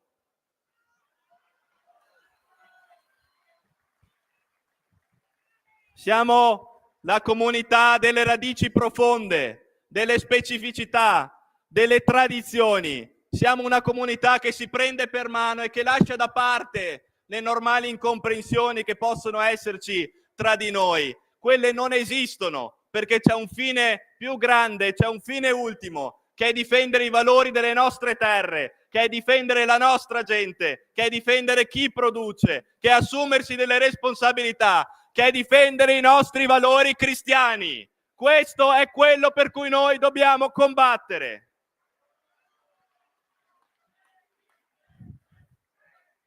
E allora in un mondo in continua evoluzione, ma soprattutto in una società in cui vige odio, intolleranza, in cui guerra e violenza fanno da padrone, in cui ancora adesso, tutti i giorni, subiamo l'intolleranza di chi pensa di avere sempre la verità in tasca, c'è una comunità che non molla mai, c'è una comunità libera, c'è una comunità che vuole assumersi delle responsabilità, c'è una comunità coraggiosa che non molla mai e questa comunità si chiama Lega. E questa comunità ha ancora tanta voglia di sognare, ha ancora tanta voglia di vincere. Grazie a tutti, viva la Lega, viva la libertà, viva il coraggio e viva San Marco! Grazie Alberto! Anche qui Alberto Stefani, acclamato tra l'altro alla folla che gli grida presidente, presidente, e adesso il generale Roberto Vannacci. Generali, l'applauso per Roberto Vannacci! Ciao popolo della Lega! Ciao, ciao Pontida! Ciao a tutti voi! Chi nell'ora dei rischi è codardo, più da voi non isperi uno sguardo e senza nozze consumi i suoi dì. Così si esprimeva il Berchet, grande poeta nazionale, in riferimento a quei giovani, forti e coraggiosi che 850 anni fa si sono riuniti su questo stesso pratone e hanno giurato fedeltà contro lo straniero. E oggi noi rinnoviamo questo giuramento. Ma lo straniero non è quello che ci vogliono far credere alcuni telegiornali e alcune testate giornalistiche. Non è quello per cui ci vorrebbero far spendere 800 miliardi in armi. Lo straniero purtroppo è già tra di noi, ci ha già invaso. È lo straniero dei porti aperti, è lo straniero che invade le nostre città, che purtroppo molto di frequente stupra, violenta, ruba, rapina e che ci vuole imporre la propria cultura alla nostra cultura millenaria. Quello è lo straniero ed è oggi che noi qua con la stessa fiducia e con la stessa forza rinnoviamo questo giuramento. Perché, vedete, c'è un altro grande poeta che è stato futurista ed è il grande Alessandro Manzoni e che in una frase di un suo poema ha espresso esattamente la situazione che stiamo vivendo oggi. Il Manzoni diceva, riferito all'Italia, che non disse al germano giammai: va, raccogli ove arato non hai, l'Italia ti do. Oggi il germano non c'è, ma sostituiamo quella parola. Che non disse al musulmano giammai: va, raccogli ove arato non hai, l'Italia ti do. E vedete come quel poeta è stato estremamente premonitore su quello che sta succedendo oggi in Italia. E noi ci siamo stancati, non vogliamo regalare più nulla a nessuno, non vogliamo cedere quello che a noi è costato sangue, sudore, fatica, lavoro, sacrificio, a chi non riconosce la nostra civiltà, anzi a chi vuole imporre le proprie tradizioni e la propria cosiddetta cultura sulla nostra. E se ne facciano una ragione, perché a questi signori che non rispettano le nostre norme, che non rispettano le nostre leggi e che entrano illegalmente nei nostri confini, per questi signori c'è solo un futuro e si chiama remigrazione! Remigrazione! e ci chiamano e vi chiamano estremisti. E ce ne freghiamo se ci chiamano estremisti. Loro chiamano a noi estremisti perché diciamo che chi entra illegalmente nei nostri confini debba essere rispedito a casa. Loro chiamano noi estremisti perché diciamo che chi delinque e chi non rispetta le nostre leggi deve finire in galera. E se non ci sono abbastanza posti ne costruiamo altre di galere. Loro ci chiamano estremisti perché non ci arrendiamo e non giustifichiamo il reddito di cittadinanza, perché secondo noi il pane ce lo guadagniamo con il lavoro, ce lo guadagniamo con il sacrificio, ce lo guadagniamo con il sudore e con tanta, tanta, tanta passione. Loro ci chiamano estremisti, ma i veri estremisti sono loro. E oggi è una giornata bellissima per riproporre questo giuramento, perché oggi è l'equinozio d'autunno, è il momento in cui il giorno è uguale alla notte e la voce di ognuno di voi è uguale alla voce di questi che ci chiamano estremisti. Perché nella realtà siamo noi la vera cuore di questa società. I veri estremisti sono loro. Sono loro che pretendono di accogliere tutti i disperati della terra. Sono loro che giustificano ogni criminalità con la scusa della giustizia sociale e dell'iniqua distribuzione della ricchezza. Sono loro gli estremisti che ci vogliono imporre di non servire più il prosciutto nelle nostre mense scolastiche e il cibo con cui sono cresciuti milioni di italiani perché non aggrada a qualche straniero. Sono loro gli estremisti perché non accettano alcuna forma di progresso e di tradizione. No TAV, no TAP, no trivelle, no ponte, no caccia, no motori. Loro sono gli estremisti. E sono loro gli estremisti che chiamano risorse persone che non pagano un euro di tasse e che si appropriano di quello stato sociale che noi abbiamo costruito con la nostra fatica. E in ultimo, sono loro gli estremisti che attribuiscono un valore diverso alla vita delle persone in base alle idee che queste persone promuovono, come hanno fatto con Charlie Kirk, recentemente vilmente assassinato negli Stati Uniti. Noi oggi ripetiamo questo giuramento e siamo convinti, nel ripetere questo impegno, che le leggi che vengono promulgate da un Parlamento eletto dal popolo italiano non possono essere sconvolte da 4 giudici che poggiano le loro naticucce sulle poltrone comode di Bruxelles. Questo è il vero sovranismo. Il vero giuramento che noi facciamo qua è padroni a casa nostra. Padroni a casa nostra. E oggi qua io non vedo solo un popolo della Lega, vedo una generazione. La generazione di quelli che pensano che gli italiani abbiano sempre regalato al mondo bellezza, genio, progresso, arte, saper fare. Degli italiani che non si arrendano. Degli italiani che cascano ma si rialzano più forti di prima, degli italiani che vogliono andare avanti, che superano le difficoltà, degli italiani del tasi e tira.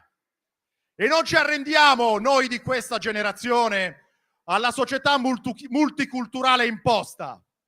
Non ci rassegniamo alla società meticcia che vorrebbe qualcuno e non ci rassegniamo all'islamizzazione delle nostre città.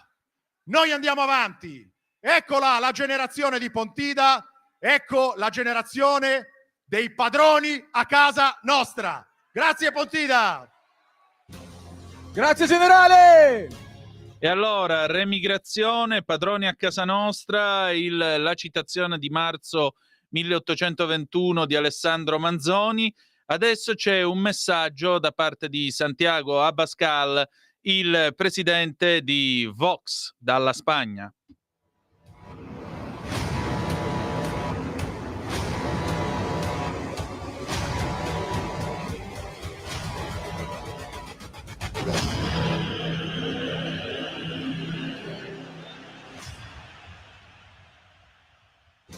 In molti guardano a Pontida con speranza, non solo dall'Italia, anche dall'estero. Non ha potuto essere fisicamente qui con noi, ma ci ha tenuto a mandarci un messaggio. Pontida saluta il leader di Vox, Santiago Abascal.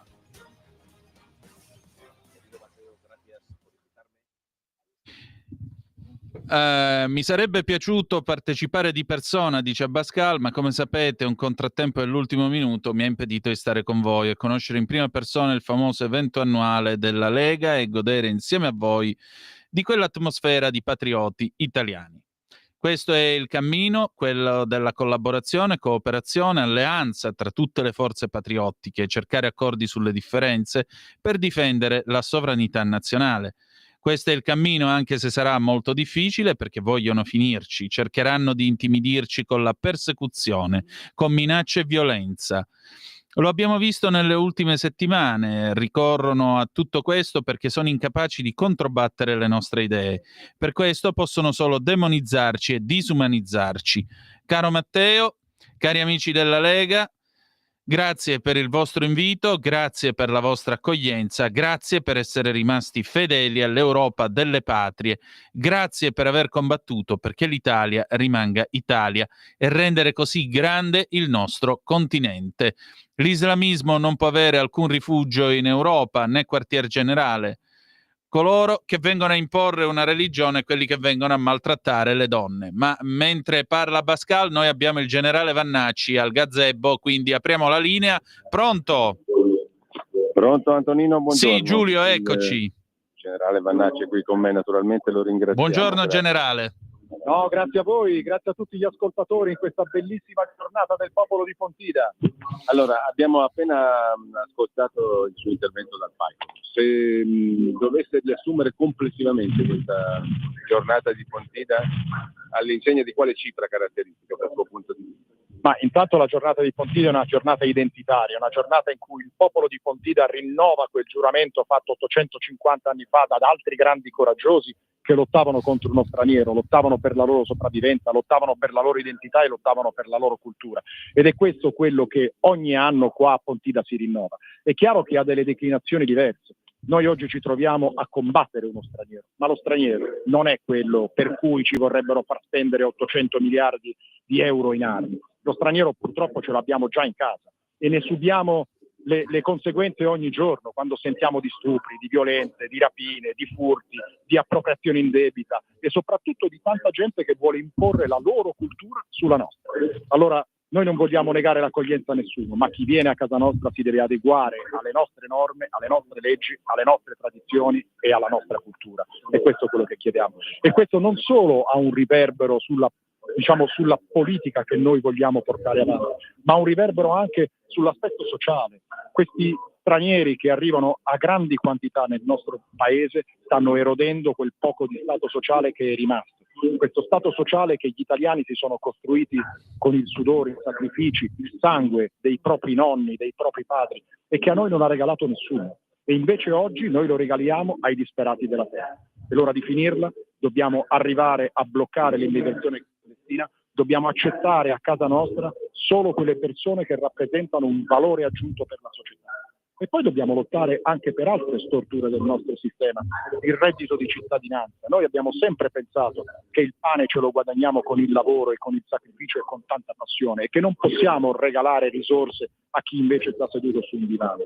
E noi dobbiamo anche reclamare la nostra sovranità al tavolo europeo dove io siedo e dove continuamente si stanno erodendo fette di sovranità nazionale a discapito degli Stati membri. Anche sull'aspetto giuridico, le leggi votate nel Parlamento italiano, Parlamento eletto da un popolo italiano, non possono essere stravolte dai giudici europei che siedono a Bruxelles, perché questo vuol dire cedere la nostra sovranità e la sovranità del popolo a qualcun altro. E non può esistere una democrazia senza sovranità popolare. Ecco, a proposito di questo, generale, io volevo chiederle proprio, visto che lei siede anche nell'Europarlamento, E visto che Pontida è anche il luogo dove tradizionalmente i territori chiedono più autonomia, come è successo con la presentazione della carta alla Vista Lombarda, no? Da parte della Lega Lombarda.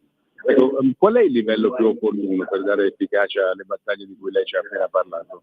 Che forza può avere il territorio, la regione rispetto allo Stato centrale e a sua volta lo Stato centrale quanto è condizionato da quello che viene dall'Europa? La risposta lei c'è dentro? Certo, no, ma io non ha fatto un'idea di gerarchia, di peso.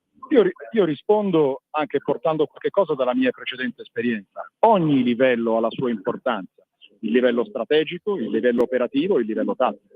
Quindi le battaglie vanno portate in maniera sincronizzata e contemporanea a tutti i livelli. È chiaro che il livello europeo è quello che secondo me ha un peso maggiore. Pensiamo solamente che da un punto di vista giuridico-legislativo il 70% del lavoro fatto in Italia deriva proprio dall'implementazione delle normative e delle leggi di Bruxelles.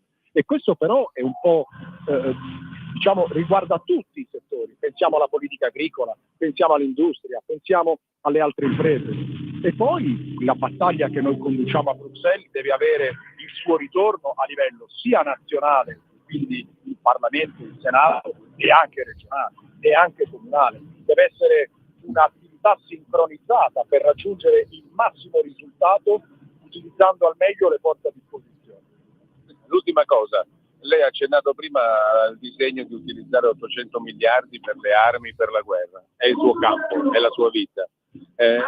Oltre alla sua esperienza, alla sua sensibilità, cosa le dice? Stiamo andando incontro a scenari di guerra reali o sono pericoli che si possono ancora evitare? No, io sono convinto che siano pericoli che si debbano evitare e che siamo ancora in tempo per evitarli.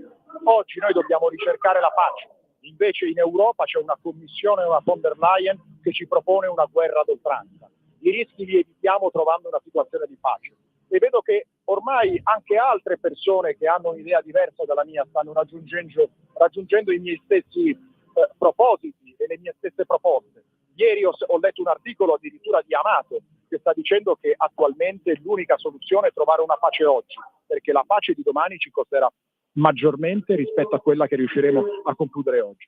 Riguardo la guerra tra Russia e Ucraina, l'esercito russo continua inesorabilmente ad avanzare sul territorio ucraino e a meno di non scatenare una guerra tra la NATO e la Russia, cosa che ci porterebbe sull'orlo del baratro della distruzione termonucleare, noi oggi dobbiamo cercare un negoziato, dobbiamo cercare una pace, dobbiamo cercare una cessazione della conflittualità. Ci costerà qualcosa, ma ci costerà meno che aspettare. Qual è il suo parere generale tecnico, mi viene da dire, su quel che è accaduto in Polonia, in Estonia? La Russia provoca, la Russia sconfina, fa scattare la reazione della NATO? Guardi, per rispondere con consapevolezza a quello che mi ha chiesto dovrei avere accesso a tanti dati informativi ai quali non ho accesso. Però leggendo su fonti aperte di quello che si è trattato, la cosa è stata totalmente ridimensionata. Intanto non si è trattato di un attacco armato. Sembra che ci sia stato uno sconfinamento, ma questo può essere prodotto da tante circostanze. Non ultima il fatto che questi droni possano essere stati disturbati e quindi aver perso la loro rotta iniziale. Fatto sta che i danni sul suolo polacco sono stati causati da un missile lanciato da un F-16 polacco per abbattere uno di questi droni. Quindi non si può trattare di attacco armato. È chiaro che in prossimità di una zona di conflitto ci sono dei rischi perché ci sono delle forze che opposte a stretto contatto e per evitare questi rischi l'unico modo per agire è cercare la pace e cercare di non far spiralizzare questo conflitto, di abbassare il livello conflittuale e di raggiungere finalmente una pace. Purtroppo in Europa della pace non ne parla nessuno. Ci hanno ubriacato col concetto della pace giusta che non è mai esistita nella storia dell'umanità. E invece noi dobbiamo conseguire la pace ragionevole. E gli unici che parlano di pace oggi sono Trump e Putin. L'Europa continua a parlare di guerra a oltranza. Abbiamo varato il 19° pacchetto di sanzioni nei confronti della Russia e non abbiamo ancora capito che queste sanzioni non hanno ottenuto ad oggi alcun risultato. Ecco, su questo tema le rubo proprio un minuto. Il supremo capo del nostro Consiglio di Difesa, cioè il Presidente della Repubblica, ha detto siamo in una situazione nella quale basta, come nel 1914, una pistolettata, un errore, un qualsiasi avvenimento per scatenare la guerra. Lei la vede così? Io credo che il pericolo ci sia, ma questo pericolo è spiralizzato anche da una certa stampa, che non manca l'occasione per cercare di infondere paura, terrore nell'ambito della popolazione, nell'ambito della cittadinanza. Quindi dovremmo tutti cercare di abbassare i toni, dovremmo tutti cercare di guardare con razionalità e pragmatismo quello che sta succedendo nella frontiera orientale e, ripeto, dovremmo tutti ricercare la pace, perché poi la scintilla che dà il fuoco alla polveriera può avvenire in qualsiasi momento. Grazie a Roberto Vannacci. Grazie ancora. Grazie a tutti e buona giornata. Benissimo Giulio, so che adesso c'è Silvia Sardone con te. Vediamo un attimo se dovremmo avere... Eccoci. Un momentino che stiamo per avere Silvia Sardone. Nel frattempo sta parlando Flavio Bolsonaro, il figlio di Jair Bolsonaro, condannato a 27 anni di carcere, lo sapete, perché è accusato di colpo di Stato in Brasile. Regia, abbiamo ancora Giulio Cainarca? Sì, Giulio, ci sei? Mi senti? Sì, perfettamente, prego. Benissimo, allora Antonino è con noi, come dicevi, Silvia Sardone, le passo subito la parola perché l'abbiamo sentita dal palco. Allora, vorrei chiedere a Silvia Sardone, no, questo lo tengo, non c'è problema, siamo poi in emergenza. Va benissimo, va benissimo. Che abbiamo appena ascoltato dal palco. Dovessi riassumere ancora ulteriormente in una formula di 3 parole questa partita, quali userei? Identitaria, libera, coraggiosa. Bene, mi viene da chiederti 2 cose. Da lombarda, visto che è stata presentata qui una carta da parte della Lega Lombarda, una carta dell'autonomia, come si riesce, diciamo, lo domandavo prima anche al generale Vannacci, a mettere a posto i livelli di governo in questo paese nel quale non si capisce se conta di più l'Italia, se conta di più l'Europa, chi comanda e qual è il livello di comando, di esercizio del potere più efficace, più importante. Dal tuo punto di vista? Il momento più bello della nostra storia è stata l'Italia dei comuni. Quello deve essere il nostro obiettivo, nel senso che la valorizzazione delle peculiarità di ogni singolo territorio. E poi io sono lombarda, insomma, lasciateci lavorare. Siamo il motore del paese, se a Lombardia corre tutta l'Italia. E quindi, insomma, per quello che per noi è importante il lavoro sull'autonomia.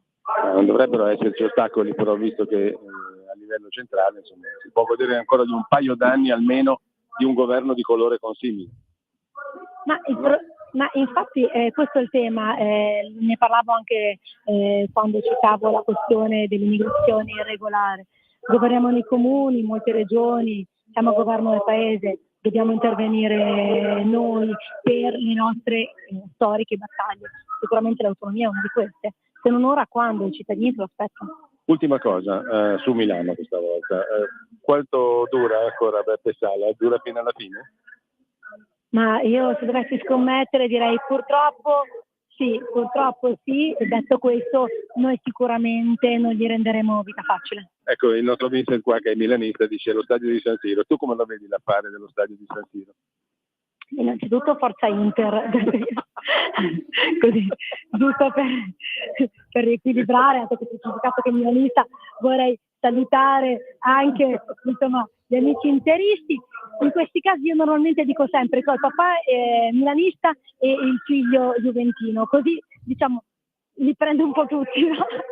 Però a parte tutto, la questione urbanistica in generale su Milano è una questione oggi complessa e noi comunque non aiuteremo il sindaco Sala a delibera, non faremo da stampella. Niente salva Milano. Ma al di là del salva Milano, che diciamo noi siamo stati tassati come quelli che li volevano forse più di altri, niente aiuto alla sinistra. Ultima cosa, a proposito di urbanistica, io non parlo qui della vicenda giudiziaria che avrà il suo corso, parlo però del fatto che nel silenzio i grattacieli più moderni di Milano, moderni tra virgolette, sono a Porta Nuova, sono del Qatar, sono in mano a qatarioti per 3 miliardi e passa di investimenti. Di questa cosa non frega niente a nessuno. Ma io non sono contraria allo sviluppo della città, sono contraria alle speculazioni sui cittadini. I grandi momenti di sviluppo della città di Milano ci sono stati con i governi di centrodestra e io sogno che Milano possa tornare a quei momenti, possa tornare a sognare, possa tornare ad essere la città in cui chiunque con un sogno potesse realizzarlo, indipendentemente dalla sua provenienza. Grazie a Silvia Sardano. Va bene, riprendiamo la linea. Allora Giulio, se non hai altri ospiti per il momento, e torniamo sul pratone con Flavio Bolsonaro. Soprattutto voi dite Dio sopra tutte, va bene? L'Italia soprattutto, Dio sopra tutti, l'Italia soprattutto, Dio sopra tutte. Matteo, che Dio ti benedica, che Dio benedica la Lega, che Dio benedica l'Italia. Grazie mille, hasta la prossima. Grazie Flavio! Origine e progresso, la bandiera del Brasile, l'Italia soprattutto, Dio sopra tutti, e noi saremo a Nation Under God, come dicono appunto gli americani. Mike Johnson per Turning Point USA. Ascoltiamo le sue parole.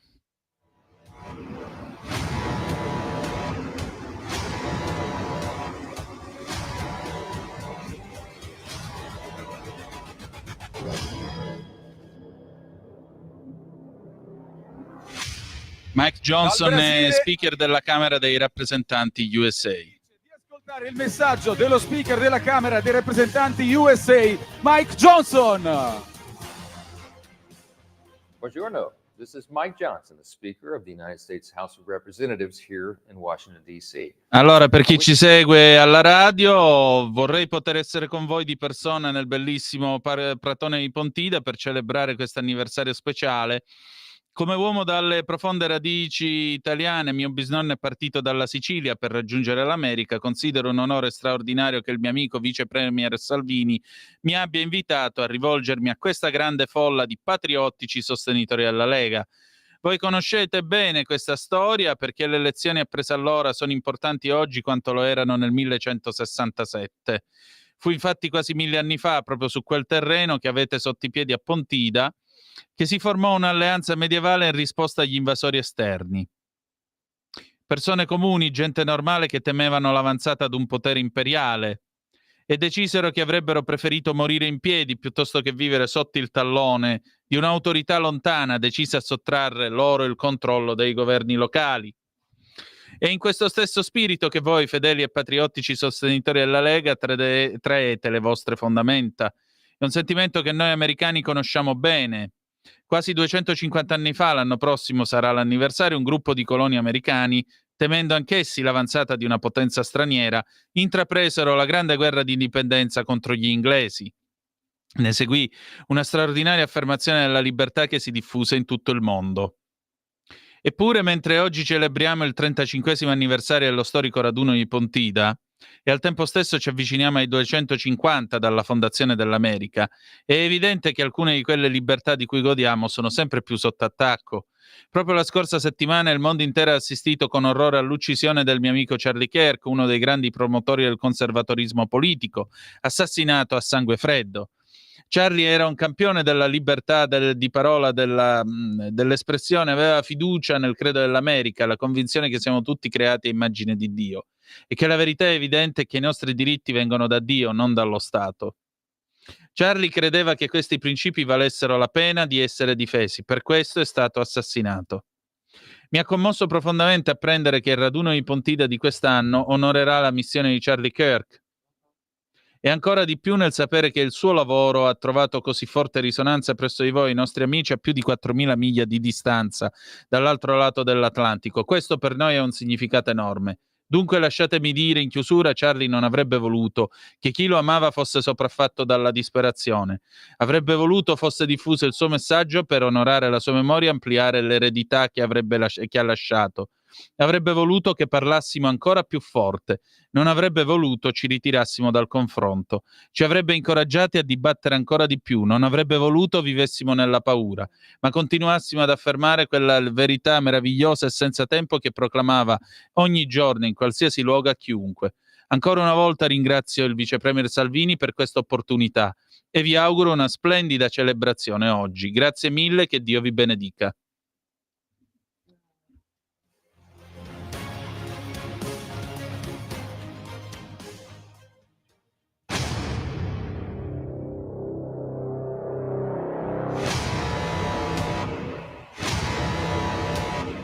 E adesso il presidente di Rassemblement National, Bardella, eccolo qui, sta per arrivare.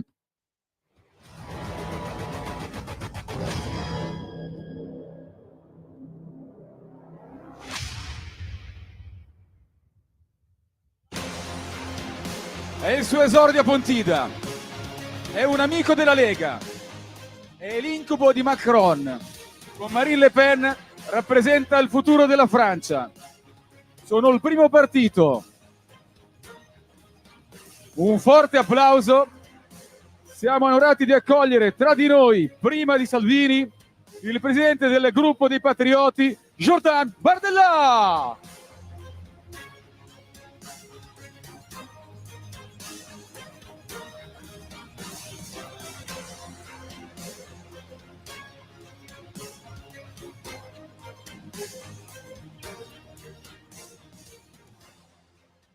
Cari amici della Lega, caro Matteo, cari patrioti d'Italia ed Europa, è un gran onore essere oggi con voi nel cuore dell'Italia su invito del mio amico Matteo Salvini.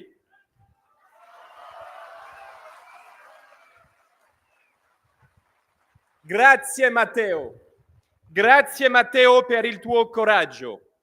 Grazie per la tua determinazione, grazie per il tuo amore sincero per l'Italia e per il tuo popolo.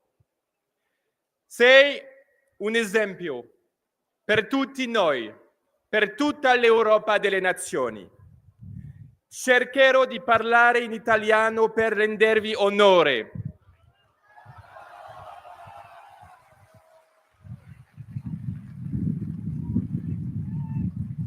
Vi chiedo di essere indulgenti con il mio accento francese, per favore. Francia e Italia sono due nazioni sorelle. Hanno costruito insieme la storia d'Europa. Condividono le stesse radici cristiane, gli stessi valori e oggi le stesse battaglie. Perché oggi è chiaro, i patrioti si stanno risvegliando in tutta l'Europa.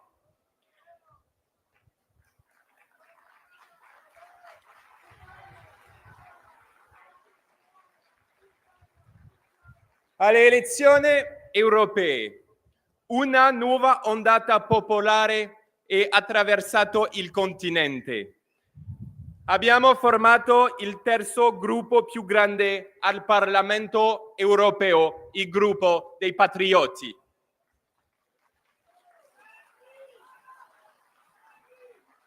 E questo, cari amici, è solo l'inizio. Ma le minacce sono tante. Mai la nostra civiltà è stata così fragile. Mai i popoli d'Europa sono stati così attaccati nel loro modo di vivere, nel loro lavoro, nella loro identità. L'Unione Europea di Bruxelles è diventata una macchina impazzita, una macchina che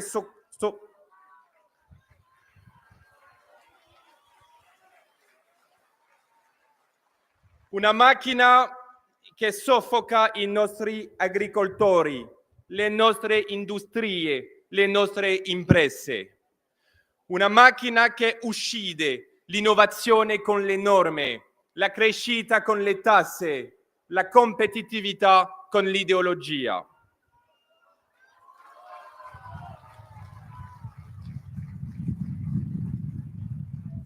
Bruxelles impone, Bruxelles punisce, Bruxelles distrugge.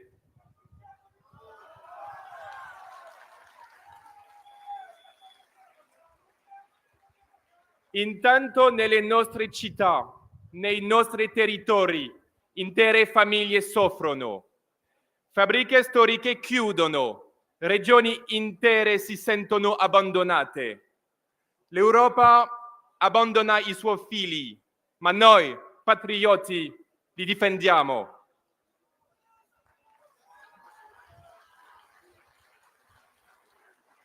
Difendiamo la Francia che lavora, l'Italia che produce, l'Europa che crea.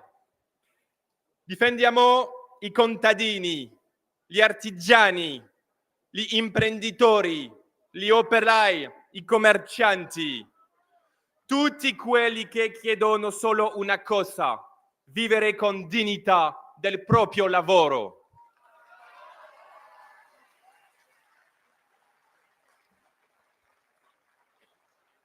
Cari amici, siamo la voce dei popoli che nessuno ascolta più. Siamo i volti quell'Europa che a Bruxelles viene ignorata. Noi vogliamo libertà, libertà di produrre, libertà di lavorare, libertà di trasmettere e soprattutto libertà di restare noi stessi.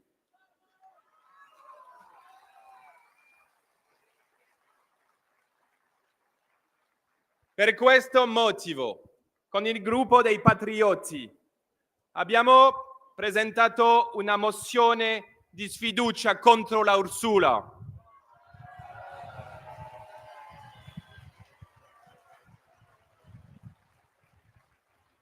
Perché questa Commissione europea non difende più i popoli, difende solo le lobby, le ideologie e gli interessi stranieri.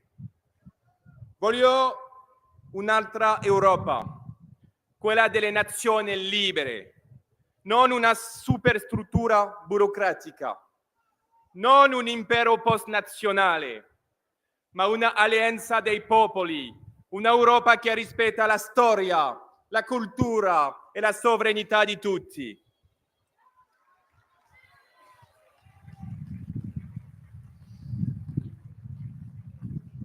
C'è poi un'altra battaglia che ci unisce, la libertà di espressione.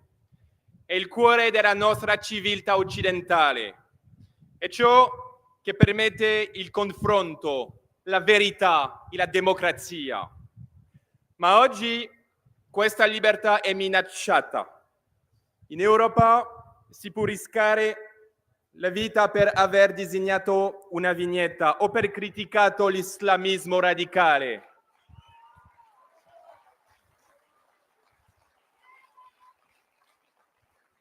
E mentre i patrioti difendono la libertà, la sinistra radicale sceglie la violenza, sostiene i peggiori nemici dell'Occidente, giustifica il fanatismo, demonizza chi ama la propria patria. Il 7 ottobre 2023 i terroristi di Hamas hanno massacrato civili innocenti. E cosa fa la sinistra radicale? Osa parlare di atti di resistenza, giustifica l'orrore, attacca i patrioti, riscrive la realtà.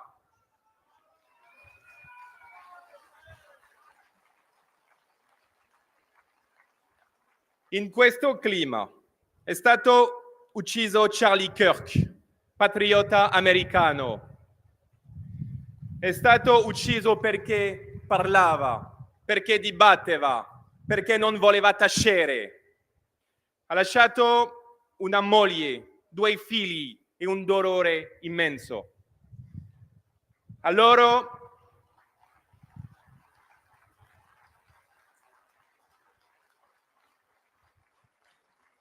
oggi dei ponti più profonde condoglianze.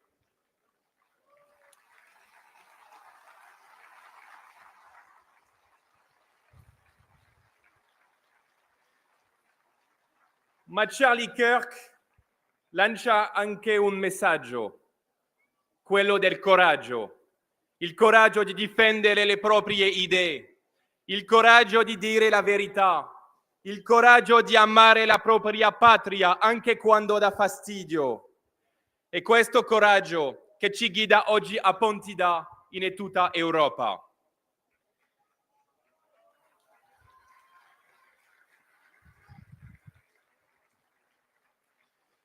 Cari amici, sappiamo una cosa: la nostra causa è giusta e la faremo vincere.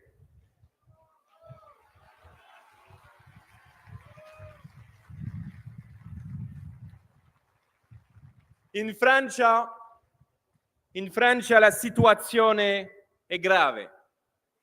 Per un curioso paradosso, oggi l'Italia è più stabile della Repubblica francese. Ma vi dico con chiarezza, riporteremo l'ordine, ripristineremo l'autorità dello Stato, restituiremo l'orgoglio di essere francesi. Siamo pronti, siamo dati vincenti e quando governeremo riporteremo la sicurezza, libereremo il lavoro, proteggeremo i nostri agricoltori, ripristineremo le frontiere e ridaremo la parola al popolo.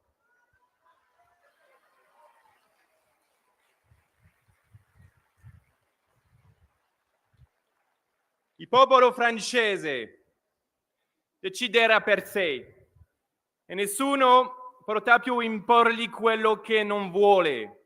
È la stessa battaglia che voi portate avanti con la Lega, è la stessa battaglia di Matteo Salvini al governo e sarà una vittoria comune, una vittoria europea. Oggi a Pontida con noi l'Europa rialza la testa. Viva l'Europa delle nazioni!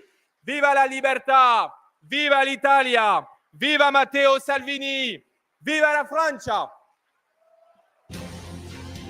E allora, Bardella, presidente del Rassemblement National, parole molto chiare, siamo pronti a governare. E adesso sale sul palco per l'intervento conclusivo proprio lui, Matteo Salvini. Quindi adesso giungiamo alla fine della kermesse di Pontida. Ecco allora il vice premier e segretario della Lega, nonché ministro dei trasporti, Matteo Salvini. Muore tutti i giorni. Chi non ha paura muore una volta sola. Il mondo ha bisogno di donne e uomini determinati, coraggiosi e senza paura.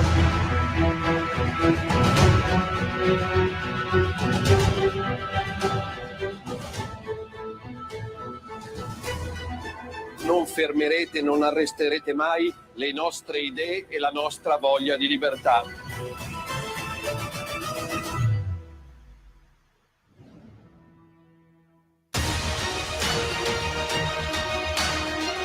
Neppure i medici riescono a trattenerlo. È un esempio di forza, determinazione, coraggio. Nessuno meglio di lui incarna lo spirito della Lega di Pontida. Libero, forte, senza paura. Pontida saluta il suo condottiero, il nostro ministro, il nostro vice premier, il nostro leader, il nostro capitano. Tutti insieme, voce per Matteo! Matteo! Matteo! Matteo! Matteo!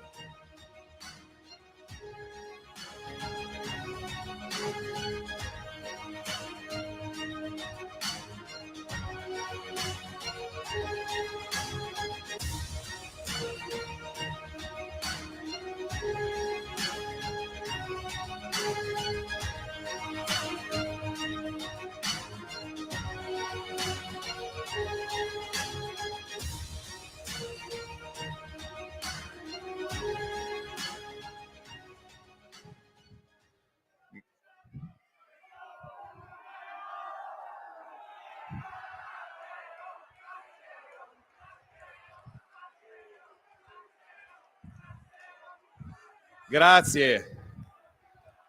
Popolo di Pontida, grazie. Siete straordinari.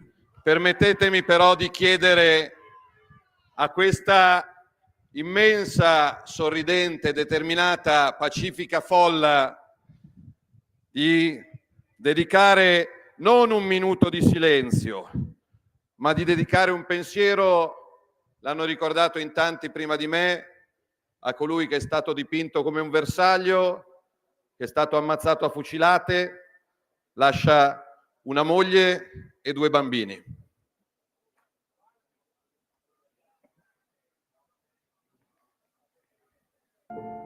The spiritual battle is coming to the West, and the enemies are wokeism or Marxism combining with Islamism to go after what we call the American Ecco, way questa è of la voce di Charlie Kirk. Per chi ci ascolta in radio, spiega lo stile della vita degli americani è semplice: sposarsi, comprare casa, avere figli, lasciarli giocare fuori fino a sera, mandarli in buone scuole, vivere in quartieri sicuri.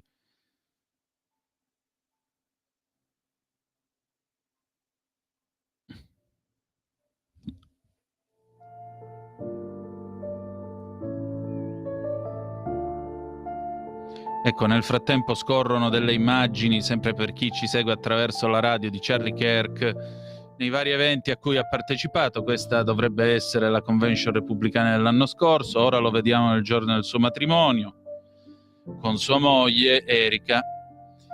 Eccolo mentre dibatte, qua sta parlando per il primo mandato Trump-Pence. Charlie Kirk che si raccoglie in preghiera, qua il cordoglio degli americani, la gente che prega per Charlie. Di nuovo la linea a Pontida. E l'immagine Vi chiedo di non Charlie un minuto di silenzio, ma un minuto di applauso a Charlie Kirk, che arrivi fino all'Arizona.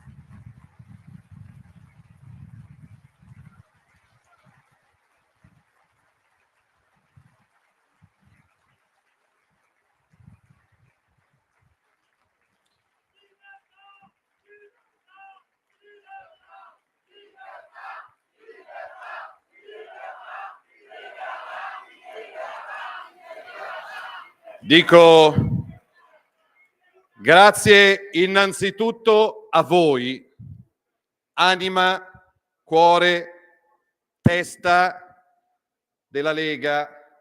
Altri partiti magari avranno più soldi, avranno poteri finanziari alle spalle, avranno sindacati politicizzati a disposizione, avranno amici potenti e televisioni serventi, ma non hanno voi. Voi siete la forza della Lega e vedervi da qua è spettacolare. Tante bandiere, tante donne, tanti uomini arrivati da vicino e da lontano. Non parlerò troppo a lungo perché tanti contenuti già li avete sentiti, però segnatevi una data sul calendario durante la quale ci ritroveremo in una grande città sabato 14 febbraio. Non prendete impegni per sabato 14 febbraio. Grazie a voi ho detto che pagando pullman, camper, treni e macchine non pagati dal sistema siete qua e siete straordinari. Grazie anche a quei giornalisti, non tutti, a quei giornalisti che ogni giorno ci attaccano, che hanno nella Lega un bersaglio in televisione, sui giornali, che ci dedicano sempre la loro quotidiana attenzione. Grazie, perché siete uno stimolo a lavorare sempre di più e meglio. E quindi se pensate di fermarci o di deprimerci avete sbagliato popolo e sbagliato indirizzo. Grazie ai giovani, ce n'erano più di 1000 ieri sera, che liberano in rete idee, energie, forza positiva, e oggi sono qua sul prato o a casa, online. Grazie perché state riportando nelle scuole e nelle università realtà, energia, liberandole da chi ha occupato scuole e università e le usa per fare comizi e non per portare libertà di pensiero, saggezza e cultura. Dicevamo, da una parte, e l'abbiamo visto col sangue, buio, violenza, rabbia, paura, dall'altra luce, sorriso, determinazione, lavoro, coraggio. Kirk, come tutti voi, come tutti noi, guardava le persone negli occhi. Non c'erano bianchi e neri, eterosessuali o omosessuali, cristiani o atei. C'erano uomini e donne, ognuno diverso, ognuno unico, ognuno protagonista e artefice del proprio destino. Non numeri, non algoritmi, uomini e donne unici al mondo, che, e ne parlavano anche prima di me i governatori, i sindaci, abbiamo sentito i parlamentari, i ministri, i governatori. Il mio grazie di cuore ai 500 sindaci della Lega, agli assessori comunali, ai consiglieri comunali, che domani in maggioranza e in opposizione sono in ufficio a rispondere ai loro cittadini e sono costruttori di pace. Io chiedo agli amministratori della Lega da domani di depositare in tutti i comuni italiani una mozione per fare vedere come la pensano i partiti in tutti i comuni, che ricordi che l'Italia è contro la guerra e noi non manderemo mai i nostri figli e i nostri nipoti a combattere e a morire in Ucraina. Non siamo in guerra contro nessuno. Che tutti ascoltino le parole del Santo Padre, esempio di saggezza e di lungimiranza. Che tutti sostengano gli sforzi di pace del presidente Trump. No! Un chiaro no all'esercito europeo, a un debito europeo per comprare armi, missili e carri armati.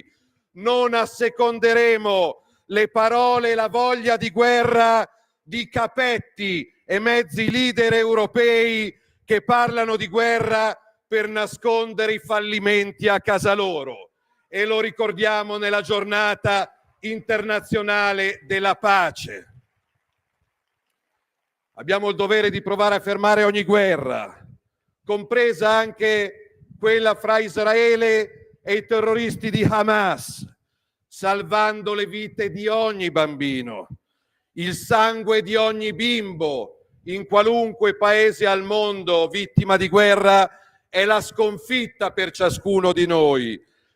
L'auspicio di arrivare in futuro a 2 popoli e 2 stati è il mio e il nostro auspicio. Non sarà possibile fino a che ci saranno i tagliagole islamici di Hamas a tenere in ostaggio i bambini palestinesi e i bambini israeliani, che dovranno poter giocare, studiare e crescere insieme in quei martoriati territori. Purtroppo, per loro e anche per noi, per qualcuno non ci sono donne e uomini con culture diverse, identità diverse e religioni diverse. Per qualcuno ci sono solo infedeli da eliminare e territori da conquistare. L'odio non vincerà mai. L'odio vince sempre sull'invidia. L'amore vince sempre sull'odio. Silvio Berlusconi, un gigante che ha cambiato l'Italia. L'amore vince sempre sull'invidia e sull'odio, insieme a un altro uomo unico e geniale che dal nulla ha ridato forza, speranza a milioni di italiani, Umberto Bossi, alla cui casa arriva l'abbraccio di Pontida. Fatelo sentire l'affetto, il calore, la gratitudine, la riconoscenza di un popolo in cammino che lui ha svegliato. Bossi, Maroni, oggi voi, uniti si vince. Quanta strada abbiamo fatto, quanti chilometri, quanti gazebo, quanta fatica, quanta passione.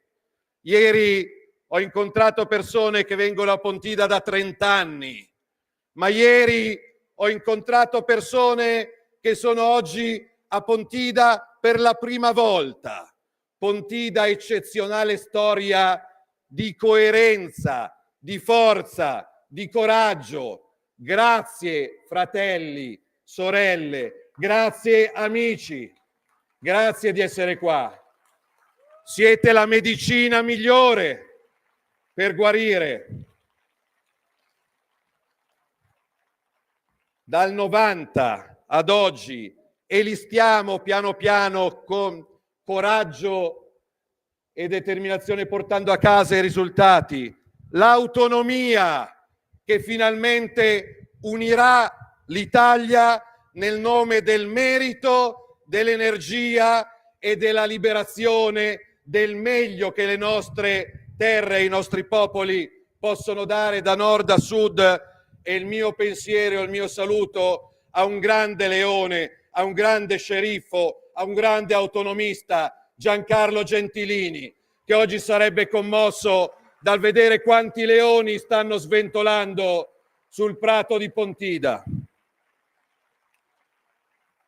La riforma della giustizia.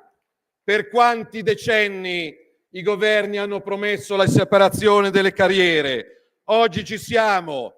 Ognuna delle 1000 sedi della Lega si trasformerà in una sede per il comitato al sì ai referendum per cambiare la giustizia in Italia, liberare i tribunali dalla politica e dare onore a quei magistrati come Rosario Livatino che hanno dato la vita per amministrare la giustizia. Livatino, Falcone, Borsellino, eroi italiani. A loro il nostro grazie e la nostra eterna riconoscenza.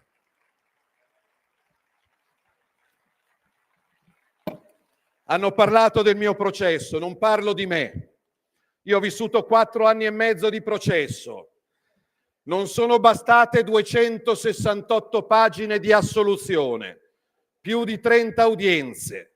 Qualcuno ha deciso di ricominciare. Nelle prossime settimane sarà la Cassazione a decidere se dovrò ricominciare tutto da capo.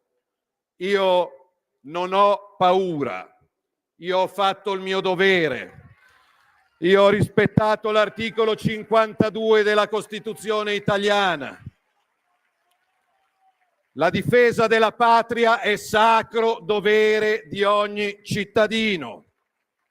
Per questo ci avete scelto e votato e noi saremo vecchia maniera, ma facciamo di tutto e ci mettiamo il massimo dell'impegno per mantenerle le promesse fatte.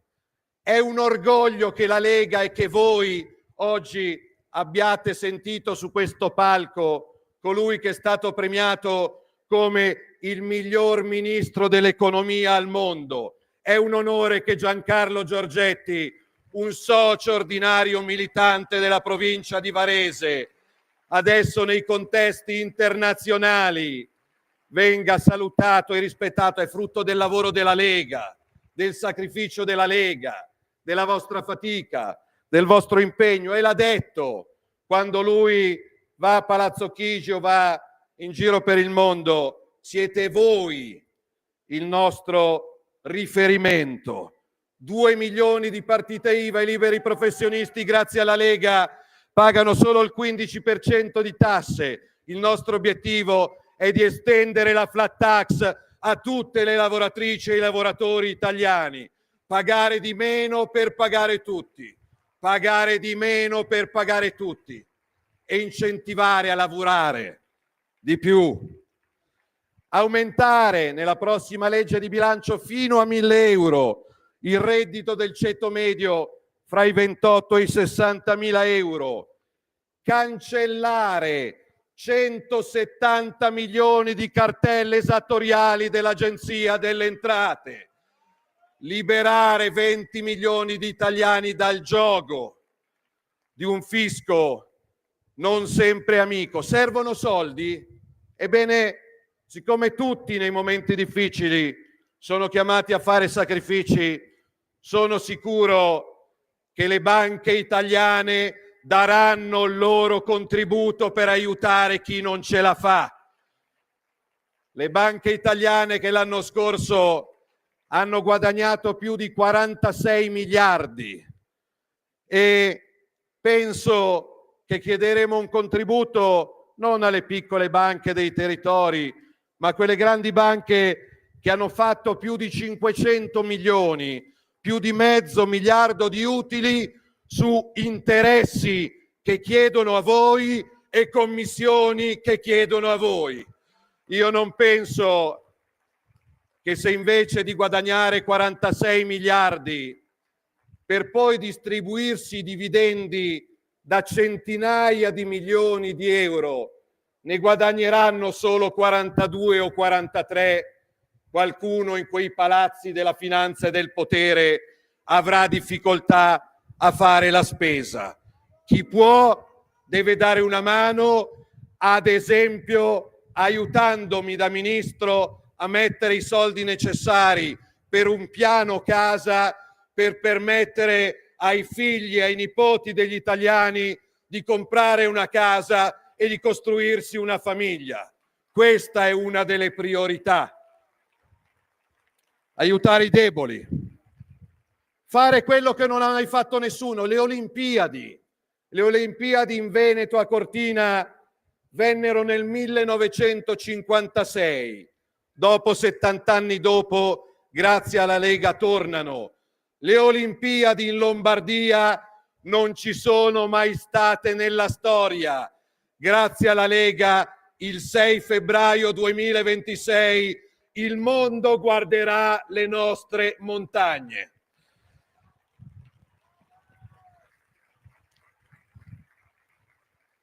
Del ponte sullo stretto di Messina si parla da 2000 anni e il primo ministro che ne parlò nel 1866 fu il lombardo, il cremonese Stefano Jacini.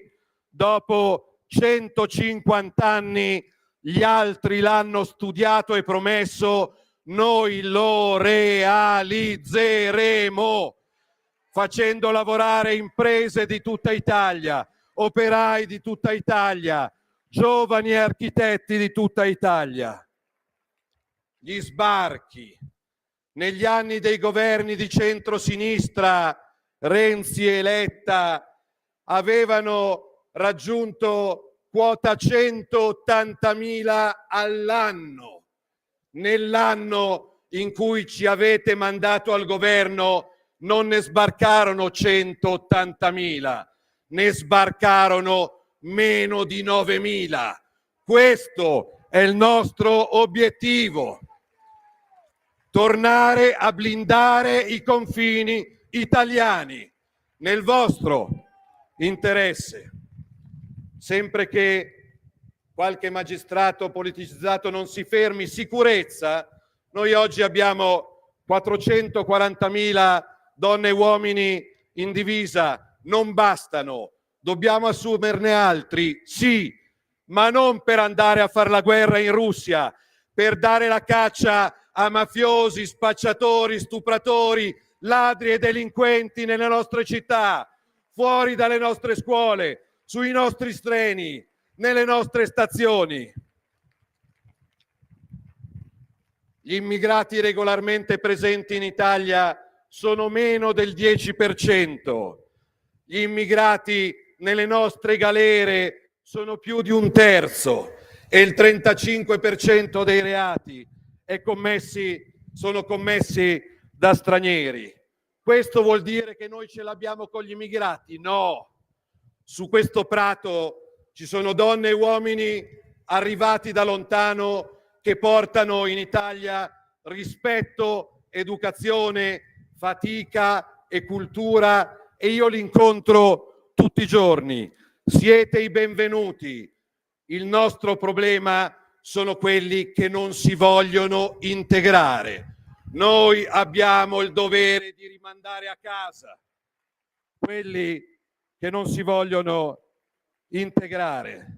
Il problema non è, non sarà mai il colore della pelle o la vita privata di nessuno, bianchi e neri, eterosessuali, omosessuali. Io guardo il mondo negli occhi e lo divido fra persone per bene e delinquenti che vogliono campare alle spalle del prossimo. Questa è l'unica distinzione. E non tutti si vogliono integrare. Fanatismo islamico, integralismo islamico, applicazione letterale del Corano alla vita quotidiana sono compatibili con le nostre leggi, con i nostri diritti, con la libertà conquistata per le nostre figlie? Non penso. Oggi, 21 settembre 2025, in 62 paesi al mondo l'omosessualità è un reato e in alcuni casi è punito con la morte. Sono 62 paesi islamici. È una barbarie. Oggi, in molte capitali europee, in alcuni quartieri, la legge la applicano i tribunali islamici nel nome della Sharia, non delle leggi locali. Oggi, in tante classi, la maggioranza è composta da alunni i cui genitori non rispettano la nostra storia e la nostra cultura e pretendono che siamo noi a dover cambiare e cancellare le nostre radici. Difendere il presepe, il Santo Natale, la Santa Pasqua e i nostri simboli significa difendere la nostra libertà. Nessuno può più arrivare a chiederci di essere quello che non siamo. E Cicerone lo scriveva: la storia è maestra di vita, e basta un minuto per un filo rosso. Carlo Martello coi Franchi a Poitiers nel 732 fermò l'avanzata araba. La Lega Santa, bandiere come quelle di oggi della Repubblica di Venezia, Repubblica di Genova, Napoli, Sicilia, Chiesa, Granducato di Toscana, bloccò l'avanzata islamica. Ne hanno scritto Arrigo Petacco con la guerra dei 1000 anni, Samuel Huntington con lo scontro delle civiltà, ne ha scritto con grande lungimiranza la grande Oriana Fallaci, di cui l'anno prossimo ricorrerà il 20° della scomparsa e che proporremo che venga celebrata in tutta Italia come giusto. Ne parlò Papa Benedetto XVI nel discorso di Ratisbona del 2006. Sì al dialogo, no al fondamentalismo islamico. L'Islam si è diffuso con la spada nel corso dei secoli. Altri uomini liberi ci hanno rimesso la vita. Qua ci sono ragazzi di 15 anni che non si ricorderanno quei due volti, ma io voglio ricordarvi due nomi prima di avviarmi alla chiusura: Pim Fortuyn e Theo van Gogh, entrambi olandesi. Pim Fortuyn, docente universitario, commentatore, gay, cattolico, leader di partito, ucciso a colpi di pistola da un estremista. dipinto dai media e dalla sinistra come razzista, xenofobo, estremista, anti-islamico, oggi riposa in terra italiana, riposa nel Friuli che tanto amava. Vi consiglio, se non lo conoscete, il suo libro Contro l'islamizzazione della nostra cultura, ucciso in vita e diffamato da morto perché aveva idee forti e un po' se l'è cercata. Theo van Gogh, pronipote del pittore, regista, uomo di cultura, ucciso da un estremista islamico per aver osato fare un cortometraggio intitolato Submission, che parlava di come l'Islam nega i diritti alle donne, e l'assassino al processo disse alla madre di Theo van Gogh: io non provo alcuna pietà per lei perché lei per me è un infedele. Ucciso in vita, diffamato da morto, perché aveva idee forti, perché un po' se l'è cercata. Certa subcultura politica individua il bersaglio, crea il bersaglio, qualcuno arma la mano e neanche dopo morto questi martiri della libertà trovano la pace. Noi a Pontida rispondiamo in maniera diversa. Mai rispondere a violenza con violenza. Mai.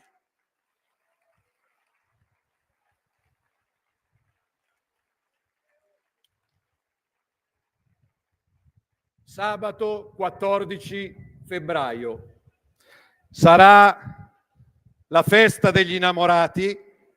Auguri in anticipo. Dante ricordava che l'amore muove il sole e le altre stelle. Una citazione fiorentina, visti i miei affetti, ovviamente è dovuta.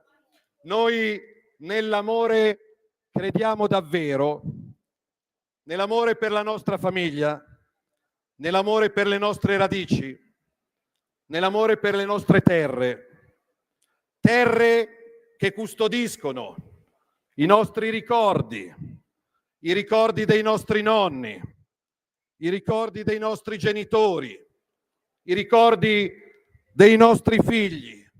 Noi abbiamo il dovere di rinnovare, proteggere queste radici e questo legame. Sabato 14 febbraio, la vostra forza, la forza dei ragazzi che abbiamo visto riunirsi e pregare nelle università italiane, americane, a Londra, in Nuova Zelanda, in Polonia, in tutto il mondo, donne e uomini che alla violenza rispondono con la determinazione, col coraggio, con l'esempio.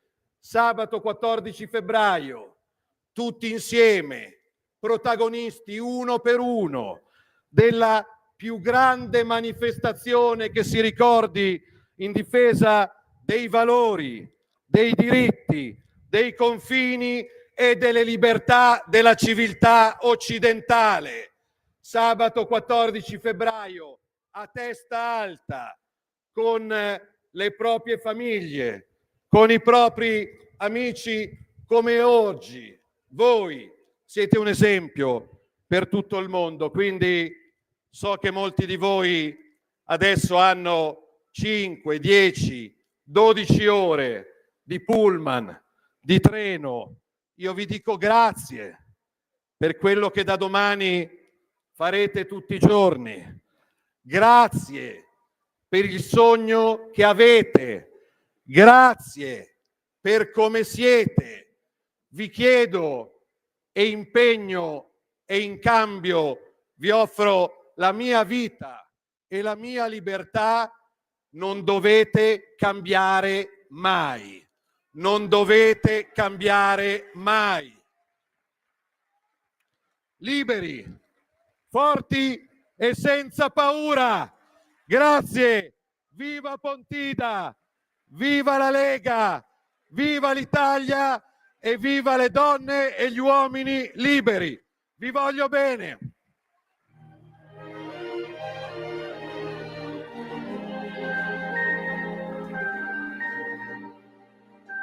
Smile, though your heart is aching.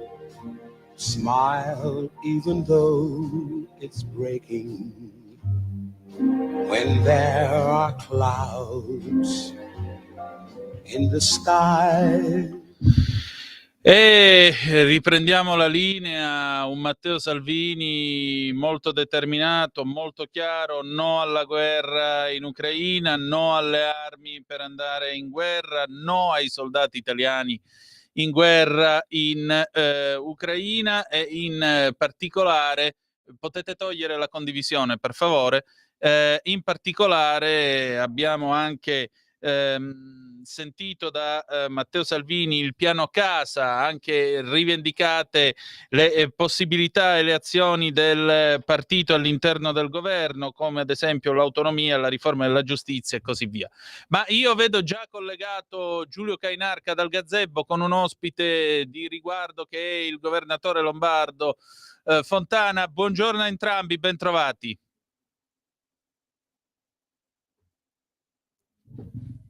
Ho qui con me, come dicevi, Sì. Giulio Fontana, che avete sentito poco fa dal palco insieme agli altri governatori. Entro subito nel dunque con il presidente Fontana.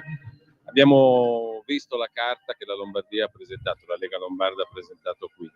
Che spazio di realizzazione c'è nel quadro specifico del percorso per l'autonomia, che come sappiamo è stato molto faticoso, lo ha ricordato anche lei stesso, Presidente, in sede di Parlamento e di Governo? Il percorso dell'autonomia, nonostante i miracoli che sta compiendo il ministro Calderoli, è chiaro che nella palude romana trova sempre delle opposizioni, in tutti i modi cercano di rallentare il percorso verso la libertà. Quindi noi crediamo che sia opportuno affrontare quelli che sono temi irrinviabili, un po' perché non fanno specificamente parte dell'autonomia, un po' perché non possiamo, ripeto, permetterci di continuare a combattere nel mondo con le nostre competitrici, con le altre regioni, con le altre nazioni, senza avere avuto il superamento di queste problematiche. Ecco, io credo che siano questioni di giustizia prima che di tutto. Ecco, ma realisticamente il calendario che si è prefigurato dal Presidente, a che distanza di tempi ci porta rispetto all'oggi?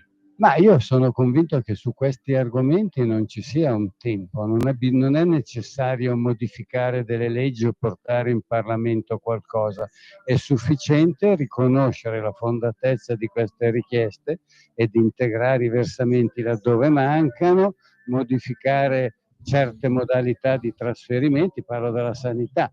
Oggi noi riceviamo dei soldi ma non li possiamo spendere come riteniamo opportuno, ma come Roma ci dice. Basta che Roma ci tolga quel vincolo e noi abbiamo che risolto ogni tipo di problema. Quindi sono questioni che possono essere risolte nello spazio di pochissimo tempo.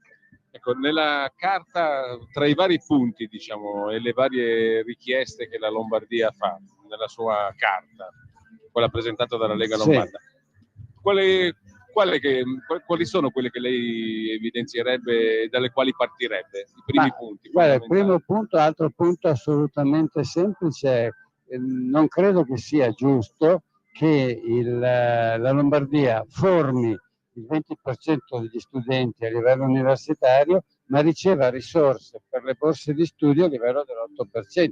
Io non credo di essere contro nessuno chiedendo che si applichi da un punto di vista di giustizia sostanziale quello che si applica sugli altri territori. Io chiedo che le somme, le risorse per il trasporto pubblico locale, che per la Lombardia sono coperte nella misura del 53% dallo Stato, vengano coperte come nelle altre regioni, dove si arriva a coperture superiori al 100%. Ecco, chiedo cose semplici, banali, ripeto, che sono oggetto di giustizia. Io credo che sia una questione di giustizia. Poi ce ne sono tante altre più complesse, per esempio non possiamo continuare ad avere una diversità, una omogeneità negli stipendi. Noi non possiamo pensare che un dipendente che guadagna 1.500 euro al mese possa vivere a Milano, mentre può vivere molto bene in altre parti del nostro paese. Allora bisogna cercare, dico sempre, il carabiniere di Milano non è ricco come il carabiniere, ripeto, di un'altra parte d'Italia dove la vita non costa come a Milano. E noi dobbiamo fare in modo che per una questione di giustizia lo stesso lavoro venga remunerato nello stesso modo in rapporto al costo della vita. Ecco, c'è un altro punto che mi ha molto colpito delle richieste che fa la Lombardia, cioè i concorsi pubblici su base regionale. Io credo che questo applicato per esempio al settore scolastico potrebbe risolvere tantissimi problemi, è quello che accade nella vicina Svizzera peraltro, no? E questo è quello che era uno dei motivi per cui chiedevamo che ci fosse il trasferimento nella competenza dell'istruzione, nell'autonomia. Vediamo che ci sono un po' di difficoltà, per dire un eufemismo, che non c'è nessuna voglia di trasferire alcuna competenza a noi.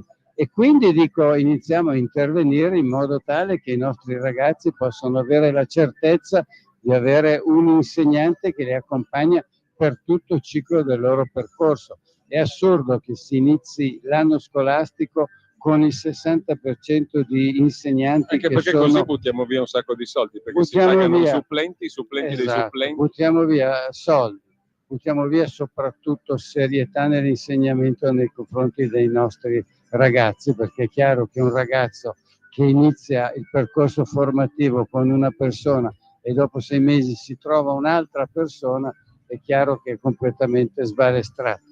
Quindi questa è un'altra di quelle richieste che vanno nel senso della giustizia, che vanno nel senso del buonsenso.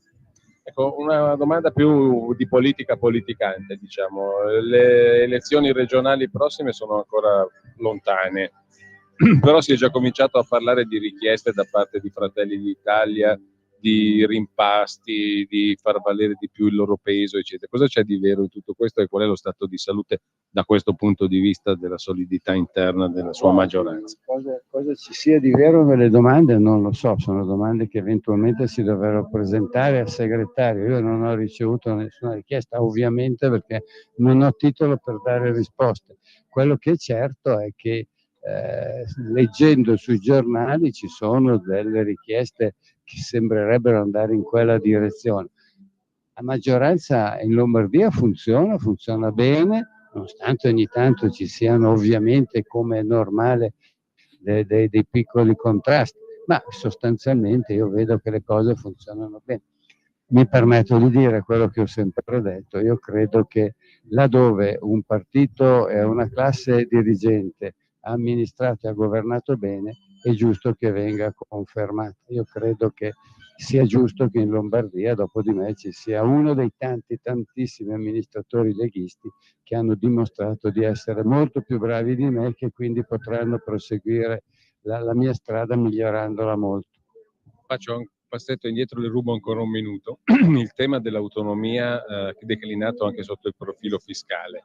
In questo momento è un tema che è lasciato un po' in ombra perché si sta definendo prima il quadro delle competenze, diciamo. Ma a suo giudizio questo è un percorso che ancora si può fare, visto che la Lombardia rimane, se i dati sono quelli che abbiamo sempre visto, la regione, non dico italiana, ma europea, che dà di più allo Stato centrale rispetto a quanto le torni indietro. C'è una sproporzione fiscale che rimane anno dopo anno enorme. Abbiamo un residuo fiscale superiore ai 56 miliardi, vuol dire che la differenza fra le tasse che la Lombardia versa a Roma e la restituzione di Roma in servizi ci lascia creditori di 56 miliardi.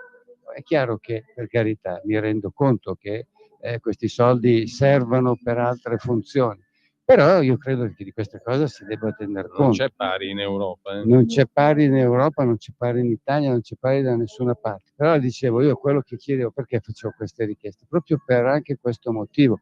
Noi non chiediamo che ci rimangano i 56 miliardi, ci mancherebbe anche altro, però chiediamo che si tenga conto di quelle che sono le nostre esigenze, le nostre necessità, i nostri problemi, perché se non si agevola la Lombardia a continuare in questa strada di successi, i rischi poi li pagano quelli che non avranno più 56 miliardi di residuo fiscale. Ecco, ultima cosa, lei parlava di sanità poco fa.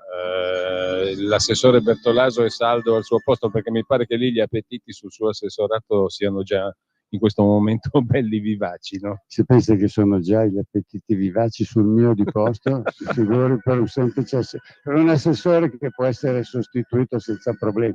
No, gli appetiti sono tanti, ma io credo che Bertolaso mi accompagnerà fino alla fine del mio mandato.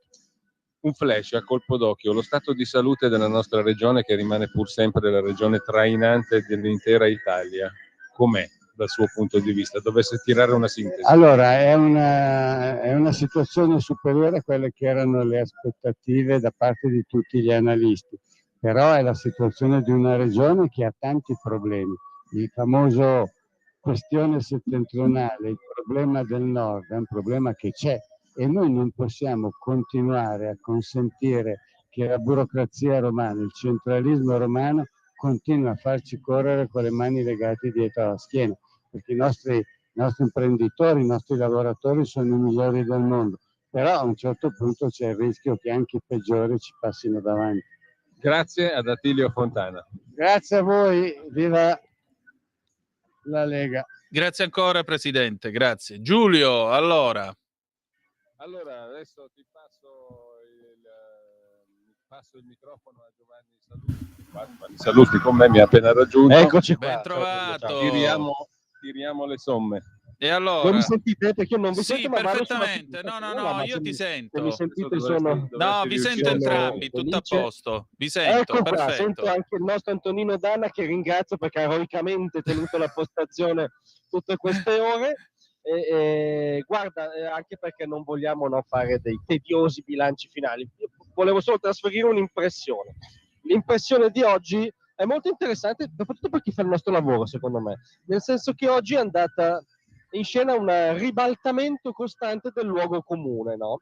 Dei luoghi comuni spacciati dai troppi luoghi comunisti nostrani, no? Che hanno, ma non da oggi, dal 90 direi, poi su questo giù della memoria storica, hanno, diciamo, svilito, no, questo Pratone, lo hanno, ne hanno fatto la caricatura, lo hanno insultato palesemente, adesso diciamolo francamente, e perché era, no, come dire, la parte oggi d'Italia becera, razzista, esclusiva, impresentabile. E qui è venuto oggi da Pontida a fare un messaggio che sostanzialmente inneggia alla libertà d'espressione, alla ricchezza delle diversità che non vanno appiattite, uniformate, all'autodeterminazione dei popoli, al dialogo anche con l'avversario politico senza mai cedere alla violenza. Beh, signori, è il ribaltamento totale dei luoghi comuni che ci hanno raccontato per troppi anni, ecco.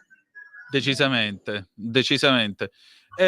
Molto interessante anche Salvini sotto il profilo delle proposte, al di là delle proposte in materia fiscale, molto interessante il piano casa. Vorrei ricordare che dai tempi del piano Fanfani, le famose case Fanfani degli anni 50-60, che in Italia non si fa un'edilizia con criterio di questo genere, e non si torna a parlare di famiglia, di costituire un focolare, poter avere una casa tutti quanti e così via. Molto bene anche la questione della riforma della giustizia. Credo che Salvini abbia messo in chiaro anche la posizione del partito a proposito A della guerra in Ucraina, B della questione mediorientale, visto e considerato che è stato molto chiaro: 2 popoli e 2 stati mi vanno bene, ma a patto che la striscia di Gaza sia liberata prima dai tagliagole di Hamas, e nemmeno un soldo né un soldato da mandare a morire per Kiev. Mi sembra che questo avrà modo anche di avere un riverbero e un dibattito all'interno del governo nei prossimi giorni.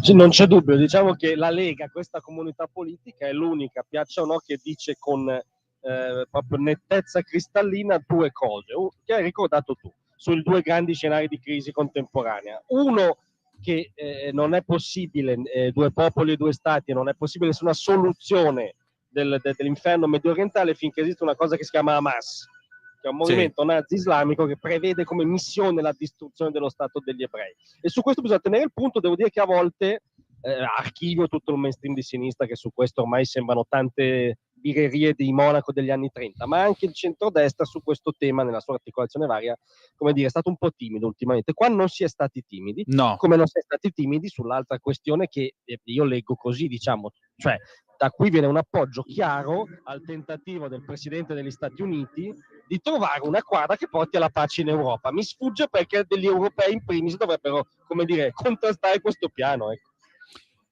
Sicuramente. L'altra cosa, a proposito della figura di Charlie Kirk, l'idea del dibattito, l'idea di toni molto più moderati e più chiari. Credo che Daniele Capezzone in questa kermesse si sia segnalato con un intervento diciamo molto fuori dai denti, molto chiaro, molto chiara anche la Borselli. E mi è piaciuta poi la Sardone. La Sardone ha parlato fuori dai denti in una maniera anche abbastanza chiara. C'è una parola che la accomuna a Vannacci, al generale Vannacci, è remigrazione, e più in generale si torna a parlare del tema della sfida anche culturale che viene imposta da un Islam politico che tutto è fuorché dialogante con un Occidente che alla fin fine è figlio della cultura cristiana, giudaico-cristiana e greco-romana, più l'apporto naturalmente dell'illuminismo. Mi sembra che sia stata una Pontida in realtà con molta carne al fuoco. Assolutamente, aggiungo, perché si inserisce nel filone, diciamo, un po' di orizzonte culturale che riepilogavi tu, la citazione da parte di Salvini dell'imminente ventennale della scomparsa di Oriana Fallaci, l'intenzione della Lega che venga celebrato in modo solenne e diffuso in tutta Italia, perché si inserisce nel filone che riepilogavi tu, che è un filone che alla fin fine mi sembra sia accomunato nelle sue diversità. Io immagino che se Charlie Kirk e Oriana Fallaci si fossero incontrati, per fortuna, aggiungo, non sarebbero stati d'accordo su tutto. Però qual è il trade union di tutto quello che abbiamo riepilogato? È la difesa della civiltà occidentale, la difesa della nostra civiltà, che ha delle sue specificità, che per me sono migliori di altre specificità, tra cui c'è una questione che si chiama libertà individuale della persona, d'espressione, di religione, libertà insomma in tutti i sensi in cui la puoi declinare, economica, qui sono venute parole chiare anche sulla politica fiscale e via dicendo. Ecco, allora se da qui, come mi pare, esce la difesa della trincea della libertà, la possiamo archiviare politicamente come un'ottima giornata, ecco. Una domanda per entrambi. Nel finale del suo intervento iniziale, l'onorevole Molinari ha detto, dice, noi ci rifacciamo ad Alberto da Giussano, ai nostri slogan, non abbiamo bisogno di guardare ad altre dottrine, ad altre, diciamo, ad altri suggerimenti. Sono malizioso se dico che è un messaggio indirizzato a qualche generale? Vai Giulio, vai poi. Non credo perché il generale Vannacci, l'abbiamo sentito prima, ha messo insieme tutti i livelli di governo tranquillamente, quindi ha commentato in maniera molto piana, direi, questa questione. No, direi che è nel DNA di Pontida questo, semplicemente. È nel DNA ineliminabile di Pontida, che nasce come autonomia e territorio. Bene. Allora, sono assolutamente d'accordo. Aggiungo che sarebbe stata una notizia, no, se non fosse stato citato questo elemento, che come ricordava Giulio è strutturale all'identità e alla genesi stessa di qualcosa come Pontida. Devo dirti che onestamente, fatto salvo che ci sono delle differenze di voce ovviamente, però mi viene da dire che un partito che nasce sulla questione, diciamo, autonomista, federale dei territori è pluralista per definizione, quindi un pluralismo c'è, ma il raccontone per cui ci sono, come dire, due partiti o due bande contrapposte, oggi facendo cronaca, cioè limitandoci a fare i cronisti, è stato oggettivamente smentito. Molto bene. Ok, allora direi che possiamo insomma tirare i remi in barca, almeno per quanto riguarda il collegamento col Pratone. Voi che clima avete registrato, per concludere? Umido, caldo. No, non intendevo il meteo. No, comunque c'era parecchia gente, tanto popolo. Bene. E questa è... Credo che sia il valore aggiunto che altre, no? In altri lidi politici, latitudini politiche si è perso, ecco quella cosa qua, oggettivamente possiamo dire che non si è perso. Ah, un'ultima cosa, perché la chiacchiera qua ci piace, ma Bardellà che dice siamo pronti, allora succede o non succede secondo voi? questo non te lo so dire. Confesso la mia impossibilità a fare una previsione. Non succede, ma se succede, come diceva quello, Puntini sospensivi. Vabbè. Allora E sono teniamoci i puntini implicativo, sospensivi. Esatto. Va bene, grazie. Un saluto a tutti. Grazie a tutti voi, buon lavoro. Grazie, noi procediamo adesso, il telefono è aperto allo 0292947222, così raccogliamo un po' di impressioni e poi verso le 14:15, 14:20 chiuderemo questa lunga diretta che abbiamo cominciato stamattina alle 8:30 per raccontarvi questo speciale Pontida. Voglio rispondere agli ascoltatori che si sono che a un certo punto, insomma, qualcuno ha sottolineato, dice non dovevate togliere la linea mentre parlava Luca Zaia per far intervenire Giulio Cainarca con Riccardo Molinari.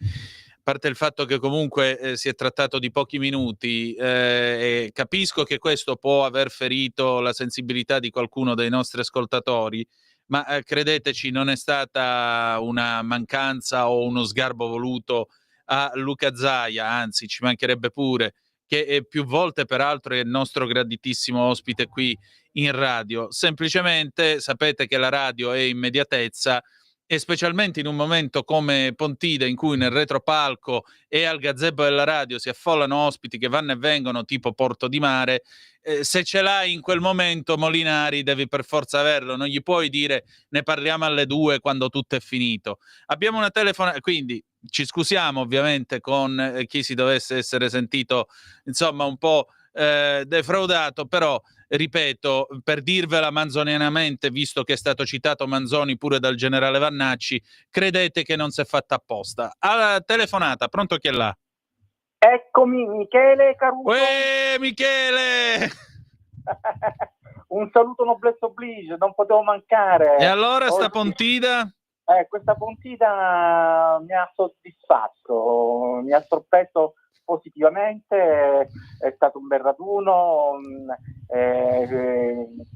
anche con una presenza gremita di pubblico, e dunque sono assolutamente fiero di quanto è successo. Ma ascolta, Antonino, Zoom, il drive time in mezzo ai fatti, quando ricomincia? Domani sera. Domani sera alle 18. Alle 18:05 trattabili, sì signore. Ecco, va bene. Io ti dico, Zaia, quando ha parlato che se il candidato in Veneto non è della Lega sarà un problema, mi ha fatto pensare un po' al fatto che anche lo stesso Vannacci abbia detto che la Lega non è più il partito del 1992, dell'out-out, anche dello stesso Salvini, che oggi ha dei problemi con la colica renale, per il suo intervento o si è dalla parte della Lega o si è contro o con o contro l'out-out a riguardo anche dei forzisti che non sempre sono in linea così di continuità con il pensiero leghista. Poi oggi, ecco, la chiusura dell'evento, quest'anno in stile Kirk, l'attivista ultraconservatore ucciso per i suoi ideali, no? Bisogna dire che veramente è stato un grande intellettuale, morto precocemente per mano di un pazzo che ha fatto sì che un uomo di ideali importanti come Kirk dovesse finire così trucidato. Io ecco volevo dire che la Meloni da parte sua ha fatto bene nella kermesse organizzata a Parigi da Marion Marescella, presidente del partito di destra francese Identité Liberté, ad inviare un videomessaggio a Europe de Trois Kiganye, in cui dice che non ci si lascerà trascinare, che le nazioni non vadano in una spirale di odio e di violenza, che bisogna essere fermi, che non ci si lascerà intimidire. Ecco, appunto, insomma, mi pare chiaro che non si deve cadere nella questione della violenza. Restiamo però concentrati su Pontida. Intanto grazie alla tua telefonata come sempre, caro Michele. E che dire di più, amiche e amici miei? Mi sembra che sia stata una giornata molto piena, molto carica di impegno e di partecipazione da parte degli intervenuti. Tra l'altro vediamo un po' che altro c'è. Vi ricordo il telefono è aperto 029294 7222 se volete essere dei nostri. Molto bello anche l'intervento, l'ho molto apprezzato, quello di Valditara che sostanzialmente dice: io sono qua per far funzionare le scuole come posto dove si studia, dove si impara, dove si apprende, e soprattutto anche, vedete, le parole contano, il recupero della dimensione dell'esame di maturità, la maturità di chi si presenta davanti alla commissione. Mi ha molto colpito e devo dirvi la verità, per certi versi commosso, quando Valditara nel suo intervento ha detto: sì, vabbè, 7-8 hanno voluto fare gli eroi protestando, contestando, non presentandosi all'orale. 500.000 ragazzi invece sono andati e hanno fatto la loro parte studiando e sostenendo l'esame, e in più io ho seguito i ragazzi che nei reparti di oncologia hanno studiato e hanno superato con ottime votazioni l'esame che ancora si chiama di Stato, ma che dall'anno prossimo tornerà a chiamarsi di maturità. Ecco, scegliete voi i vostri eroi. Se secondo voi sono degli eroi quelli che a oncologia si sono fatti un mazzo così e hanno dato l'esame scritto e orale, oppure se secondo voi gli eroi sono quelli che hanno fatto i video su YouTube e sui social per dirvi che la scuola non li capisce, la scuola, oddio, non ha fatto nulla per comprendere la loro interiorità, e tutto quello che volete voi. Scegliete voi, ripeto, scegliete da che parte stare, non è assolutamente un problema. Giornata di interventi molto interessanti, bene Capezzone, bene anche la Borselli, vi dicevo, la Borselli che ha detto chiaramente come ci sia un certo giornalismo evidentemente affine a una certa mentalità e parte politica. Dice: per poter dire qualcosa di destra devi soffrire, devi esporti, devi subire la macchina del fango. Capezzone ha spiegato il funzionamento di questa macchina del fango, il fatto che poi magari a furia di dire certe cose la mano di qualche cretino viene armata, e poi una volta che ci scappa il morto arriva l'intellettuale di turno in servizio permanente effettivo dalla parte giusta, ovviamente, che dice: vabbè, ma tutto sommato se l'è andata cercando, perché ci sono morti di serie A e morti di serie B. Sentite, facciamo una bella cosa, perché sono le 14, noi facciamo un breve jingle, torniamo subito, il telefono è sempre aperto allo 029294 7222. Stai ascoltando Radio Libertà, la tua voce libera, senza filtri né censura. la tua radio. Oh, rieccoci qua alle 14 sulle magiche onde di Radio Libertà. Antonino Danna al microfono con voi per questo speciale Pontida. Ci avviamo verso la conclusione di questa lunga diretta. Forse c'è una telefonata, regia, fatemi segno, sì o no? Sì, no, niente. Comunque 340-670-9659 se volete essere dei nostri, se volete dire la vostra e intervenire. L'Europa è stato un altro dei temi al centro di questa Pontida. Un'Europa, ecco, io ogni volta mi viene a pensare a Nigel Farage quando l'Inghilterra fece la Brexit e se ne andò. Perché? Perché giustamente Farage disse una cosa molto chiara: noi non odiamo l'Europa, noi non odiamo l'Unione, noi odiamo l'Unione Europea così com'è. Ecco qual è la differenza. C'è un'altra telefonata, pronto, chi è là? Pronto? Sì, buondì. Buondì a lei, sono Graziella dal Piemonte, Benvenuta. leghista del 1992. Devo dire che questa Pontida è perfetta. Mi ha fatto molto piacere che Bossi abbia firmato per la Carta della Lombardia e è merito anche suo se Salvini è diventato quello che è. Non mi dilungo perché penso che ci sia... complimenti naturalmente. Mi permetto di dire il nome, Antonino. Sì, grazie. Buona giornata. Grazie signora, un abbraccio grande. Abbiamo un'altra telefonata, pronto, chi è là? Caro Antonino, ciao. Ehi, eccolo qua, DJ Peno da Arona, il nostro grazie, Francesco troppo. Penati. Ciao. E allora? Ciao Antonino. Allora sono contento di risentirti. Ecco. Pure io, Quindi di risentire te. Poi ti sentirò poi dopo in diretta nelle prossime settimane. Sì, da domani sera, anche. sì. Che da domani inizi, no? Riprendi alla grande. Sì. Sì, sarà una sesta stagione con delle sorprese, domani sera ve le racconteremo. E guarda che Radio Libertà deve essere orgogliosa di averti lì, perché veramente sei in gamba. Sei molto Grazie, io sono orgoglioso di essere qua. E le 200 euro sono sotto il lavandino, lo so. Grazie. Se stavolta le hai lasciate tu a me, meglio ancora. Comunque va bene così. Dimmi tutto. Se passi da Rona te li offro volentieri anche mangiare e bere, se vuoi. Ecco, mi sembra un ottimo accordo. Dimmi.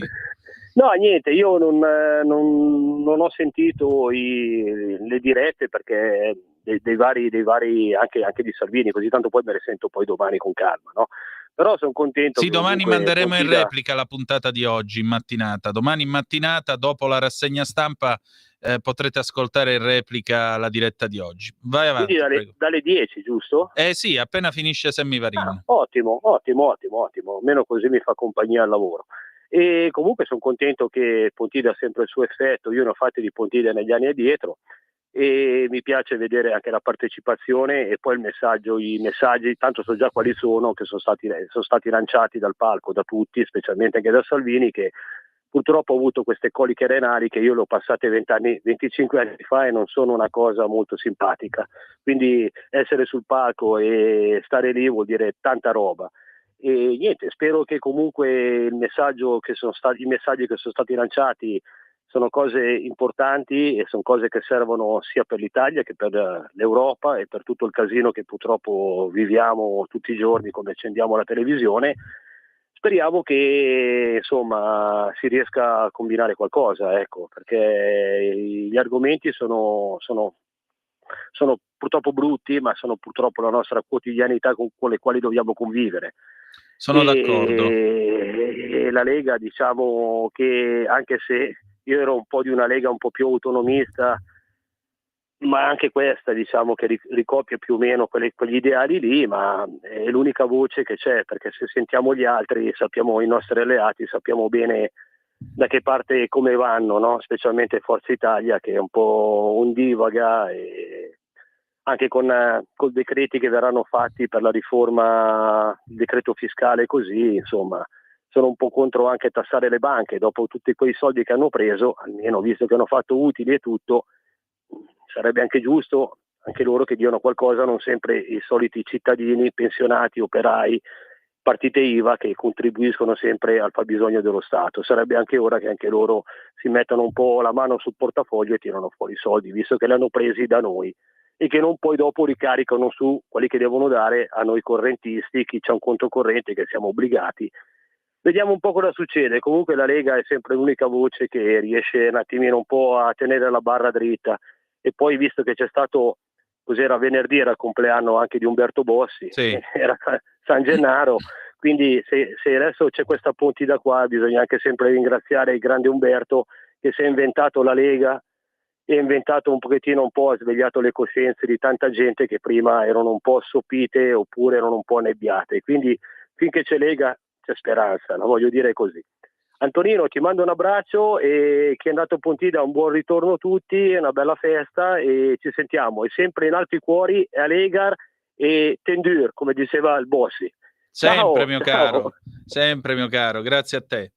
Allora, 14, 6 minuti e 42 secondi in questo momento, il telefono è sempre aperto, 029294 7222, se volete dire la vostra a commento di questa edizione di Pontida.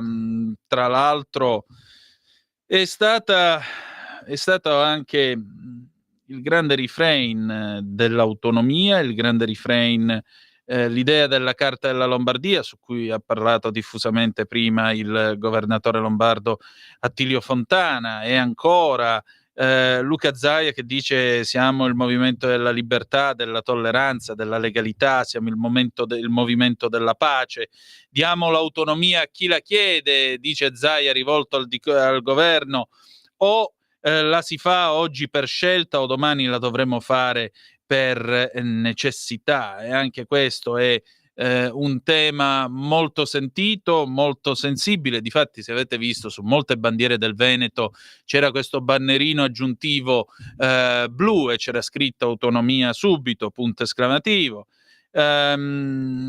Abbiamo sentito le parole dei segretari, un Durigon, devo dire la verità, molto emozionato, molto commosso, che ha detto firmo anch'io la Carta della Lombardia perché è la carta del buon governo. Fugatti, che ha detto chiaramente come la gente ci rielegge semplicemente perché noi abbiamo un rapporto con il territorio, abbiamo un rapporto con le persone ci parlano e quindi la politica altro non è che rispondere alle esigenze.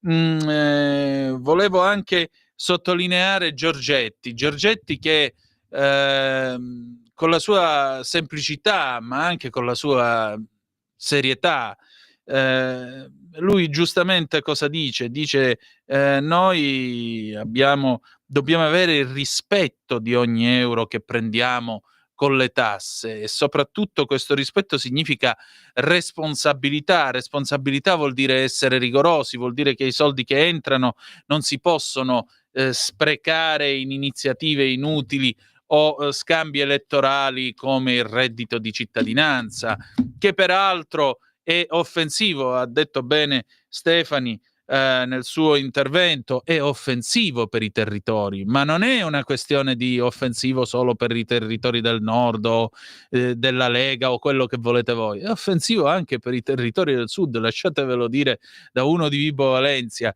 e l'idea che gli venga proposto dammi il voto che ti do il reddito di cittadinanza, possibile che si debba vivere così, sempre barellati al welfare dello Stato? Io dico che questo non sia giusto e dico che sia il caso invece di creare il lavoro, di dare lavoro, di crescere nel lavoro. Molto bene anche mi sembra il dibattito che c'è stato sulla fiscalità, il fatto di pagare meno ma pagare tutti quanti, come dice Matteo Salvini, dare la possibilità a chi lavora di poter spendere, perché se tu a chi lavora e guadagna levi tutti i denari perché uno Stato occhiuto arriva, ti molla la cartella, poi 170 milioni di cartelle, ragazzi, ma di che cosa stiamo parlando?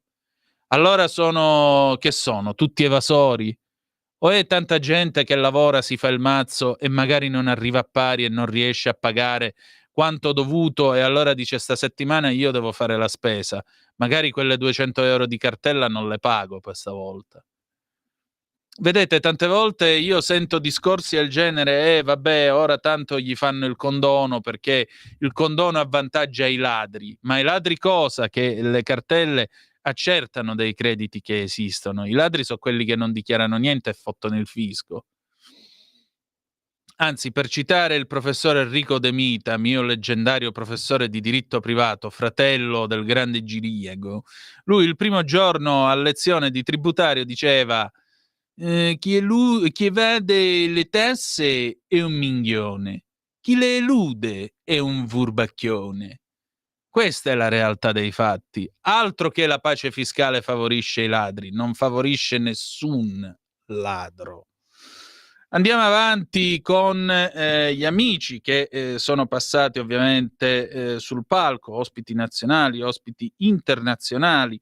Insomma, è stata veramente una Pontida molto bella e molto piena. Voi non mi dite più nulla, per cui alle 14:11 io mi avvio a concludere con il giuramento di Pontida che è stato evocato dal ministro Giorgetti di Giovanni Berchet. L'han giurato. Li ho visti in Pontida convenuti dal monte e dal piano. L'han giurato e si strinser la mano cittadini di 20 città. Oh, spettacolo di gioia! I lombardi son concordi serrati a una lega. Lo straniero al pennon che ella spiega col suo sangue la tinta darà. Più sul cener dell'arso abituro la lombarda scorata non siede. Ella è sorta. Una patria ella chiede ai fratelli, al marito guerrier. L'han giurato. Voi, donne frugali, rispettate, contente agli sposi, voi che i figli non guardan dubbiosi, voi ne forti speraste il voler. Perché ignoti che qui non han padri, qui staran come in proprio retaggio? Una terra, un costume, un linguaggio, Dio lor anco non diede a fruir? La sua patria a ciascuno fu divisa, e tal dono che basta per lui. Maledetto chi usurpa l'altrui, chi il suo dono si lascia rapir. Su, Lombardi, ogni vostro comune ha una torre, ogni torre una squilla, suoni a stormo, chi ha un feudo, una villa, coi suoi venga al comun che i giurò. Ora il dado è gettato. Se alcuno di dubbiezze ancor parla prudente, se in cuor suo la vittoria non sente, in suo cuore a tradirvi pensò. Federigo?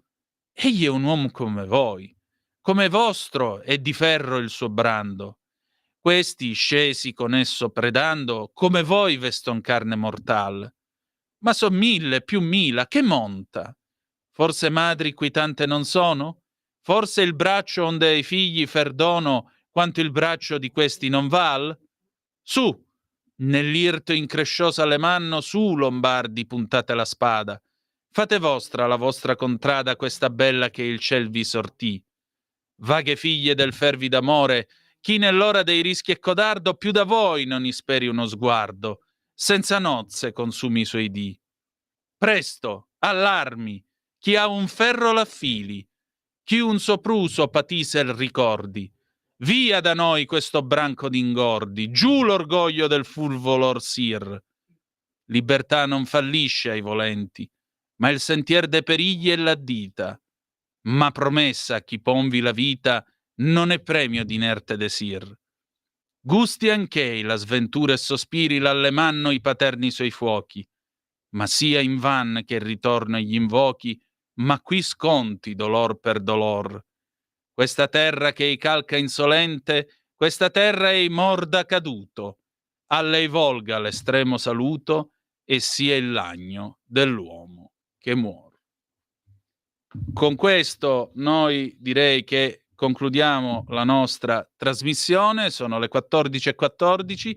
Grazie per essere stati con noi. Domani le trasmissioni riprenderanno alle 7:30 con la rassegna stampa di Semivarin, seguirà la replica di questo speciale e se vorrete la 6ª stagione di Zoom col sottoscritto avrà inizio domani sera alle 18:05, trattabili sulle magiche onde di Radio Libertà. Ci salutiamo con Davide Van des Fros, il figlio di Guglielmo Tell, 1999.